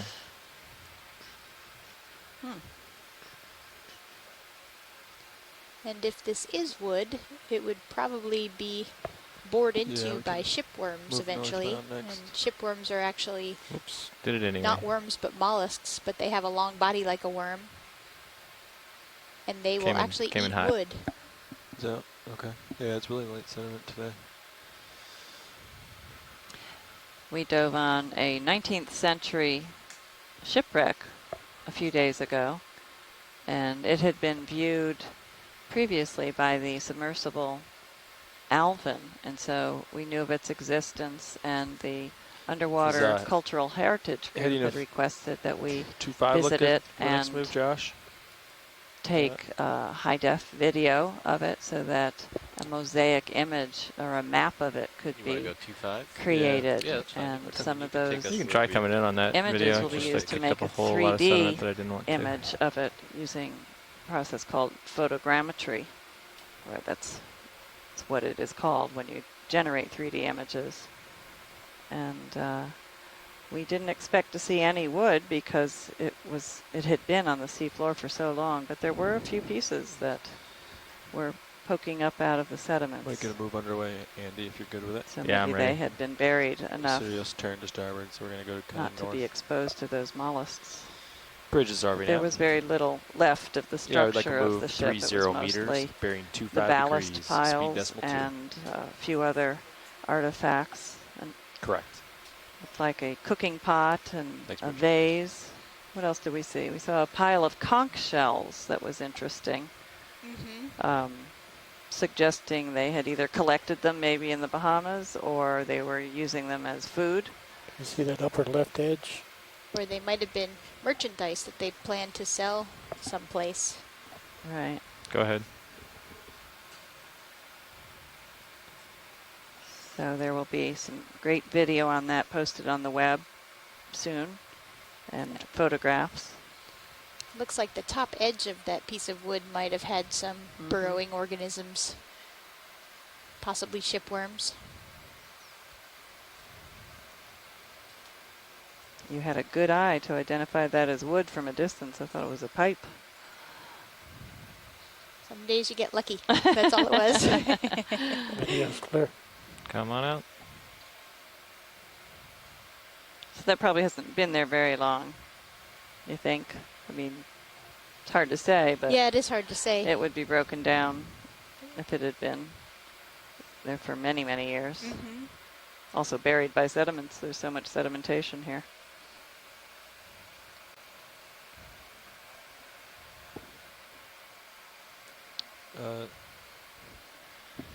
Sometimes, yeah, it depends on the subject.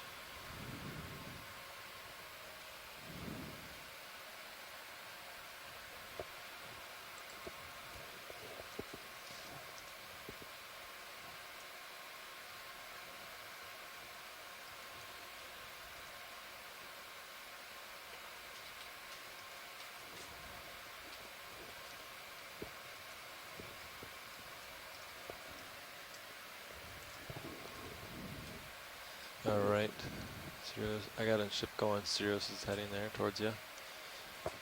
30-meter move. Looks like we are.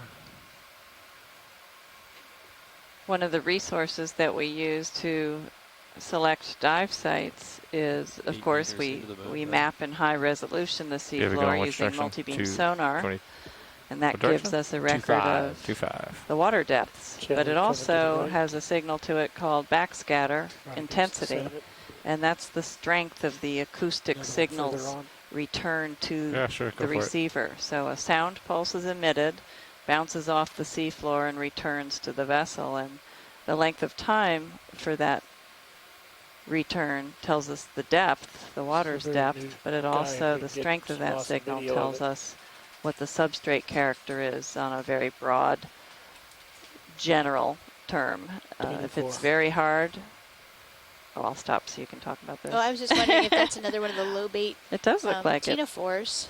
Beautiful color. Yeah, what a gorgeous color. Gosh. We haven't gotten a look if it has the combs. Yep, it does. There it does. Wow. I wonder if the other one was that color. We just couldn't see it as well in the water column. That's pretty brilliant purple. I think there was another one too, somewhere. It's gone. Maybe it floated by in the current or something. Yeah.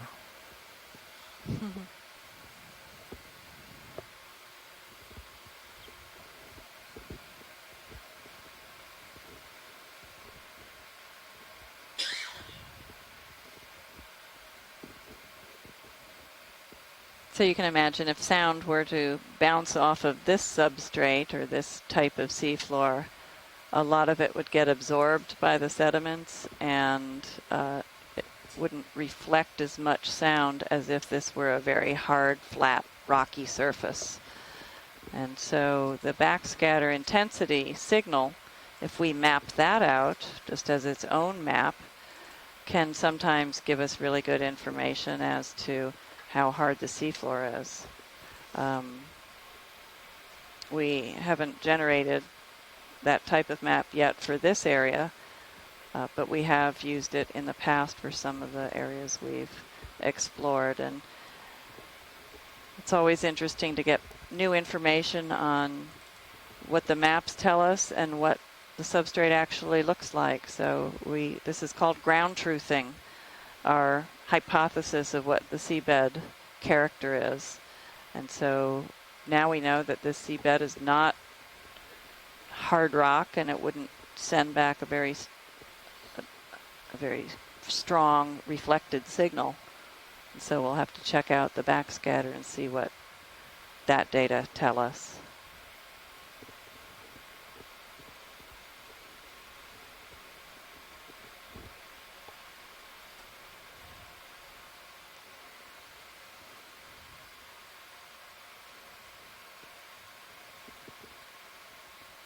We have an amazing mapping team on board here, led by Derek Sowers, who I was going to introduce, but he's working hard, looking for the next site.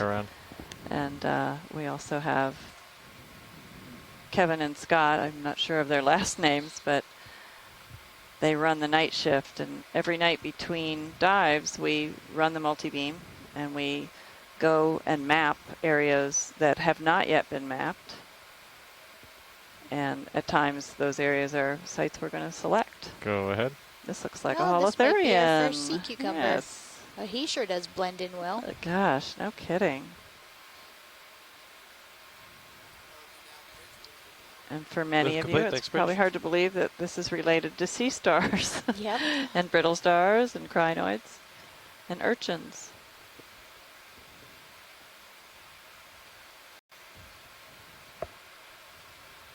But if you were to look at the end, you would actually see that it has that radial symmetry. And it does have a spiny skin. You can see the knobs of the spines, putting it into that phylum Echinodermata, or spiny skins. And we've had some adventures with these. Let's go all the way to the right. In this expedition.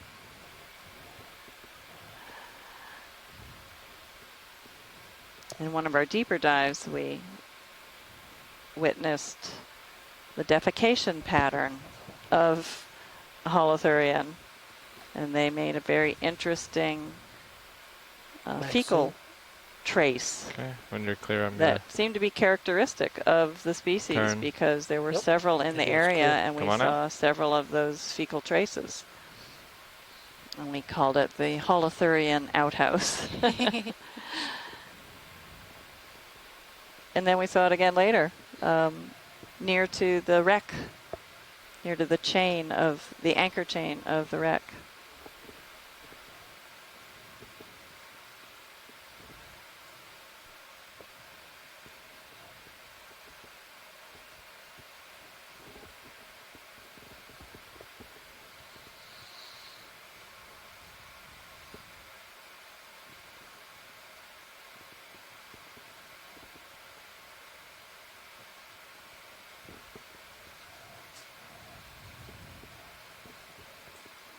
Looks like waypoint 3 from the sled is 344. 344. We've still got moves going pretty constantly. I think we just came to our stop. Almost there.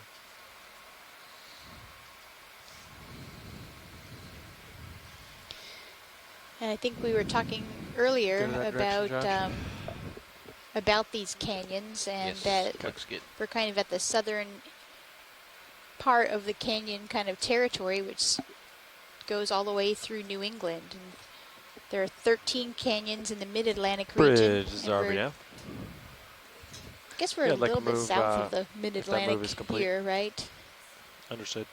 Range. Yeah, the mid-Atlantic bite is degrees. A bite is sort of a embayed area, often V-shaped, but in the case of the mid-Atlantic bite, it's more U-shaped.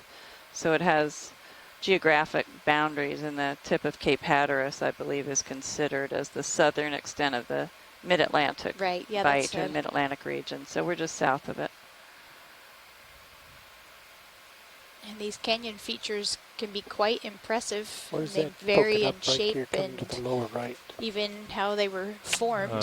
Some of them are from old river flow, right? And others are just from collapses and sediment flows. Yeah, they're different origins for different canyons. Some are very obviously the extension of a river channel, the Hudson River, between New York and Connecticut. You can follow that channel all the way out to the edge of the continental shelf and well beyond the margin into waters 5 kilometers and deeper. It does appear that way. And now how, that doesn't mean that a river carved it, but it's certainly influenced by the bottom-hugging currents that flow down through it. A lot of these canyons potentially had origin from faulting during the expansion of the Atlantic in the early years of the growth of the Atlantic. And another example of marine debris. It has Sprite. a tiny little gastropod on the right. And a sea pen. It's trying to look like a holothurian. Yeah. Getting all covered up. Copy that. Come on out, video. And so these canyons basically funnel sediment down to the deep sea.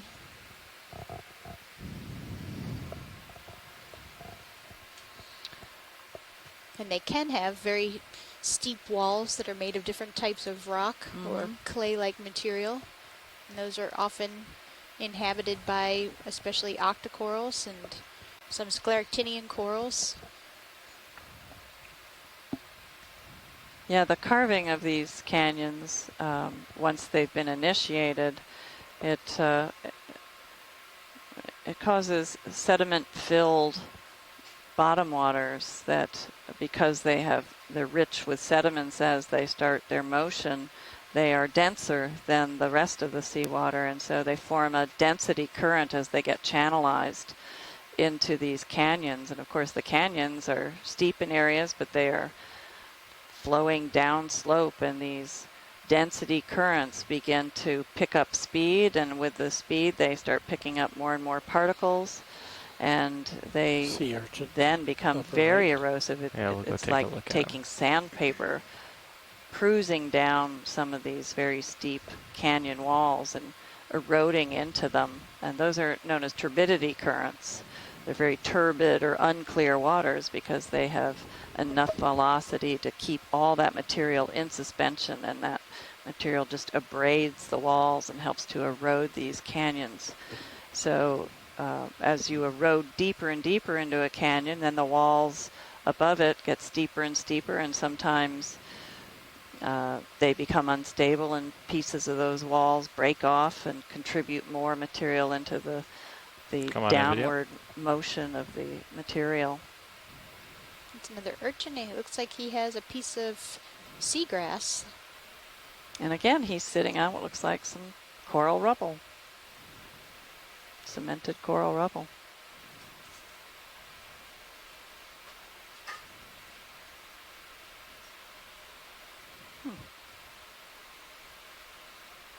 See the long tube feet?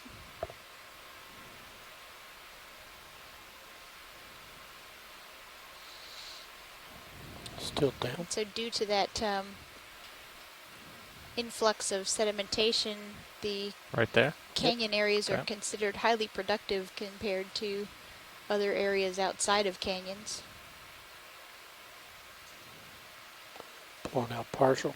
Well, they are certainly bringing current Look and at that object at the bottom. stirring up the waters and allowing material to want to come in on it? we just said, oh, there's Pilot, if you could zoom in on that little pile. I think this might be all of our zoom in this location. I can move forward a little bit down, though. though. You're looking at the stuff. It's just off the picture. Right yep, oh, that okay. is one of those holothurian fecal piles.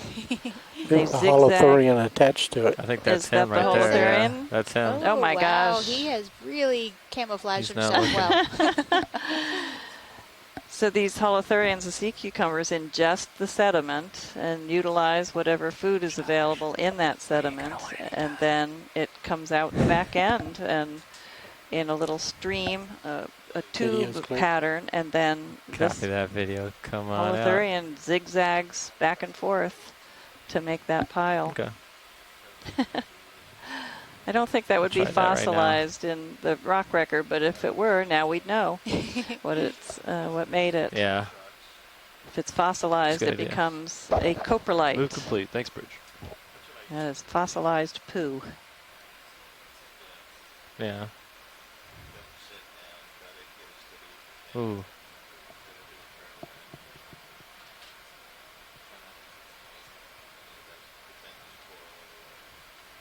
Okay.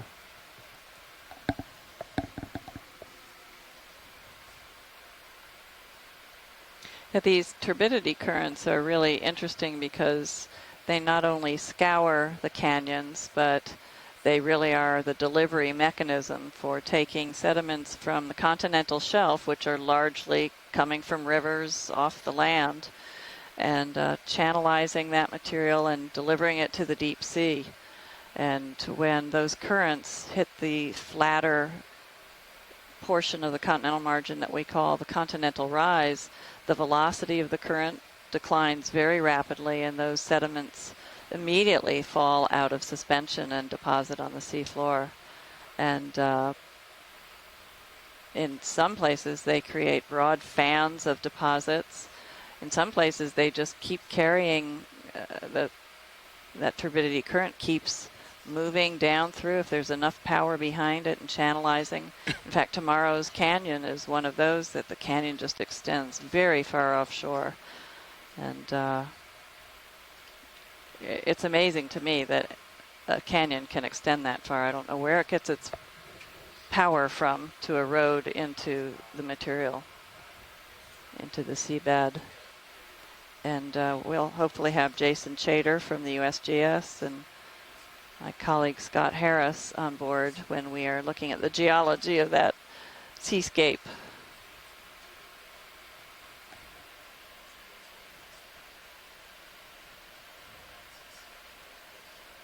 And sometimes these continental margins, of course, they can experience earthquakes, and those earthquakes can cause detachment of some of these steeply sloped areas, and that sediment can detach. Sometimes it's actual rock that detaches, and they become unstable. And if a lot of that material quickly descends to the seafloor, it could displace enough water to form a tsunami. And looks like you're the U.S. Geological Survey in Woods Hole has done a lot of investigation of this continental margin, mapping it in detail, looking for areas that show evidence of large-scale slumping, we call it, that might be an indicator of past earthquake-induced activity.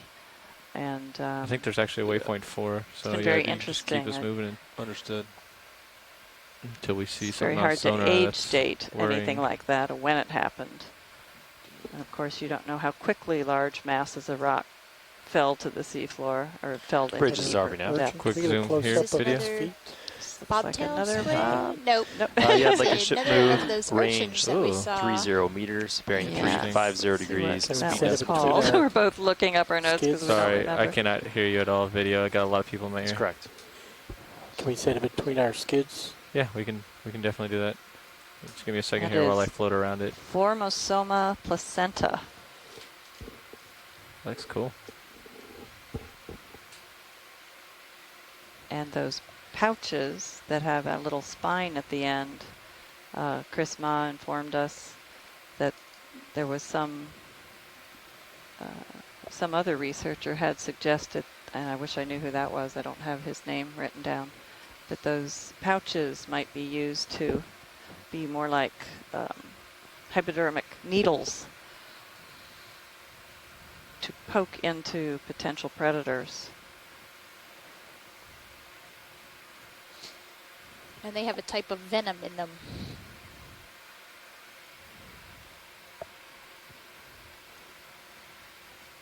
And you want to cheat. So this right, wouldn't be something you'd want to go pick up with your bare hands. And these are also pancake urchins, so if you were to take them out of the water, kick on the extra lights. You can try it. Get rid of all their water, and they would flatten out like a pancake. Whoa. What are those sacs on there? Quite beautiful. And you see those little white glove type of tips to some of the spines around the edge. And our colleague Stephanie Bush let us know that those are little jaw-like spines. Pedicelaria. Pedicelaria, yep. And were those the features that were used to help keep the surface clean? I didn't catch all of what she said. Or is that the other spine? No, those can definitely remove things from the yeah. So what are we going for here, video? It's those little white white tips. glove. The legs here? Yeah, white but the tips on some of the legs. The spines on the top of the leg. I got you. Edge, yeah. We saw some of them open. They are like little jaws. You can see how the water vascular system pumps water into the tube feet, tube legs. One open in the lower center. Give it the mobility it needs.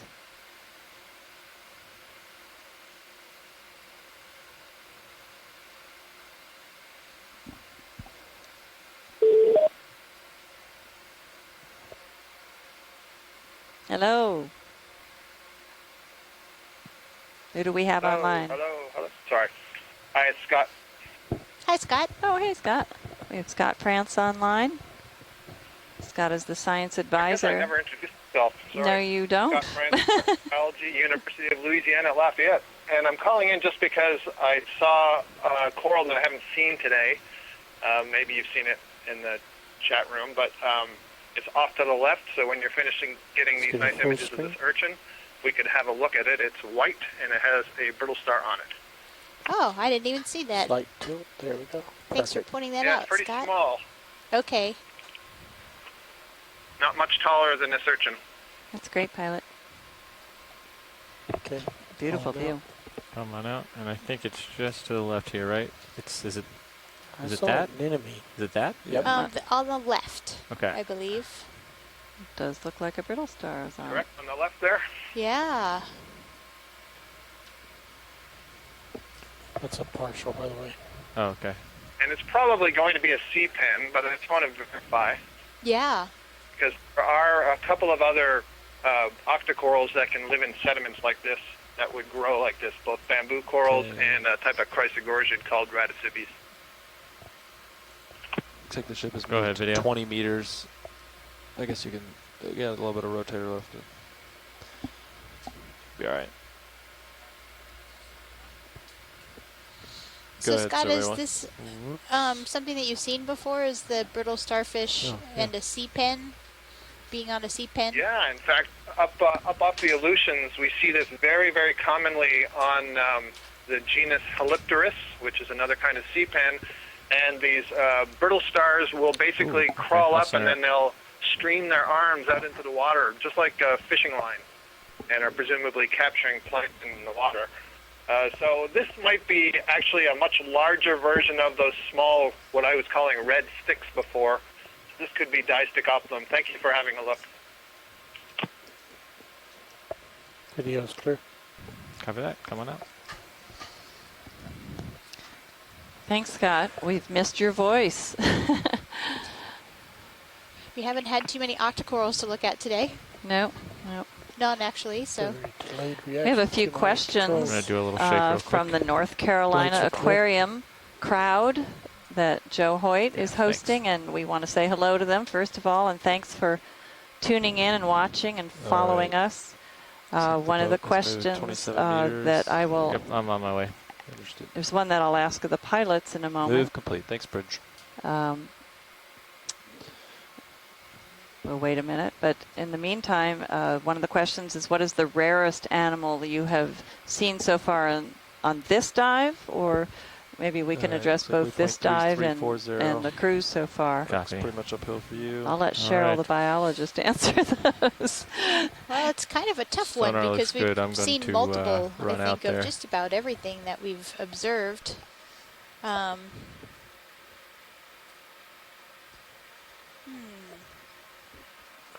Somebody. Yeah, watch that's calling you. Go ahead, watch it. Sure. Sure, absolutely. So while we're thinking about the rarest animal question, I have the pilot ready to answer the other question. It says, what is the largest hazard to the ROV while exploring? Okay. Which do I need to be on OKEX? Yeah, that'd be great. If you Okay. The largest hazard would probably be the man-made trash and things like fishing line and things like that in the water that could easily get tangled up in thrusters. The other ones we can plan for, such as pipelines or infrastructure built in. You know, we make sure we dive well away from that to keep safe. But the one that we can't plan for all the time is that garbage, and it's mainly things like fishing line and fishing gear. Fishing gear, yeah, fishing line and fishing gear in general, because that could get sucked up on thrusters, and then we'd lose control of our ROV. We'll get stuck on the bottom. Well, yeah, we could even possibly get tangled up in it and stuck if there's a hanging wire or something that we did not know about over us. Could damage the vehicle. Could do a lot. It can be can be quite scary when we run across that if we're not very, very careful about it. So we keep a constant lookout for things like that to make sure that we don't get ourselves in that predicament. What about natural hazards? Well, natural hazards could be considered things like canyons, and depending on the currents of the day and, how we're having to have the ship line up, because the ship might have to fight some forces and it may not be favorable for the ground terrain that we're seeing. For instance, and you can imagine if we had a sheer face and the currents were trying to push the ship into it and anything were to happen, we could potentially be dragged directly into that if we weren't ready and watching for that kind of thing. Yes, the key thing there is we can come up on the winch at around 30-35 meters a minute. So if we have a cliff that's, say, 50 or 100 meters tall, that's going to take us, 3, 4, 5 minutes to get over on top of it. And the ship can move very far in that amount of time.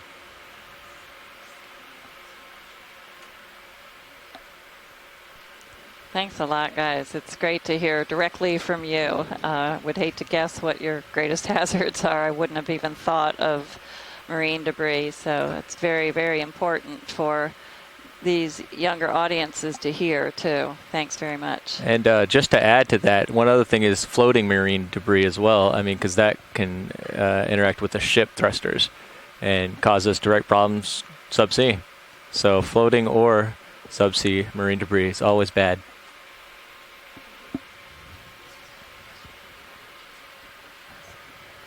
Is that what you liked, video? For the ROV team is, what is the deepest that Okeanos can explore? Well, the deepest that D2 Yeah. can explore is 6,000 meters. We are 6,000 meter limited ROV, but that actually puts us in most places around the world. Very good point. Almost. Keeps you out of the depths of the Mariana Trench, but you actually did explore we did. the shallower portions. We actually of got to get to 6,000 meters there. So pushing the envelope. I think the mapping team can map down to Would you my lights? 12 kilometers, but I believe their primary accuracy is best from 10 kilometers and under. They, when we went over the Marianas Trench, they sent pings down and got nothing back. So in the Marianas is 11,000 meters, 10,000 meters. 11, I think. So yeah. I think the mapping team can speak more on kilometers. this, but I think their limited is 8 kilometers, something around there. What is that? We've Go actually for a got Zoom video. Derek in the back, if he wants to get on and tell us about it. And yeah, Derek said, I just asked him, and he said that 8,000 meters is kind of the limit of our mapping ability on that's my Okeanos. speed junk.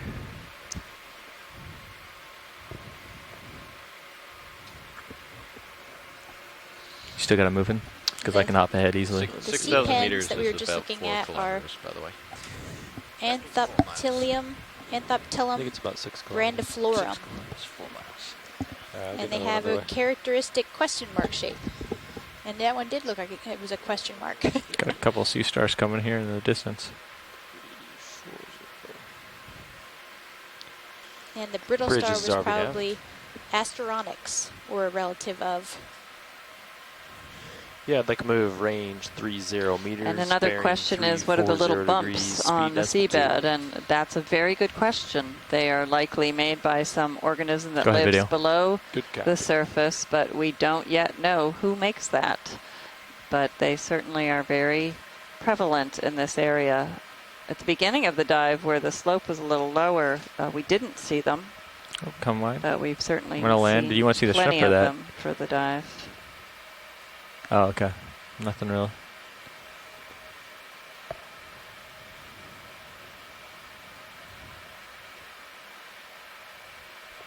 Another question here from the North Carolina Aquarium is, what's the hardest part of working in deep water?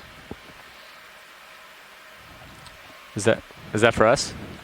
Yeah, well, if you want to give an answer, that would be great, and then we can. I was going to say breathing. The pressure. It's so much pressure. It's very stressful. Very stressful. No, actually for us, it would be the delay on our our winch movements. So we have to move the ship, and then it can be up to 15, 20 minutes of delay before we'll get serious moving. So we need to plan that far ahead on everything we're doing. Wow, yeah. Compound that with things like steep cliff faces, and we're busy. We're very busy. And that looks like an umbellula sea pen, possibly. Yeah, we saw one of those at the very beginning of the dive, and I think that was the only time. I'd say from a biologist's standpoint, the hardest thing is finding the resources to get out here to do this. It's very expensive work to have the technology that we're using here on the Okeanos. And so it often requires building teams of scientists that can put together really nice products from the time at sea. And having collaborators, strong collaborators, is definitely the way to go so that you can actually use the cutting edge technology such as the D2 ROV. Let's tilt up and get the white portion. And D2 stands for Deep Discoverer. And if you haven't looked at the online photographs of it, it's a monster. It's beautifully designed, and but it's also very large. And I don't know if the photographs really, I don't know if any of the photographs have a person standing by them. I know when I first saw it in reality, I was shocked at how tall it is. Okay. Leslie, sorry to interrupt. I just want to point out the polyp that you're looking at here looks like it has one tentacle curled into the mouth, which could be an indication that it's captured something and is feeding. That would be the way that they feed. Oh, that's really interesting. Also worth noting for the folks who are watching, this umbellula is a kind of sea pen, and we were just looking a few minutes ago at that question mark shaped sea pen. So they're both in the order Penatulaceae, and what they have in common is that they live in soft sediments. They're adapted to live in soft sediments, and so the base has kind of an anchor to the colony that can be inflated, and so holds it in place without being attached to a rock. Well, this is a good spot for these guys then. Absolutely, very characteristic of soft sediments where there's enough food. And we've seen them. See, normally these polyps, they have 8 tentacles that ring the mouth. You can really nicely see the mouth on that lower polyp, but you see the one on the upper left. One of those tentacles appears to be missing. 11, so it's pretty close to 12. So it's curled over. Oh yeah, I'm right. Oh yeah, the upper right is missing a few. Boiling. Yep. Looks. Boy, the lights reflect on that central portion. Like upper frame. Get closer and up, I think would be. Yeah. So if you have another question from the North Carolina Aquarium is what happens to all the data that is collected from the ship? Slight tilt down. And this is a very unique ship for that question, because the data, all of the data, becomes public very quickly. Of course, anybody can look at these videos and watch our exploration of the seafloor in real time, just as we are, and that's becoming a little more common, but there's only a few platforms that do that kind of telepresence, and this is definitely one of the premier ships for that. And Cheryl, to add a bit more information to that, all of the data that's collected by the Okeanos Explorer is publicly available through the National Archives within 60 to 90 days after collection. Sorry, watch these. I had people in my ear. Did you say you want to zoom on this? Oh, that? Okay. Something happened. Yeah, this might be a clue as to what is making these mounds. That definitely looks like, well, I think it looks like fecal material, but... Did you see that little eruption? Yeah, and there was a little eruption of the mound, yeah. So maybe it's expelling its fecal material. Maybe that's what the whole mound is made of, who knows? Of course, the fecal material down here would be largely the sediment. These organisms probably ingest a lot of the sediment in order to get their nutrition. But we don't know what organism actually made it yet. Those are interesting. It has a ridge to it. It's like, it's kind of shaking, so I'm thinking it's hollow inside the mound. That might be you shaking. I think it's me? Most likely your thrust It definitely seems like is shaking. Maybe. Or that's shimmering water. That could be shimmering water. I'm willing to go out on a limb here and say that this has been produced by an acorn worm, an entrepreneur worm, based on how smooth that is and that groove down the center. Huh. And I think maybe, Leslie, you said this before, but one of the things that's kind of interesting about this is obviously a lot of sediment that's been packed and passed through the gut of that worm and then redeposited. And it shows us how that the animals are able to sort of scramble up the sediments. They rework the sediments. They reorganize it. And then how long they just stay in place here. If there's not a lot of rapid currents sort of blowing the stuff around, it just stays in place. I want to keep moving though. Yeah. And that is some major bioturbation. That's what we call that process of disturbing the flat-lying sediments. And as a geologist, it means that the sediment record is being stirred up and mixed up. So it's not always a good thing if you're trying to unravel My craft has drooped. Earth's history by looking at sediments, because the organisms have stirred it up a little bit. I noticed another question by one of the North Carolina aquarium folks. Why are so many of the creatures red? And I first want to say that that's a very good observation. We haven't seen a lot of creatures, but many of them have been bright red. And the reason I want to point it out as a great observation is that is so important to be good observers if you want to understand. You have to first use your eyes, use whatever senses you have, use the data. Those are all observations. And from those observations, we can begin to make interpretations to understand. That's what science is.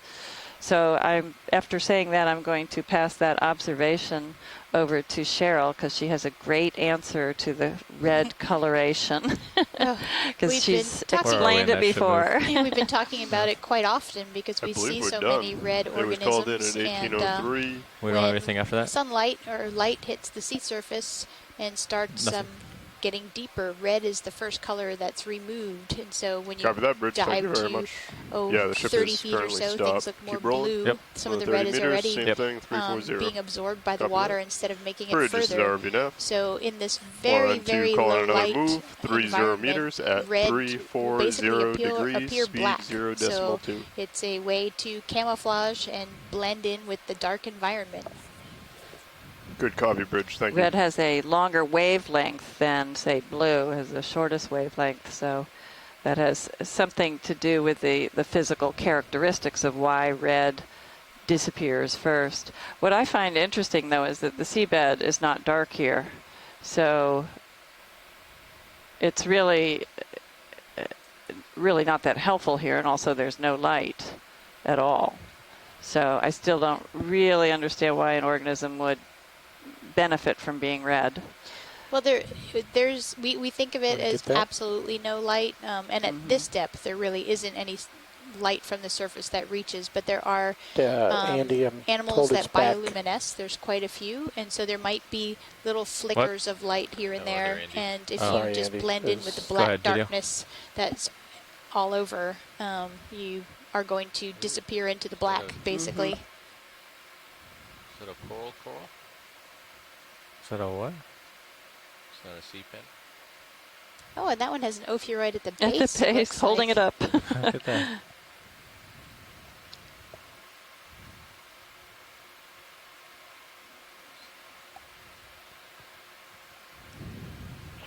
This one is another sea pen, maybe the genus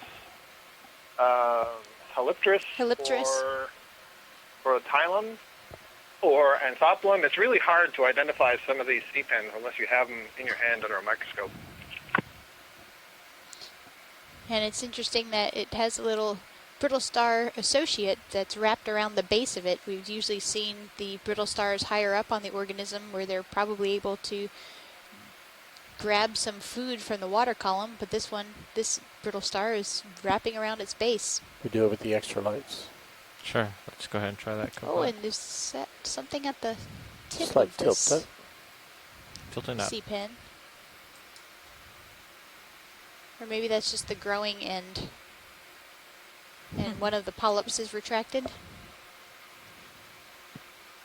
Yeah, that looks like it's retracted up there. It is definitely the growing end. Seem to have Yeah, we got a whole too lot of much sediment dust. coming in, yeah.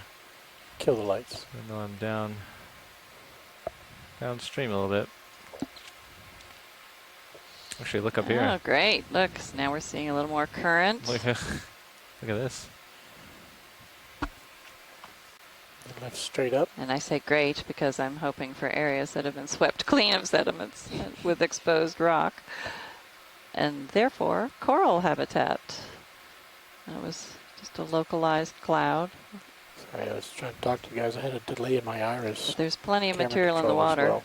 A lot of it is sediment, of course, suspended from the currents, but a lot of it is also what we call marine snow, which is the mucus and fecal pellet material and shells of organisms that have died, and it is the constant rain of material from the sea surface all the way to the sea floor, and often it aggregates into large masses, and those are the big snowflakes, marine snow, and that helps it to sink faster, but it also helps deliver more material, more organic material, and thus food to the deep sea.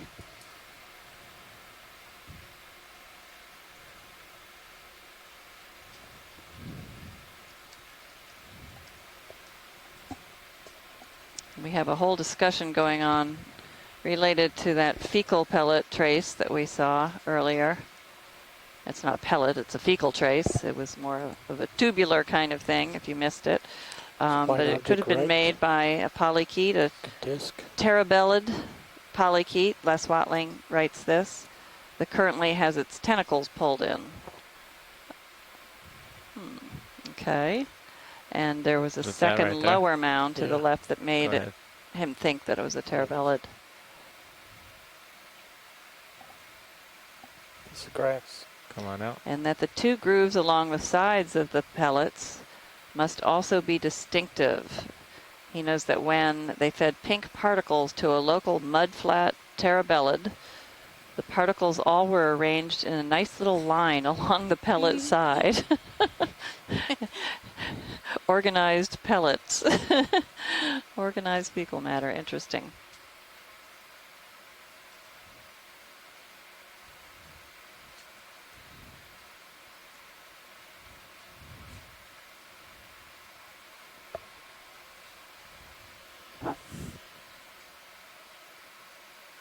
Fecal pellets and burrows and grazing trails, these mounds, if any of these things are preserved in the sedimentary record over time, we can use them as indicators of the organisms that lived there without having the fossils, so we can get a sense of at least what type of organism lived there. Those are known as trace fossils. Pretty far ahead there, pilot, or? Can't always conclusively say who made the remains, but you certainly know if you had burrowing organisms, or sometimes the fecal pellet remains do give us a clue as to what organism left that trace behind, literally.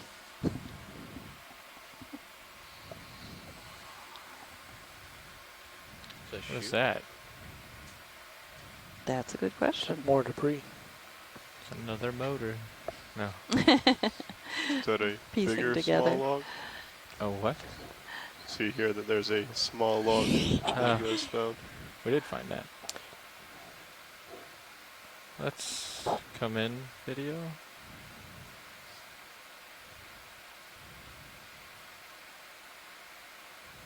Oh, it's a bucket, maybe? It's a rubber, maybe. I think so. Whoops, there we go. And it's a bunch of different organisms have made use of this structure. Anemone and lots of brittle stars on it. And it's highly sedimented, so I guess that means it's been here a while. It's not deforming like rust, so I wouldn't think it would be iron. Yeah, I wonder if it's a rubber bucket It looks, yeah, instead it looks of a metal plastic. bucket.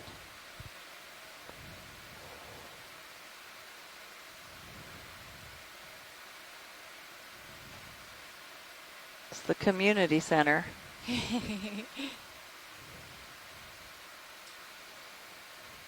Pulling out for full. Yep, come on up. I was trying to trace around it to see if it was anything recognizable. Does seem to be rolled up on It's the kind of right-hand got side. some ridges on the side. Maybe it's not really a bucket, but a cover or something, or... Can you pirouette in that direction? Yeah. Looks like it's a man-made object, for sure. What was that last move at? The last move, it stopped. It's been stopped for about 3 minutes. What was it? 340. Thanks. 30 meters. Yeah, you can do another one. Copy that. Co-pilot, you ready? Go ahead. All right. Bridge, this is ROV nav. I'd like to call in another move, 30 meters at 340 degrees, speed 0.2.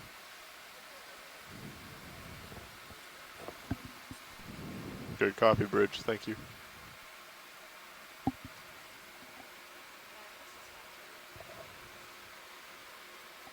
I think watch lead's calling you, Nav.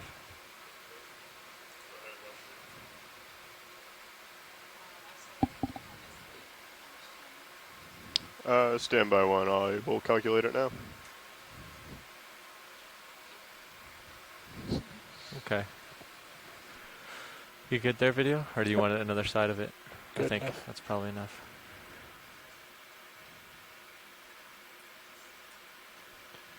Watch lead, this is Nav.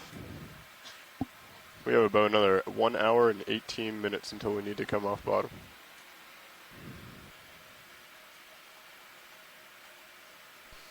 And we've just learned from Nav that we have about 1 hour and 18 minutes left of the dive. So we're going to keep ascending this backbone of the steeply sloped ridge, sloped on the sides. The backbone is more gently sloped. We have seen very little variation in the substrate. And we began at a depth of 1713 meters, and we are currently at 1557 meters. So it's been a steady climb, but without too much change in the substrate. Our friend the cutthroat eel. Quite common in this part of the world. We've seen them on many of our dives. A lot of them in the coral mound areas. They found great habitat among the coral branches and the framework of the smaller mounds made by dead coral rubble. And the North Carolina Aquarium is signing off, and thanks so much for joining us for a while today and having those great questions for us. I hope you'll continue to explore. And thanks again, Joe, for sending us those questions. Joe Hoyt.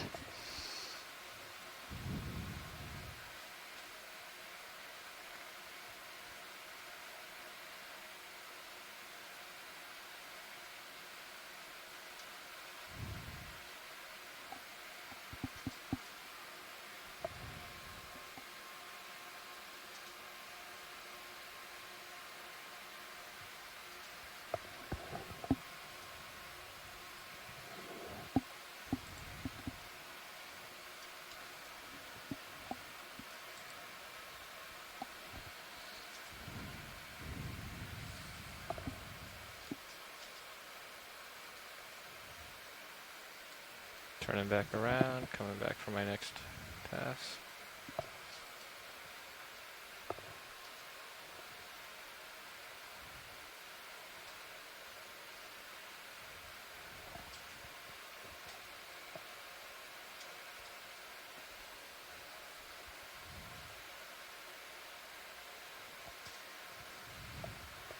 Getting a little steeper.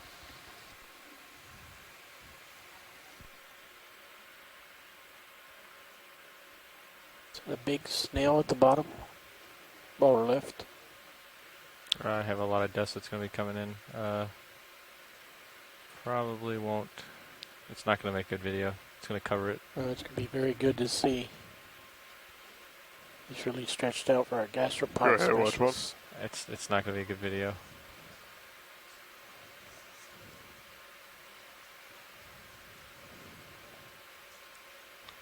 Yes, definitely. So I believe what I was told is that we're heading up to waypoint 3 and then continuing to waypoint 4. Is that correct?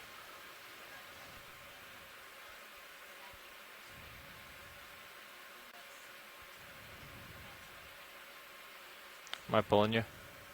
Copy that. We will go directly up the slope then. Yep.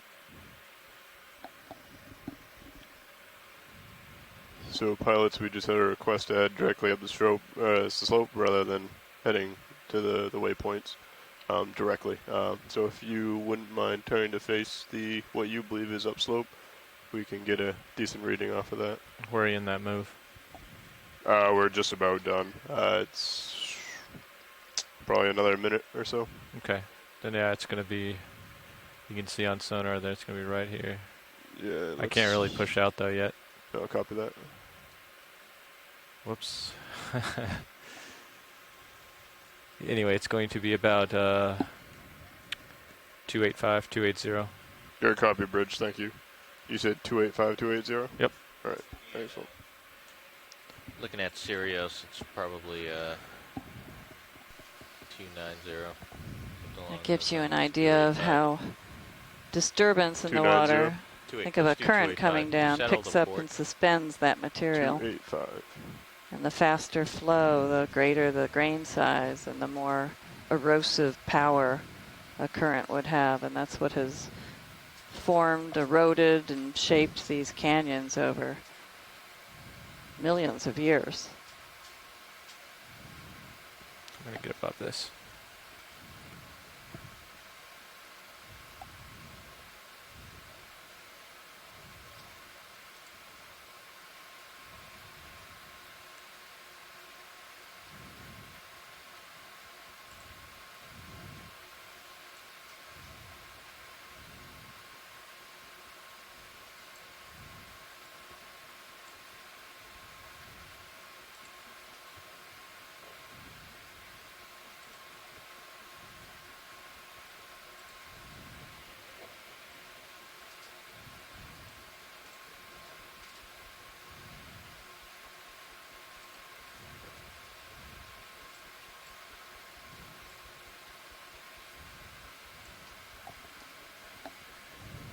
How far was the ship move? 30 meters? Yes, I have not put it in yet. The ship is currently stationary. Yeah. Are we ready to go? Yeah. Yeah. Copy that. 30 meters at 285. Bridge, this is ROV nav. We'd like to make another move. 30 meters at 285 degrees. Speed 0.2, please.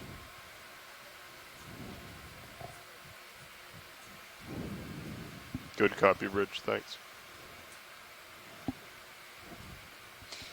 And while we're making a little bit of a move here with the ROV to get to the top of the crest of this ridge, might be a good time to call out all the help that we've had today in the chat room.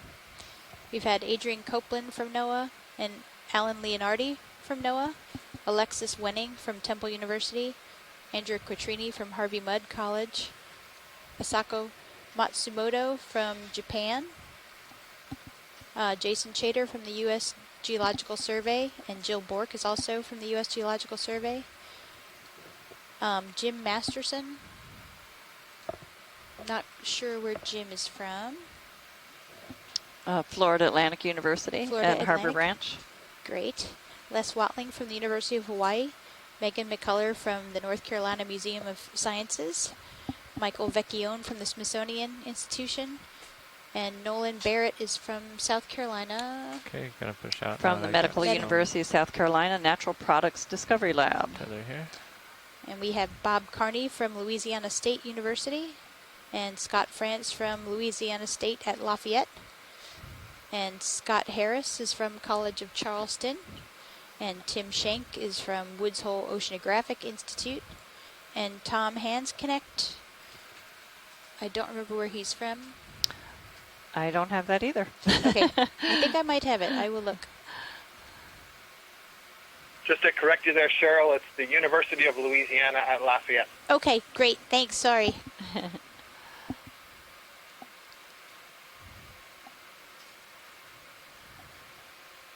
That object just up and left. Over here? Maybe just sargassum. Not sure. And we've also had Tara Luke from Stockton University in New Jersey. Go ahead. Steve Oskovich at Temple University. Yep. Sandra Come on Brook out. from Florida State University.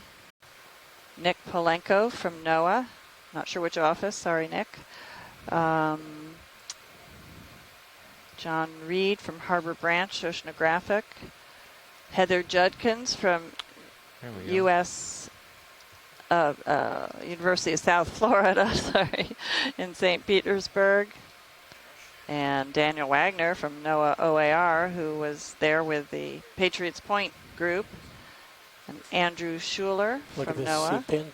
Copy that. And Amanda Demopoulos from the U.S. Geological Survey. I might have repeated a few. I was trying to check through my list, Cheryl. Yeah, that's great. But that's quite a good number for the day. And Zach Proulx, also from the College of Charleston. He was in Peter Etnoyer's lab, which is one of the Go ahead, ECCs, or That the might be Expedition right Control distance for your Centers. still camera. Not, well, it's not the right angle, but we can try it. It's not. The still cam is focused to right between the toes now, so it's Okay. actually too far.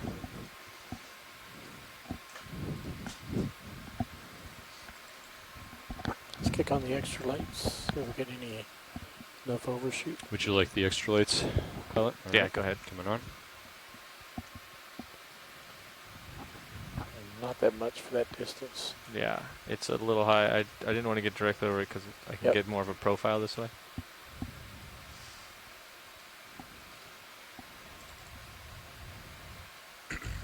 Video's clear. Come on out.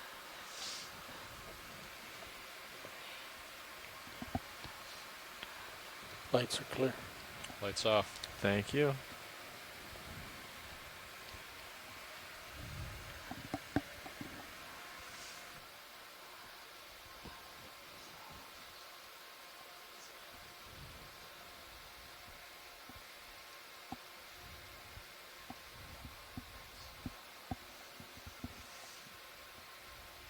Something floating lower left. See the strand? Is it attached to you?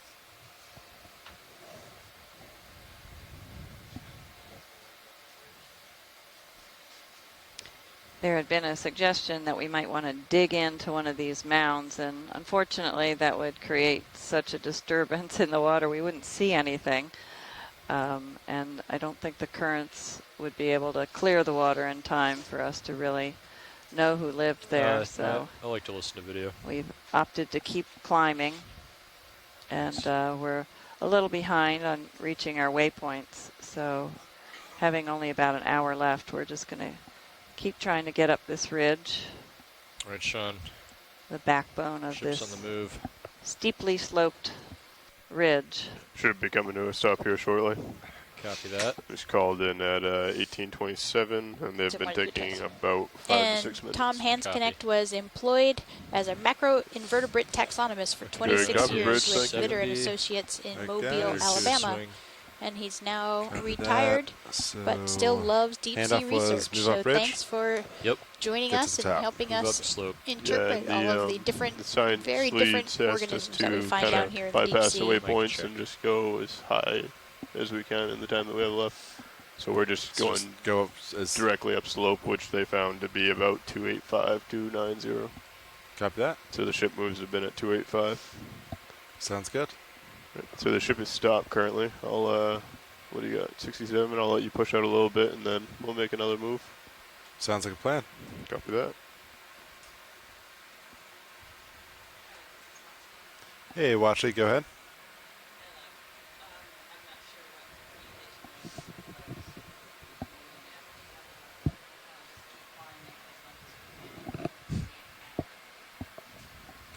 Yeah, that pretty much sums it up. Sounds good. Could you zoom in on the D2 sonar to 20 meters, maybe? Copy that.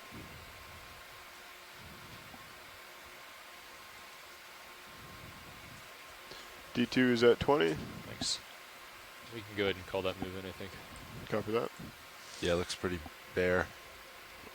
Another 30 meters then at 285. Sure. Sounds good. Bridge, this is RV nav. Would like to make another move, exact same thing. 30 meters at 285 degrees, speed 0.2, please.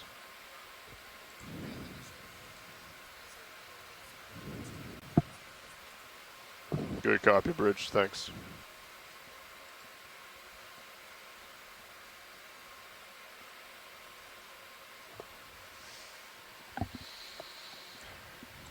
Tilting up my camera, looking at E45. This looks like a Copy that. larger mound.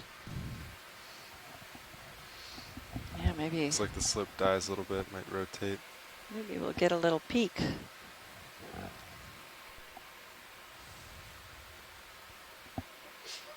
Bless you.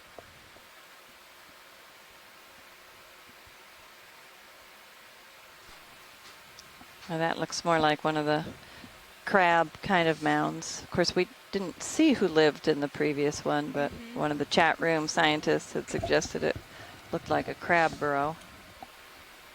Certainly bigger than some of the worms that we have. Well, actually, this is nav. Just want to let you know that we moved another 100 meters. It should be about 800 total. Doesn't look like anyone's home. So And nav. we've moved 800 Yes. meters since touching How do down, our so we've surface covered a lot of the conditions sea look? floor here. And what would be our reaction if something were to happen with the ship propulsion? Stand by 1.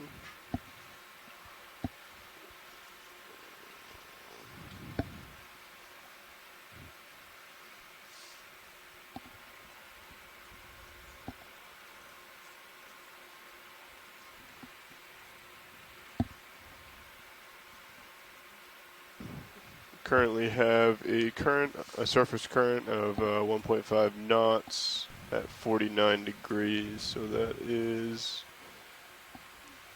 We gonna just hit us on passed the over what I think port was side, another eel pout. pushing us Do you think northeast. that's what it was? I think it was. Yeah. And the wind is going It to looked be a little bigger than the ones we've seen. I but mean, that the might wind's just be that only his 6 knots, so that probably wouldn't affect us too caudal much. fin So wasn't I would tucked assume that around. we would drift to the northeast. Nice sea star. Pretty much directly northeast. All right. That means So I think Copilot. Let's see, quickest for you would be to turn, if we go northeast, I guess just clockwise. Yep. But that would put a... The sea Yeah, I star turn we in, right? saw maybe Well, a I think- neomorphaster. I think we just would want to get into I tow don't know if we're as gonna quick get as a possible zoom and in deal on with it, the or- turns afterward. Yeah, so in that case, you Pilots go... are working on I would just turn to orientation and just starboard. had another watch Yeah. change. And And then turn to then- port, and then we'd be streamed perfectly. Yeah. Sounds like a good plan. And there's no Les Watling bathymetry suggested northeast that of the us that we need to be sediment concerned color there shouldn't be. The is, bailout is currently northeast, so I just zoomed out and didn't perhaps see anything telling that us jumped out the at me. settlement of algal bloom from above. We should be pretty safe for over 2,000 meters. Great. Or maybe that all those brittle stars Why would you think the ate bailout the would be algae, northeast and today? that's why it's different here. Why do I think it would be? I think that's because what you're he's going with saying. the current. And if we were to And pull Andrew forward, we would be Cotrini fighting confirmed that that was the 4.5 eel knots of pout that current we as just well. went over, like So Cody's it'd be easier Terry Nove. and easier on the engines to just go with the current where we're in a relatively safe area. Yep. As far as terrain. Good.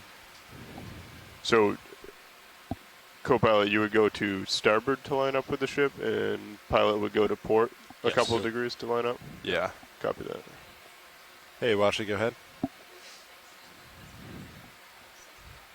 Yeah, on the, to starboard.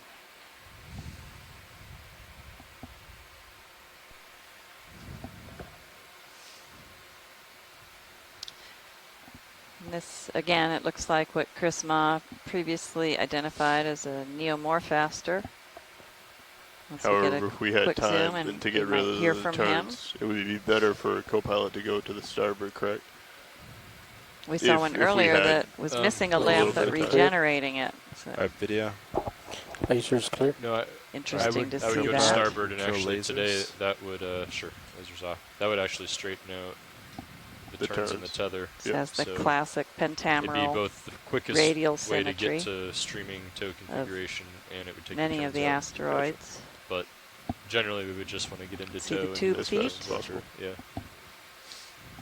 I mean, if it's about the Not same, if moving they're too both much about right 180, now. Sometimes better you can to see get them the turns. cruising right. across But the if you'd have to sediments. turn 270 to get the turnout or whatever, then you just wouldn't worry about it. Gotcha.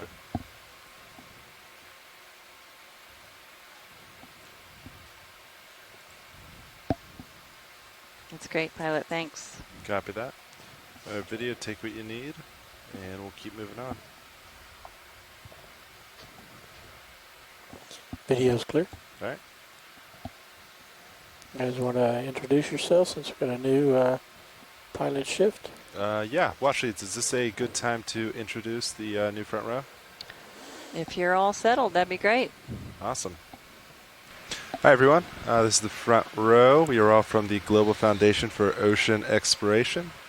Currently piloting is Good Sean copy, Kennison. Rich, thank you. And I'll let the rest of my team members introduce themselves, starting with my co-pilot. Sitting co-pilot now is Dan Rogers. Sitting in the navigation seat is Lars Murphy. And then far right is Roland Bryan at video.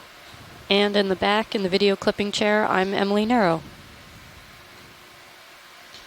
And in the back row, I'm Leslie Sauter from the College of Pilots that Charleston, move just and I'm the wrapped geology up. watch lead for Put this another one in. expedition. Yeah. Copy that. Same thing. And I'm Cheryl Are Morrison you from still the U.S. facing Geological upslope Survey at Leetown 285? Science Center. Yeah. And I'm the And biology does that agree with what we see on watch high lead. pack? Not really. Not really. But we're still moving northwest, so Yeah, we that's should. fine. I think, what does D2 see here?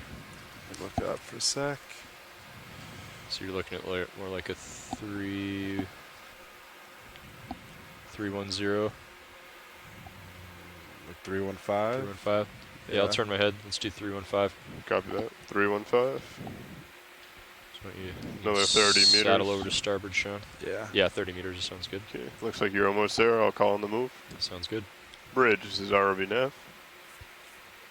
We'd like to make another move. 30 meters at 315 degrees. Speed 0.2 knots, please.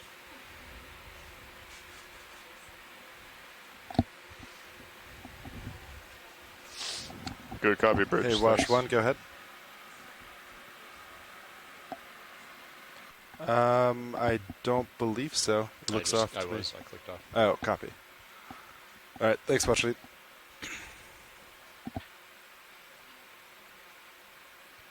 Hit.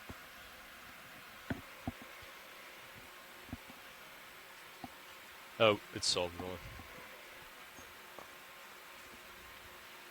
I think we got it off.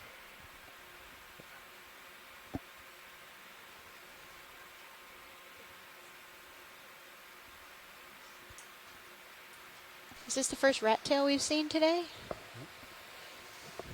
I honestly don't remember. I think the it days is. are merging. And these are often All right, video, I'm around gonna go ahead and click on structures such as rat tail, in case corals. it's the first one we So saw. maybe there are good things to come. Corals, anyway. I mean, Mhm. there's been lots of other good things. There certainly has been. Did we kill lasers real quick? Lasers off. Thanks.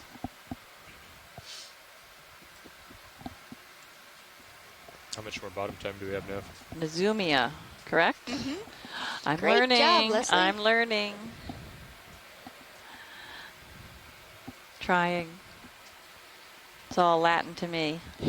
Looks like we have about another 57 And how many minutes. times on this expedition have I Video's clear. wished that I took Latin so I can Does pronounce all these that names include better? a few minutes of setup time, or That does not include, so probably like 52, 53. copy? Sounds good.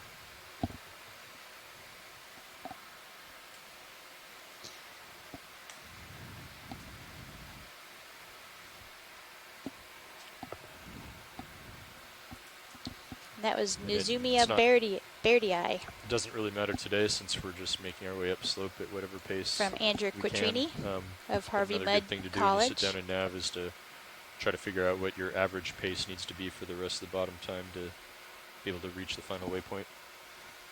So if you wanted to just kind of practice that, let's say we wanted to hit waypoint 4 right at the end of the dive, you know, we can use the calculators to figure out what our average pace needs to be to get there.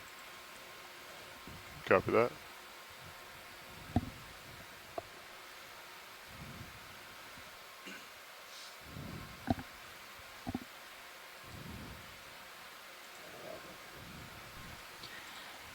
So we have not yet made a collection today, and there is some interest in a sediment / organism sample.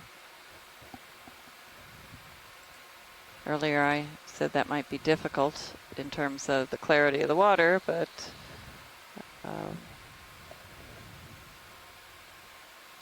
if we find maybe one of those larger mounds, we might be able to explore who lives there. Well, actually, just let me know Okay. if that's something you like. Of course, I'm always up for a sediment sample, but I am concerned about the turbidity that will result from it. Looking at 40 degrees, Sean. Certainly, if we see another of those sea pens, that would be a good excuse.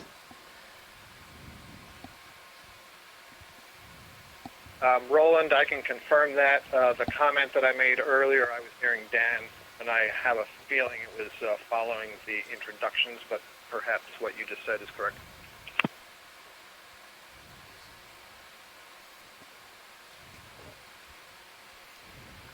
Yeah, it looks like we need to average decimal 1. Decimal 1? Decimal 1 to make it to waypoint 4. Copy that. Sure, copy that, and it is fixed Get now. that coral on the lower left. So we have more than enough time to stop and zoom in on anything that you may find. Great. Lower right now.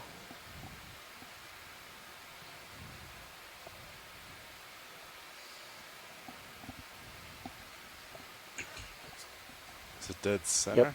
I'm going to snap it real quick. Sure. Well, actually, is this something you want better imaging of? Yeah, we'll just take a look here. Try to figure out what's going on. Looks like an anthomastus or pseudo-anthomastus, but I'm not sure what that is that that he's sitting on. Video compartial? Yeah. All right, come back in.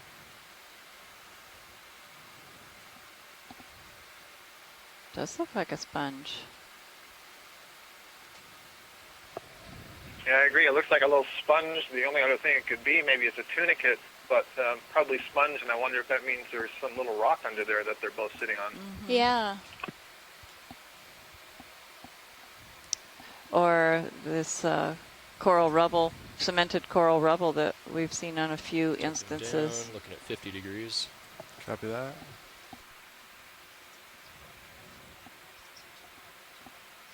Yeah. Video is clear. All right, video, when you're happy, come wide. Great, thank you. Seeing some pteropod shells on the sediment. Definitely. Go ahead, Bridge. And video, if you want to, feel free to zoom past skids whenever you want. Copy. Copy that. Let me just talk to the pilots and confirm that 4-degree turn. Copy. Pilots, are you comfortable if the ship changes heading 4 degrees? That's fine. Shouldn't affect you too much. Copy that. Sounds good. Bridge is at ROV nav. Go ahead with that ship move, or the ship heading change. Copy that. Thanks.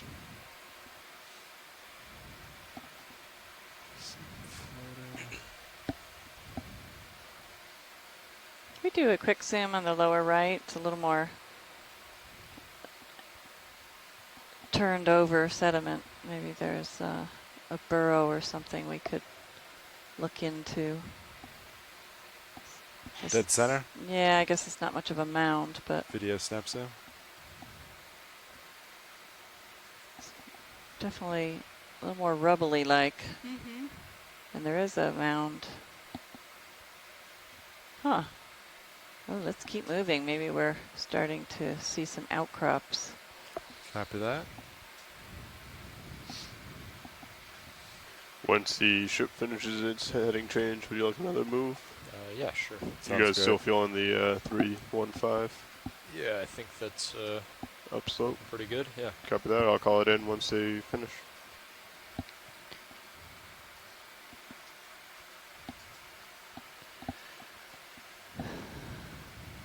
We've ascended 200 meters in this dive. It's our highest relief dive so far of this expedition.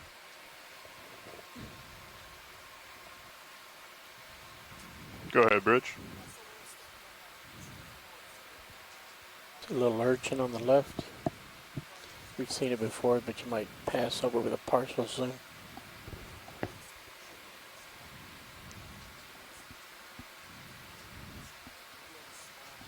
See object further up diagonal left, they're probably going to be more interested in. Copy. Just do a partial right here video. Lasers. Watch it. Any Good interest? cover, Bridge. Thank you for the update, we've and seen several that of agrees these, with what so, we're seeing down here as well. Yeah, so the thank you. organism up further We are left ready for a sounds ship move if you are. Probably exciting, more exciting. It will be left. 30 meters at 315 degrees, speed 0.2. Good copy. If we Thank get you this very much, guy Bridge. between our skids, I think we can light that up really nice. And pilots, I just put another move, 30 meters, 315. Copy. Copy that. Copy. I'm going to go a little to your port. That's fine. Auto heading's a little It's off like another anyway, sea pen. so I can come to port.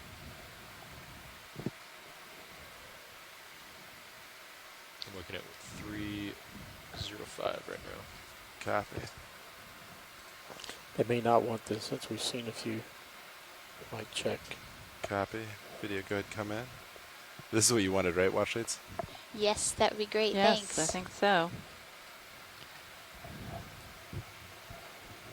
And if we can use the scoop, that would be.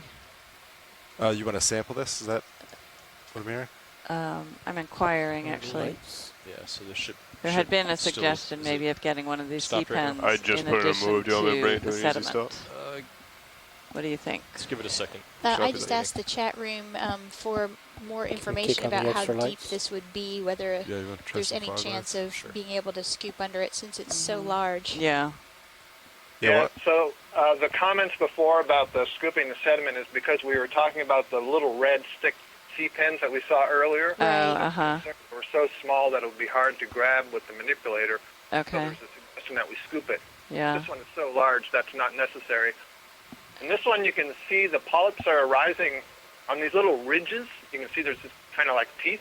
Yeah. So this may be different for the day. This looks to me a little bit like Halipterus. So do you think that it would be collectible if we tried, or even necessary? This should be easily collectible. Uh-huh. As a snip or as a scoop or what? Or you know, the entire or just a snip? Just grabbing it.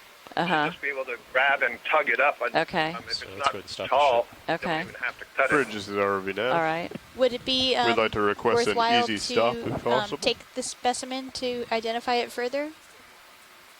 Good copy. Thank you, Bridge. Well, this is not the one I believe that we've been seeing all day. It's very top this may right be if the we first can. observation of this, so it's not See what you know, looks the like dominant of the day. spikes. And I would have to look in my notes to see if I can see anything about how common it is in this area or if this represents a range extension. I see that Andrea Quattrini is also suggesting Halipterus, and I wonder, Andrea, if you can tell us, do you know of this from the East Coast or the Southeast? And pilots, for your information, I do not believe we have any See samples, those so little all white bio dots? boxes should be available.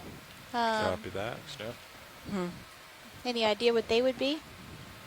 Yeah, the white dots are likely siphonozoids, so those would be highly modified polyps that have no tentacles. And in some species, they're used to store the eggs as they're developing.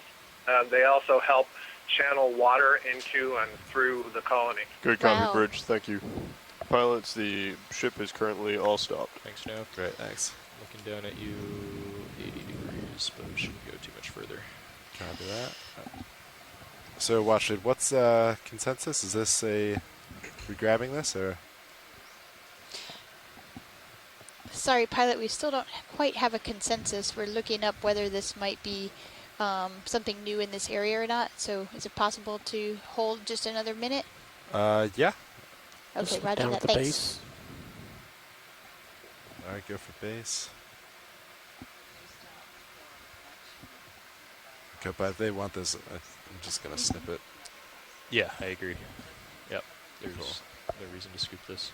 Yeah, all the Halicturus that I have, at least in my database, are from the Pacific. That doesn't mean very much beyond that I haven't collected it in the Atlantic. And Andrea is saying that she's observed it during Canex. I think that was expeditions that were up in the northeast Atlantic Canyon, but it was never collected. So I think this is worthy of a collection. Well, great. Thanks very much for looking into that. Right. Pilot, did you hear that?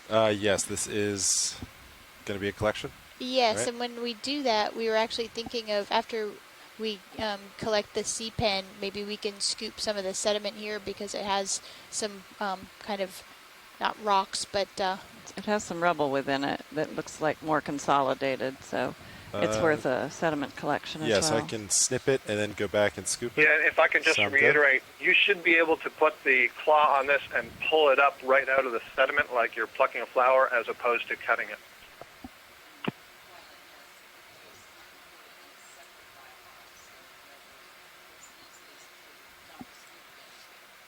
Yeah, copy that. Copilot, can you get Joylock, please? Sure. I'll get you prepped for a sample.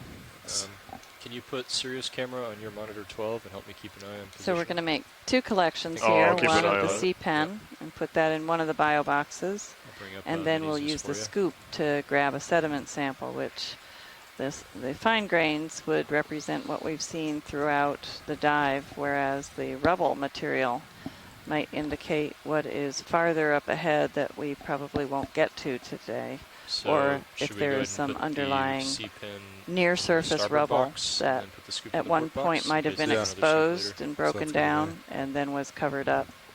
But regardless, So we'll Sirius have is looking back at 101. a little We've got a 20 window meter delta. into what the sediment I think, structure is here. We're fine, but help me keep an eye on it. It doesn't seem We'll to be lose a lot of working. the fine Monitor grain 12 material, and no then doubt, slide one. in the collection. You can hit it's sled 1 SD or whatever on the bottom row, the very bottom Gotcha. row. Yeah. All right. So Washleads, did I Copy say to try to pluck it with the fingers as opposed to snipping it?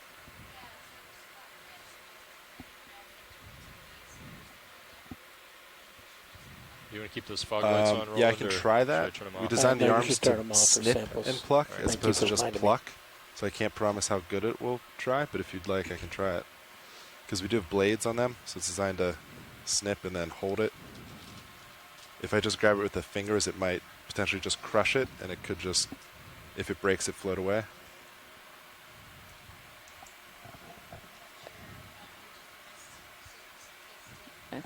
I think probably either, as long as you can grasp it, cutting wouldn't be a bad option if you can't pull it out of the sediments. But Yeah, I'd just like to say that the peduncle is important, so it would be preferable to pull it out of the sediment than to cut it. right. Copy. I can try to pluck it, but if it's brittle in any way, it might not end well. And Scott, you think the peduncle is too deep to scoop it? Well, I just don't think you need to. I could, think it'll you could easily dig the come out of the fingers into the sediment here. sediment I a little bit expect and it's try to grab maybe the peduncle. 4 or 5 sediments into there. Yeah. Excuse me, Right, 4 or 5 but the centimeters, pilot's not more than worried 10 that centimeters. it'll be cut with the blade. I'll try to. Understood. I'll see what I can do. Watch Yeah, it. yeah, maybe if you grab the sediment with it.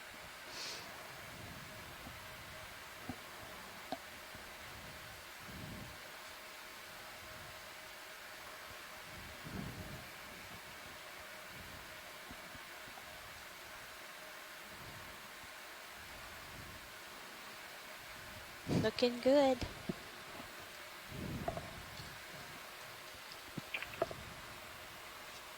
As always, Zen masters out there. Yes. Okay, it's fully extended.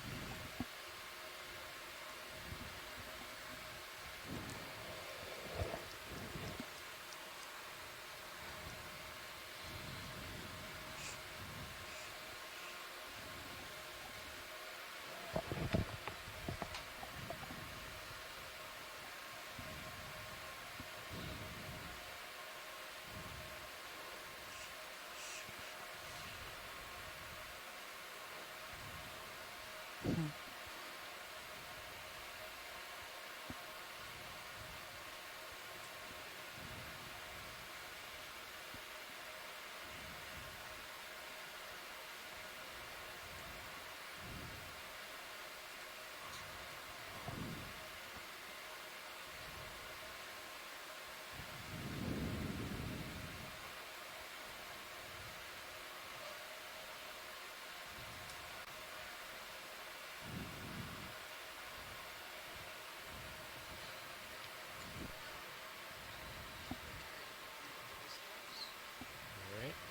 Sure. Scoop. Yeah. Okay, clear? Yep. Track and draw. And that is bio specimen number 1 and the starboard I'm gonna inboard go bio ahead box. and get the port bio box. I don't know ready. if anybody has seen Yeah, copy that. or knows much about different species of Holypterus, but there is Holypterus christii that's known from the western Atlantic U.S. coast into Canada. It's listed as subtropical, so maybe this would be... Pilot, this is watch lead. Yeah, watch it. Go ahead. If you can also include a brittle star in the scoop selection or that collection, that would be a bonus. Do you want me to... So the brittle stars are away from where we just plucked it, though. Is that... Do you want me to scoop where we plucked it, or... If you... It doesn't have to be the same place that you plucked, yeah. Oh, I can just... Okay. Yes. I can just scoop Yeah, this a is a very separate sample from the previous. Copy that. Thank you. All right, do you want to bring... Wing inboard? Starboard wing a little? All right, coming in. Perfect.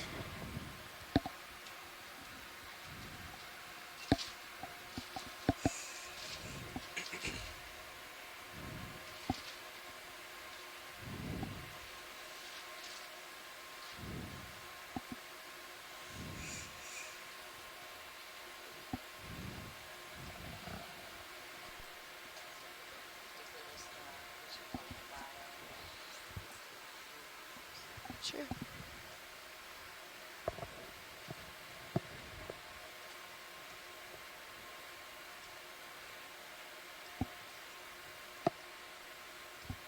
I'm gonna wing outboard.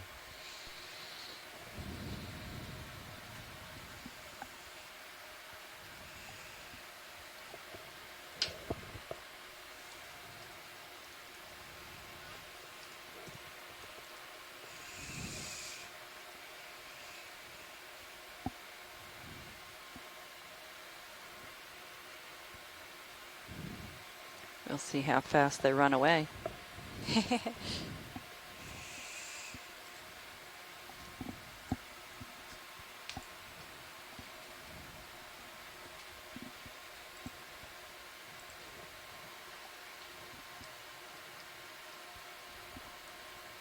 Oh, I think they both escaped. Oh, we got one in the scoop there. Now, if you look at the quad split, you can see it's still in the shot. There is one still in. Oh, great. You see it in the... Yeah, yeah. Yep. Right, excellent. Great. Yeah, go for extension. All right, so this will be bio 2 sample. I just hit the bottom of the wing. I think that's full extension though. Yeah, okay. Great. Can you... I will tilt down. Yeah, awesome.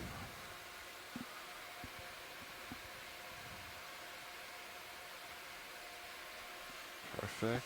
Yep, coming up.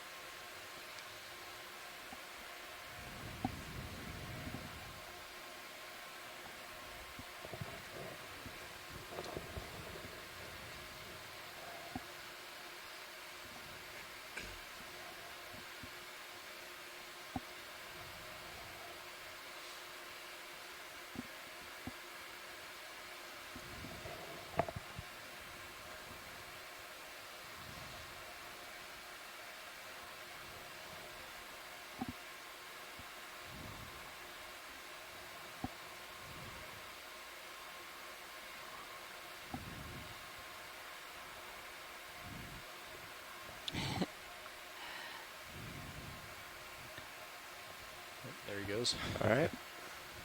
Got a bunch of sediment there, looks like the... Couple more taps should get it. You could kind of like kind of jiggle one of your joints. Sticky stuff.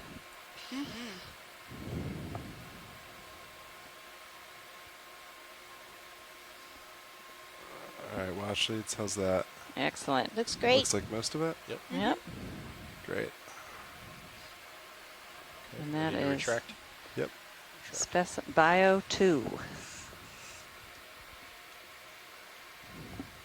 we'll wing inboard a bit for you to stow.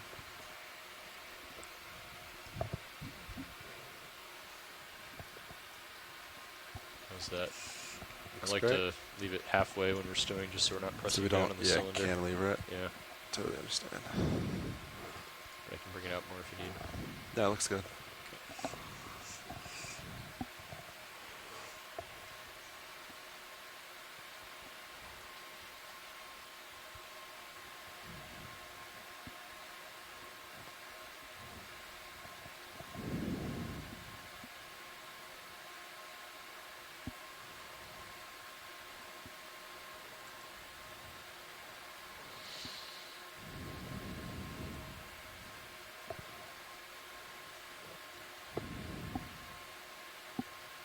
All right. All right.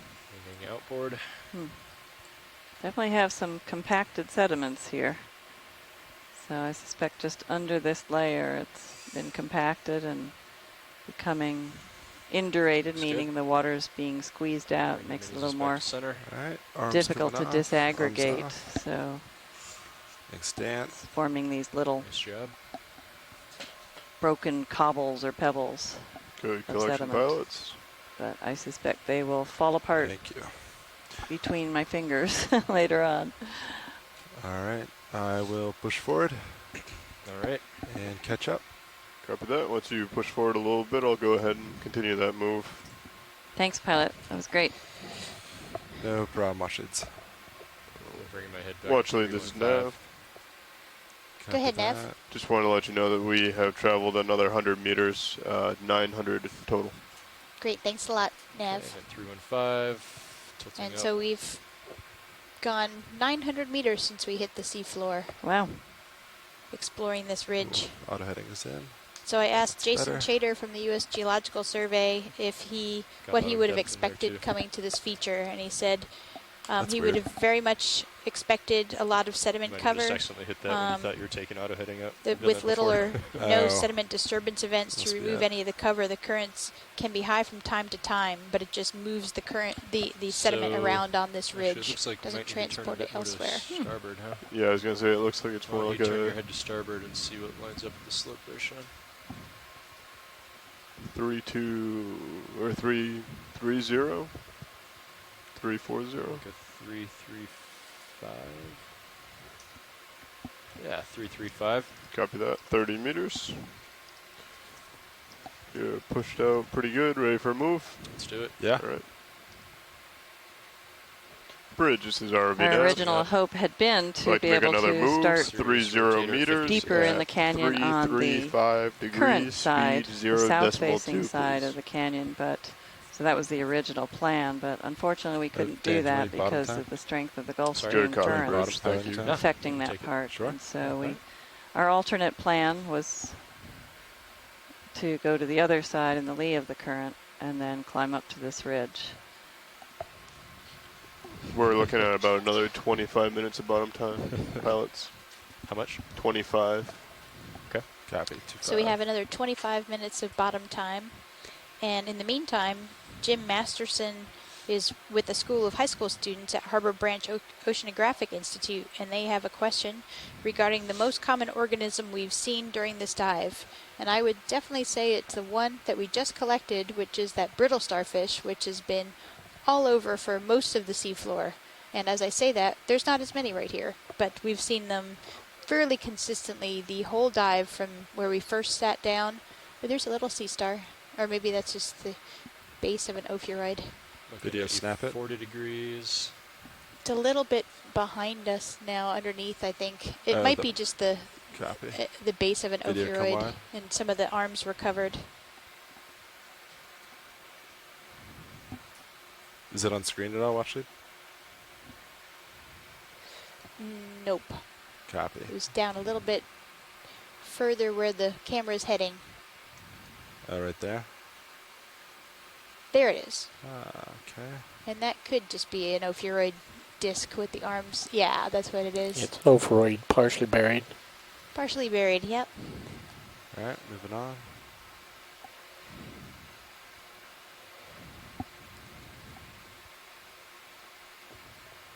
Yeah, so Scott Francis' comment was that sea pens have been the most common as a general group. And so if you're looking at biomass, it was probably ophiuroids. If you're looking at biodiversity, which is the multiple species, how many species are there, then yes, I would say that sea pens 1935 UTC will start the most diverse. lining up to come to the surface. Okay, start setting up at 1935.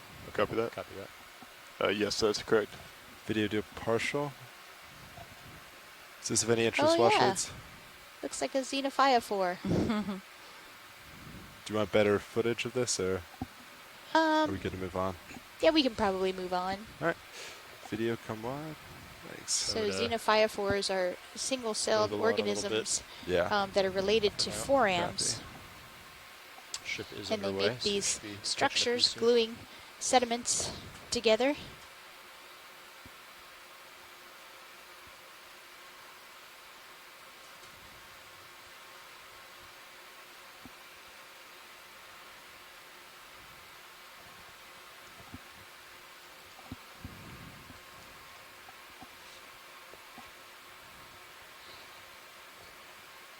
Getting back to the harbor branch question, if you're looking within the sea pens, the Disticoptilum is the one that we've seen probably most common here, and that's the small red one. And if we do see another one of those, we'll also collect that as a representative of this habitat here.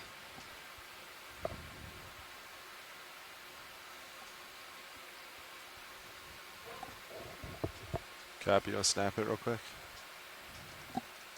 Any interest, Watchleads?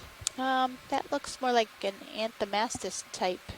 It's not as red as the ones we've seen, but it does look like that, doesn't it? It looks like it has an amphipod right in the center of one of those, or crawling around the back now. I wonder if it could be a very young umbellula. Oh, yeah, maybe. Just starting to sprout its stalk. Or maybe one of those question mark ones. Hard to see. But we'd probably want to move on and look for another one of the more common sea pens, right, Scott?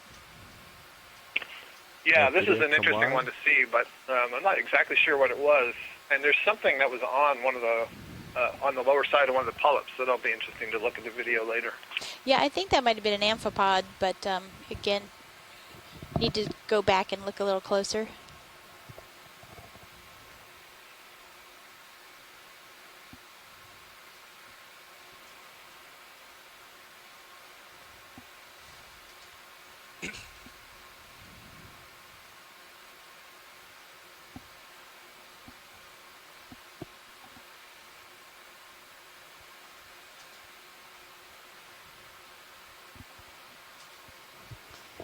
Want to look at the crinoid? Watchlead, any interest on crinoid coming center?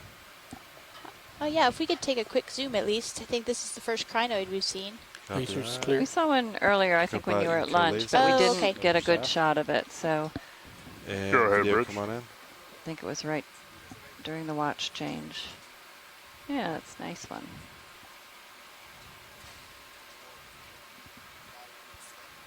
Good copy. Let me just double check with pilots, and I'll give you a quick call back. It's a perfect time to do that. Yeah. Excellent. Bridges is nav. That's a perfect time to do that. You're coming to port, so 230. Good copy. Thank you very much.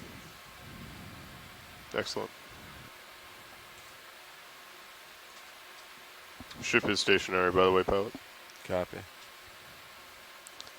All right, video whenever you're Video's happy. clear. Copy that. You can lift off. Lifting off.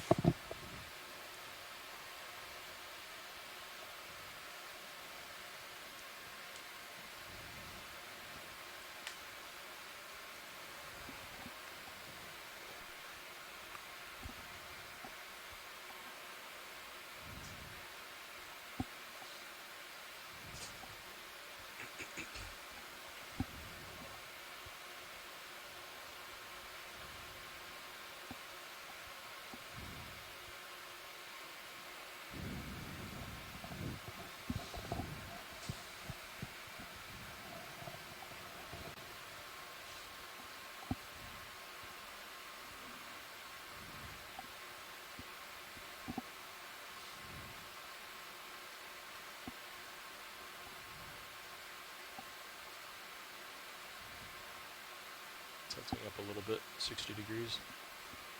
Copy that.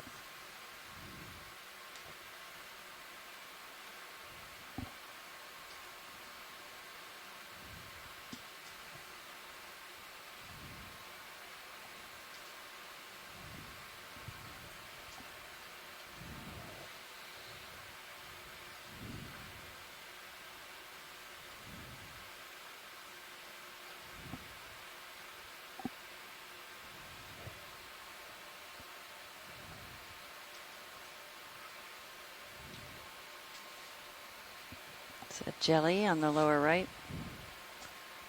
Yeah, video, let's snap it as it goes underneath. Let's be quick.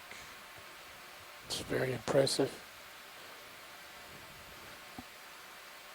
Can we throw on the extra lights and hope You that can it see right gets it? through it. You It's can. neat. It just looks like a ring. Just a second video. Drift forward towards it. Yep. Good copy, Bridge. There's some New heading streaming of 230. Yeah, video, I'm pretty just gonna let color. it flow Beautiful. out because I'm drifting to the side. And Wow. There, not you can see close. it. Very close. Full wide. That's a very cool color. I don't remember seeing that, and at Nice first it and good. reminds me of all the slides that we see stained that we use in our teaching classrooms. Uh-huh. Looks like Yeah, that's true. Thanks, co-pilot. Okay, pilot, once you get back to the middle of the screen, it looks Stephanie like Bush you guys just may be came ready for in. another move. I'm going to give her the The headphones. ship's Might still need to rotating, or? adjust. The ship is done. The ship ended its move at 1914, so 3 minutes ago. The rotation? I didn't get a heading good change? look at The that heading last change large has been jelly, but achieved. I think it was still Okay, misses. great. Yeah, let me get center.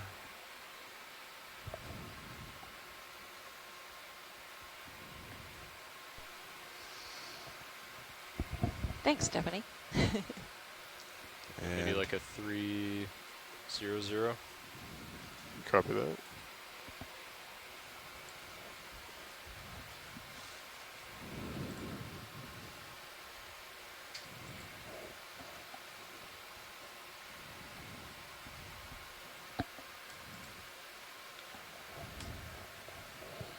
I will call it in. Great. Bridge, this is RV Nav. We'd like to have another move of 30 meters at 300 degrees, speed 0.2 knots, please. Oh, a Venus flytrap anemone. Looks like he's seen better days. Yeah. I You wonder wanna what snap he's this holding video? on to. Yeah. That would be 300. This is very curious. Where are they getting these Good copy, Bridge. Thank you. pieces of substrate?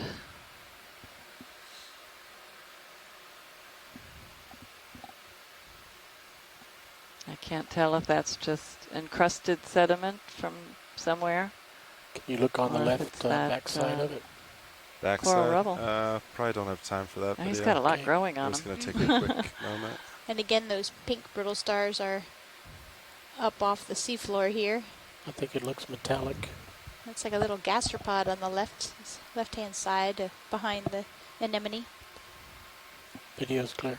Great. Go ahead, come wide.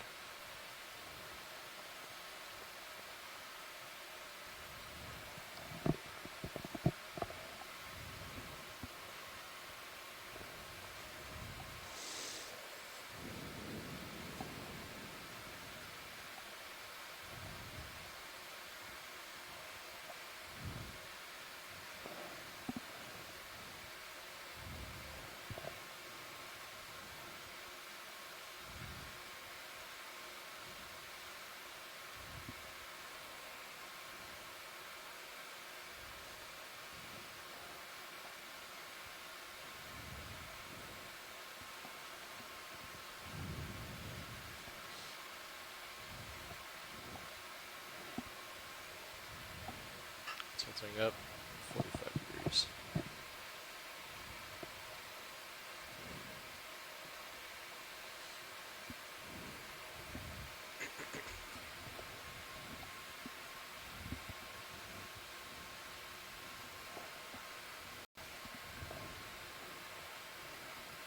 And Jim Masterson from Harbor Branch asked another question from a student, which was, what are the similarities, if any, and differences between the environment and organisms seen during today's dive versus that seen during in the Marianas Trench. And I'm glad that Scott France was able to answer that, because I've never been to the Marianas Trench. But in general, there would be fewer suspension feeders in the trench because it is much deeper and has less food available and weaker currents.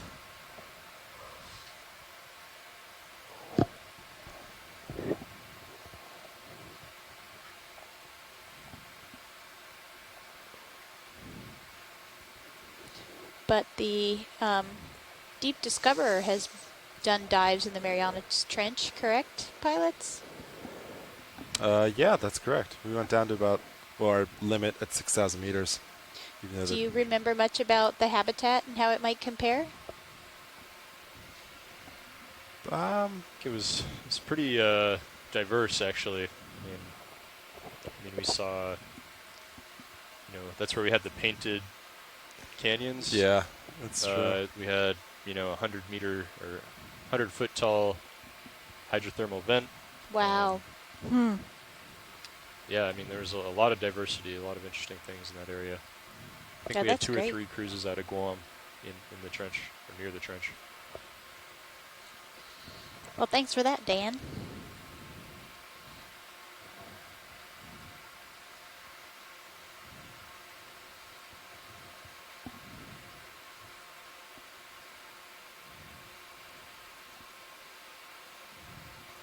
Oh, and so a correction about the Venus flytrap anemone, the one we just saw.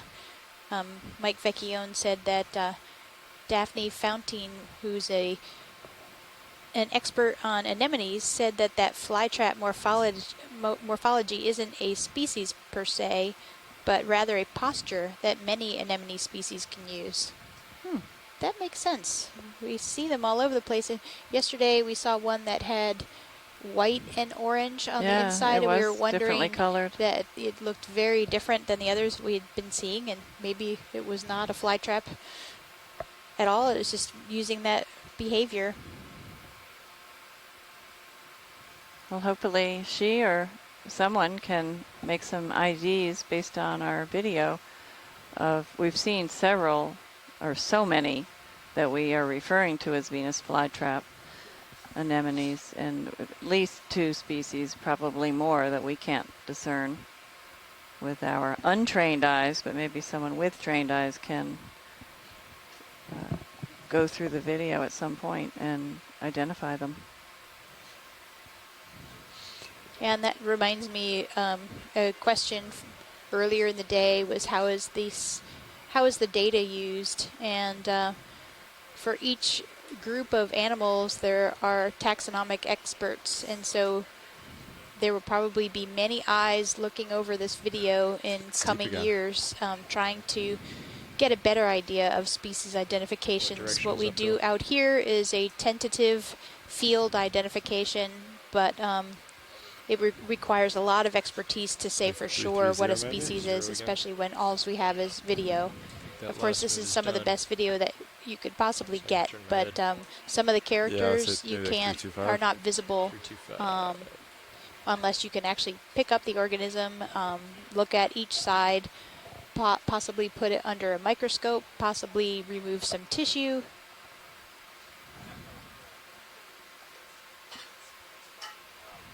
Good copy, Bridge. Thank you. Video swapping out. Great. Thanks, video. We passed over at least 2, and this might be a 3rd coming up on the horizon, or on the right, but some more sun stars, the Celestered. Celestered is the group, but what is the genus here? I think its genus is Celestered. Celestered, okay. Well, actually, do you have any interest on zooms for that, or? Should we zoom? Why not? Sure. For those people viewing who haven't been with us for a while. Video, if you're able. Yeah. Awesome, thank you.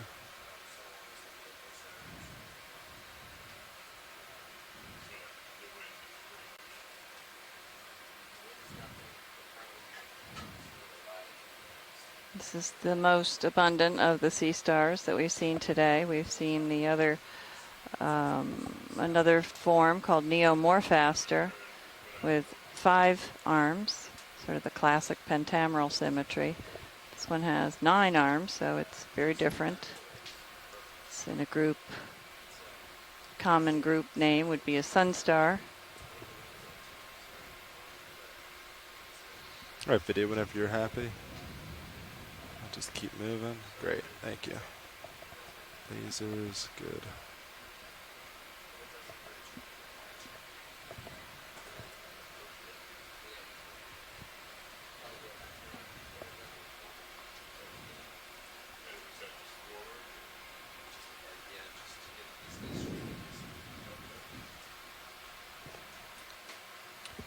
All right, Nav, when you're ready, Yeah, do another move move. toward like a 320. Copy that. 320.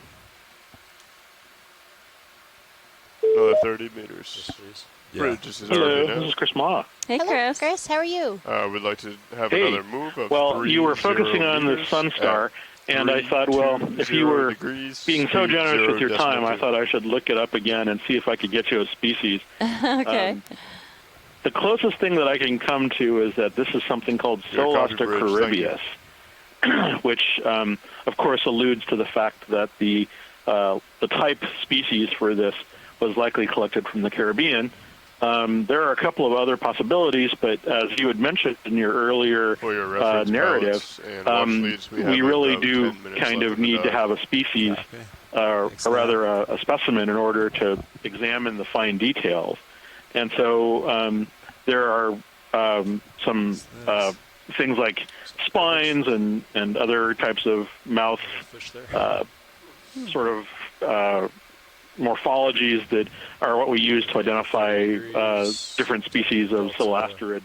Celester, although it's a fairly distinctive animal found all around the world, they look remarkably alike, but they're found in almost every ocean, from the Arctic to the Antarctic, and every ocean in between, mostly in cold water settings.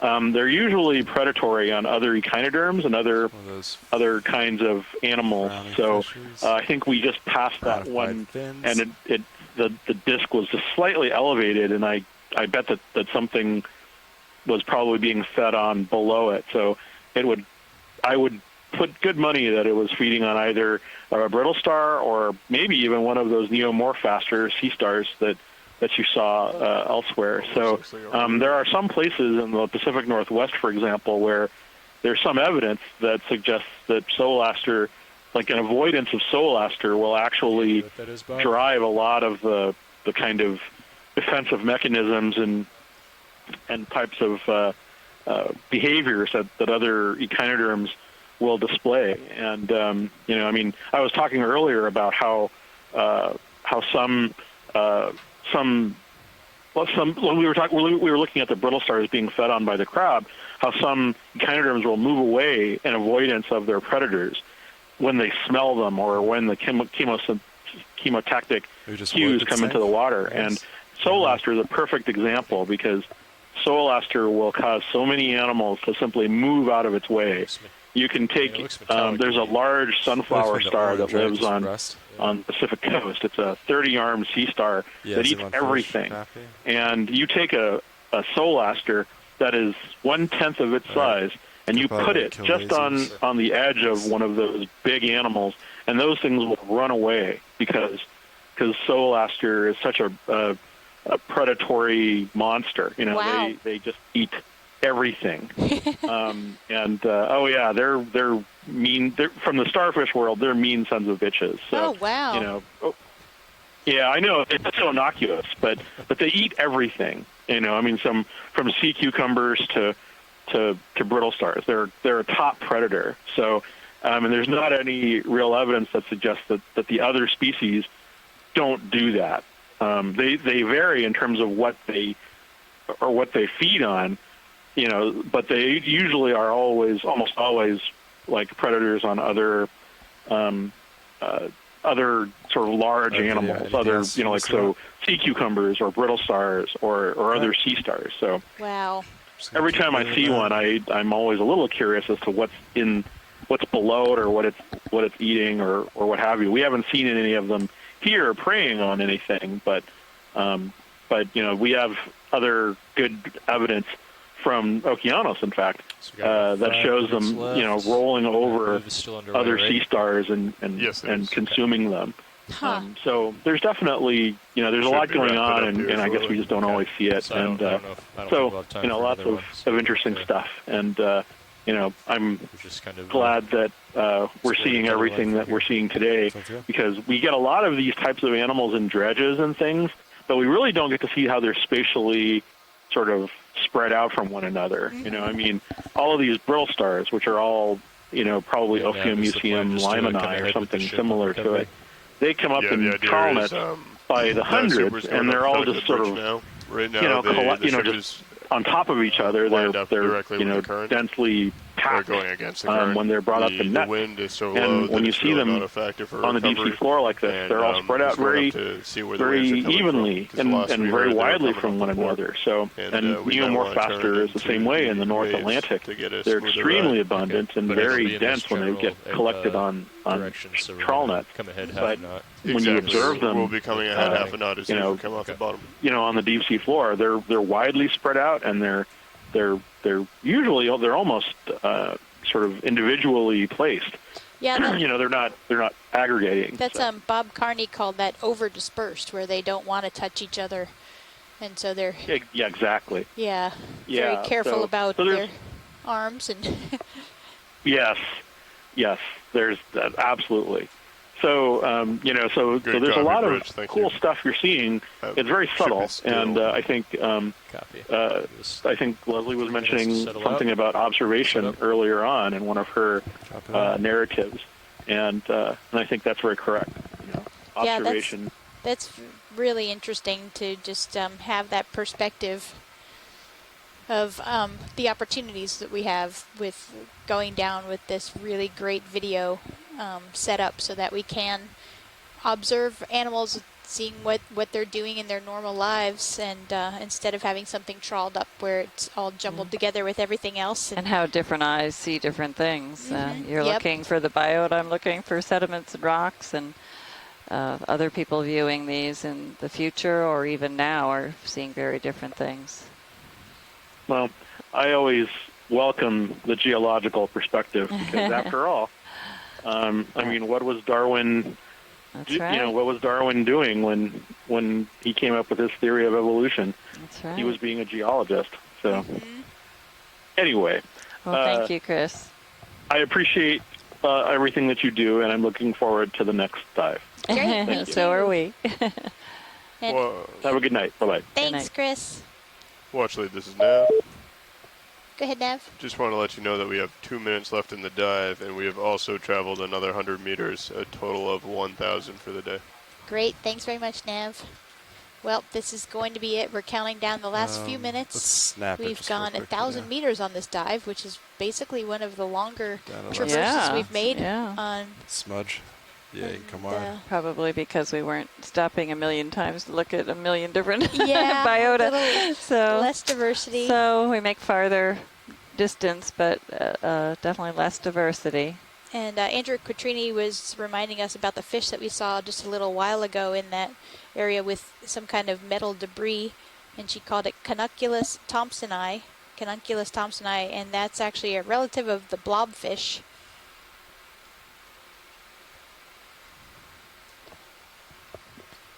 And Jim Masterson said that the students in his group are interested to hear different opinions on the most interesting or exciting organism you've encountered on this dive. I have to say that I just love seeing those bobtail squid. That would be my top. I like the echinoderm with the bulbous spines that are like hypodermic needles. I'm an echinoderm fan, definitely not an expert like Chris Ma, but I've really enjoyed seeing those. They're very colorful and all sorts of modifications for protection. Push and stretch the tether out. I'm going to say a shout out to the video crew for that Neolithotes king crab we saw feeding on the ophiuroid on the Brittle Star. The camera work was so fantastic, the lighting, that we could see all the different mouth parts and how they're used to manipulate and feed. Great stuff. It really was. It That was. was spectacular. Yeah, that was the highlight of the day in terms of observations. And it also was quite revealing because we had been talking about what eats these brittle stars because they're everywhere. And then we saw what happens to some of them at least. Okay, pilots, it looks like you guys have already started, but just a reminder, we are ready. Here we should start preparing to come off bottom. Copy that. And I didn't see too much in the chat room about what those metal objects here, were. I suggested it Say might again? be trawling What gear would you and like to maybe do even here? some chain associated with that. I Let's don't see know. If we come up maybe If 20 anyone meters. had other ideas that I and missed in the then chat room. I could back underneath you, and then we could just rotate and stretch out. But clearly man-made, clearly marine debris. But at the very least, it was hard substrate for a variety of organisms. And we are going to have a dive planning call for our dive tomorrow, which is the Pamlico Deep site. So we're going to be going much deeper tomorrow. We have no idea what we're going to see there. Well, we're likely to see a lot of sediment, but we're hoping also, because we'll be climbing a vertical, Copy that. Sounds good. or a steep wall, we're hoping it'll be Wash vertical Leads, in we are places, coming and off we'll bottom. see some rock exposure Roger there. that, pilot. But we wanted to do one very deep dive just to sort of do the range of depths. Yesterday was our shallowest dive to date, and tomorrow is our deepest dive. And we'll be at the long extending base of the Pamlico Canyon off of the North Carolina coast. And I believe water depths are something like 3,500 meters where we're going. I have to check my notes. But yeah, 3,400 Okay, meters. pilots, and once we get lined up, are you comfortable with bringing the ship ahead to Stand by, decimal 5 over ground? So thank you for you wanna put following a along with us auto today. depth maybe, and I'll hold my altitude here. Sounds good. Delta about 20. We've seen a lot of interesting organisms living on a Let's very see. similar substrate throughout the day. Just back and forth variations me. in the I just gotta slope turn to and port periodically changes in degrees. velocity of the current, but really I'm not looking that down different. So it's given us some insight of what that type of feature I'm gonna turn to in a port. submarine canyon Sounds good. may hold for these depth ranges, certainly in Stand this by, area. tether, you see Yeah, it? I'm looking Definitely, I think we can conclude it is not good substrate for deep sea corals So and I think you gotta sponges. turn We to had port hoped to anyway, find right? So some that'll help areas with that. exposed rock at the top of that ridge. I'll Yeah, come it's up a coming couple up more too. meters. Yep. Looks good. What was that, Casey? So I'm lined up now.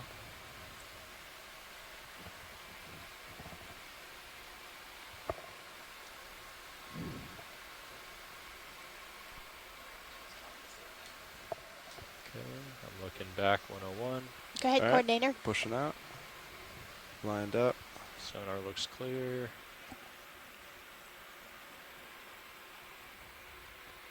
Tether's above me. Yep. So thank you again. This concludes Dive 11 of the Windows to the Deep 2018 expedition. I'm Leslie Sauter from the College of Charleston as the Geology Science Lead. And I'm Cheryl Morrison from the U.S. Geological Survey, the Biology Science Lead. And we hope that we'll see you tomorrow, or you'll see us tomorrow. And we also hope that our chat room participants stay on the line for our dive planning call. Aft camera. Yep, looks good.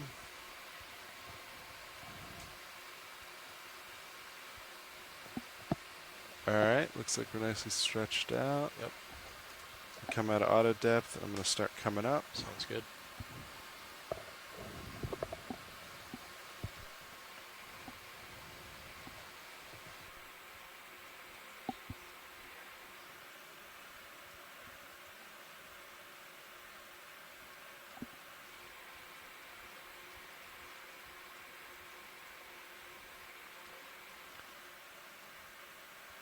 Start putting in Z bias, ramping up.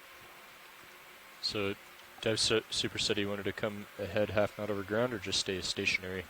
He said that we could come ahead half knot over ground if that works with you. Okay.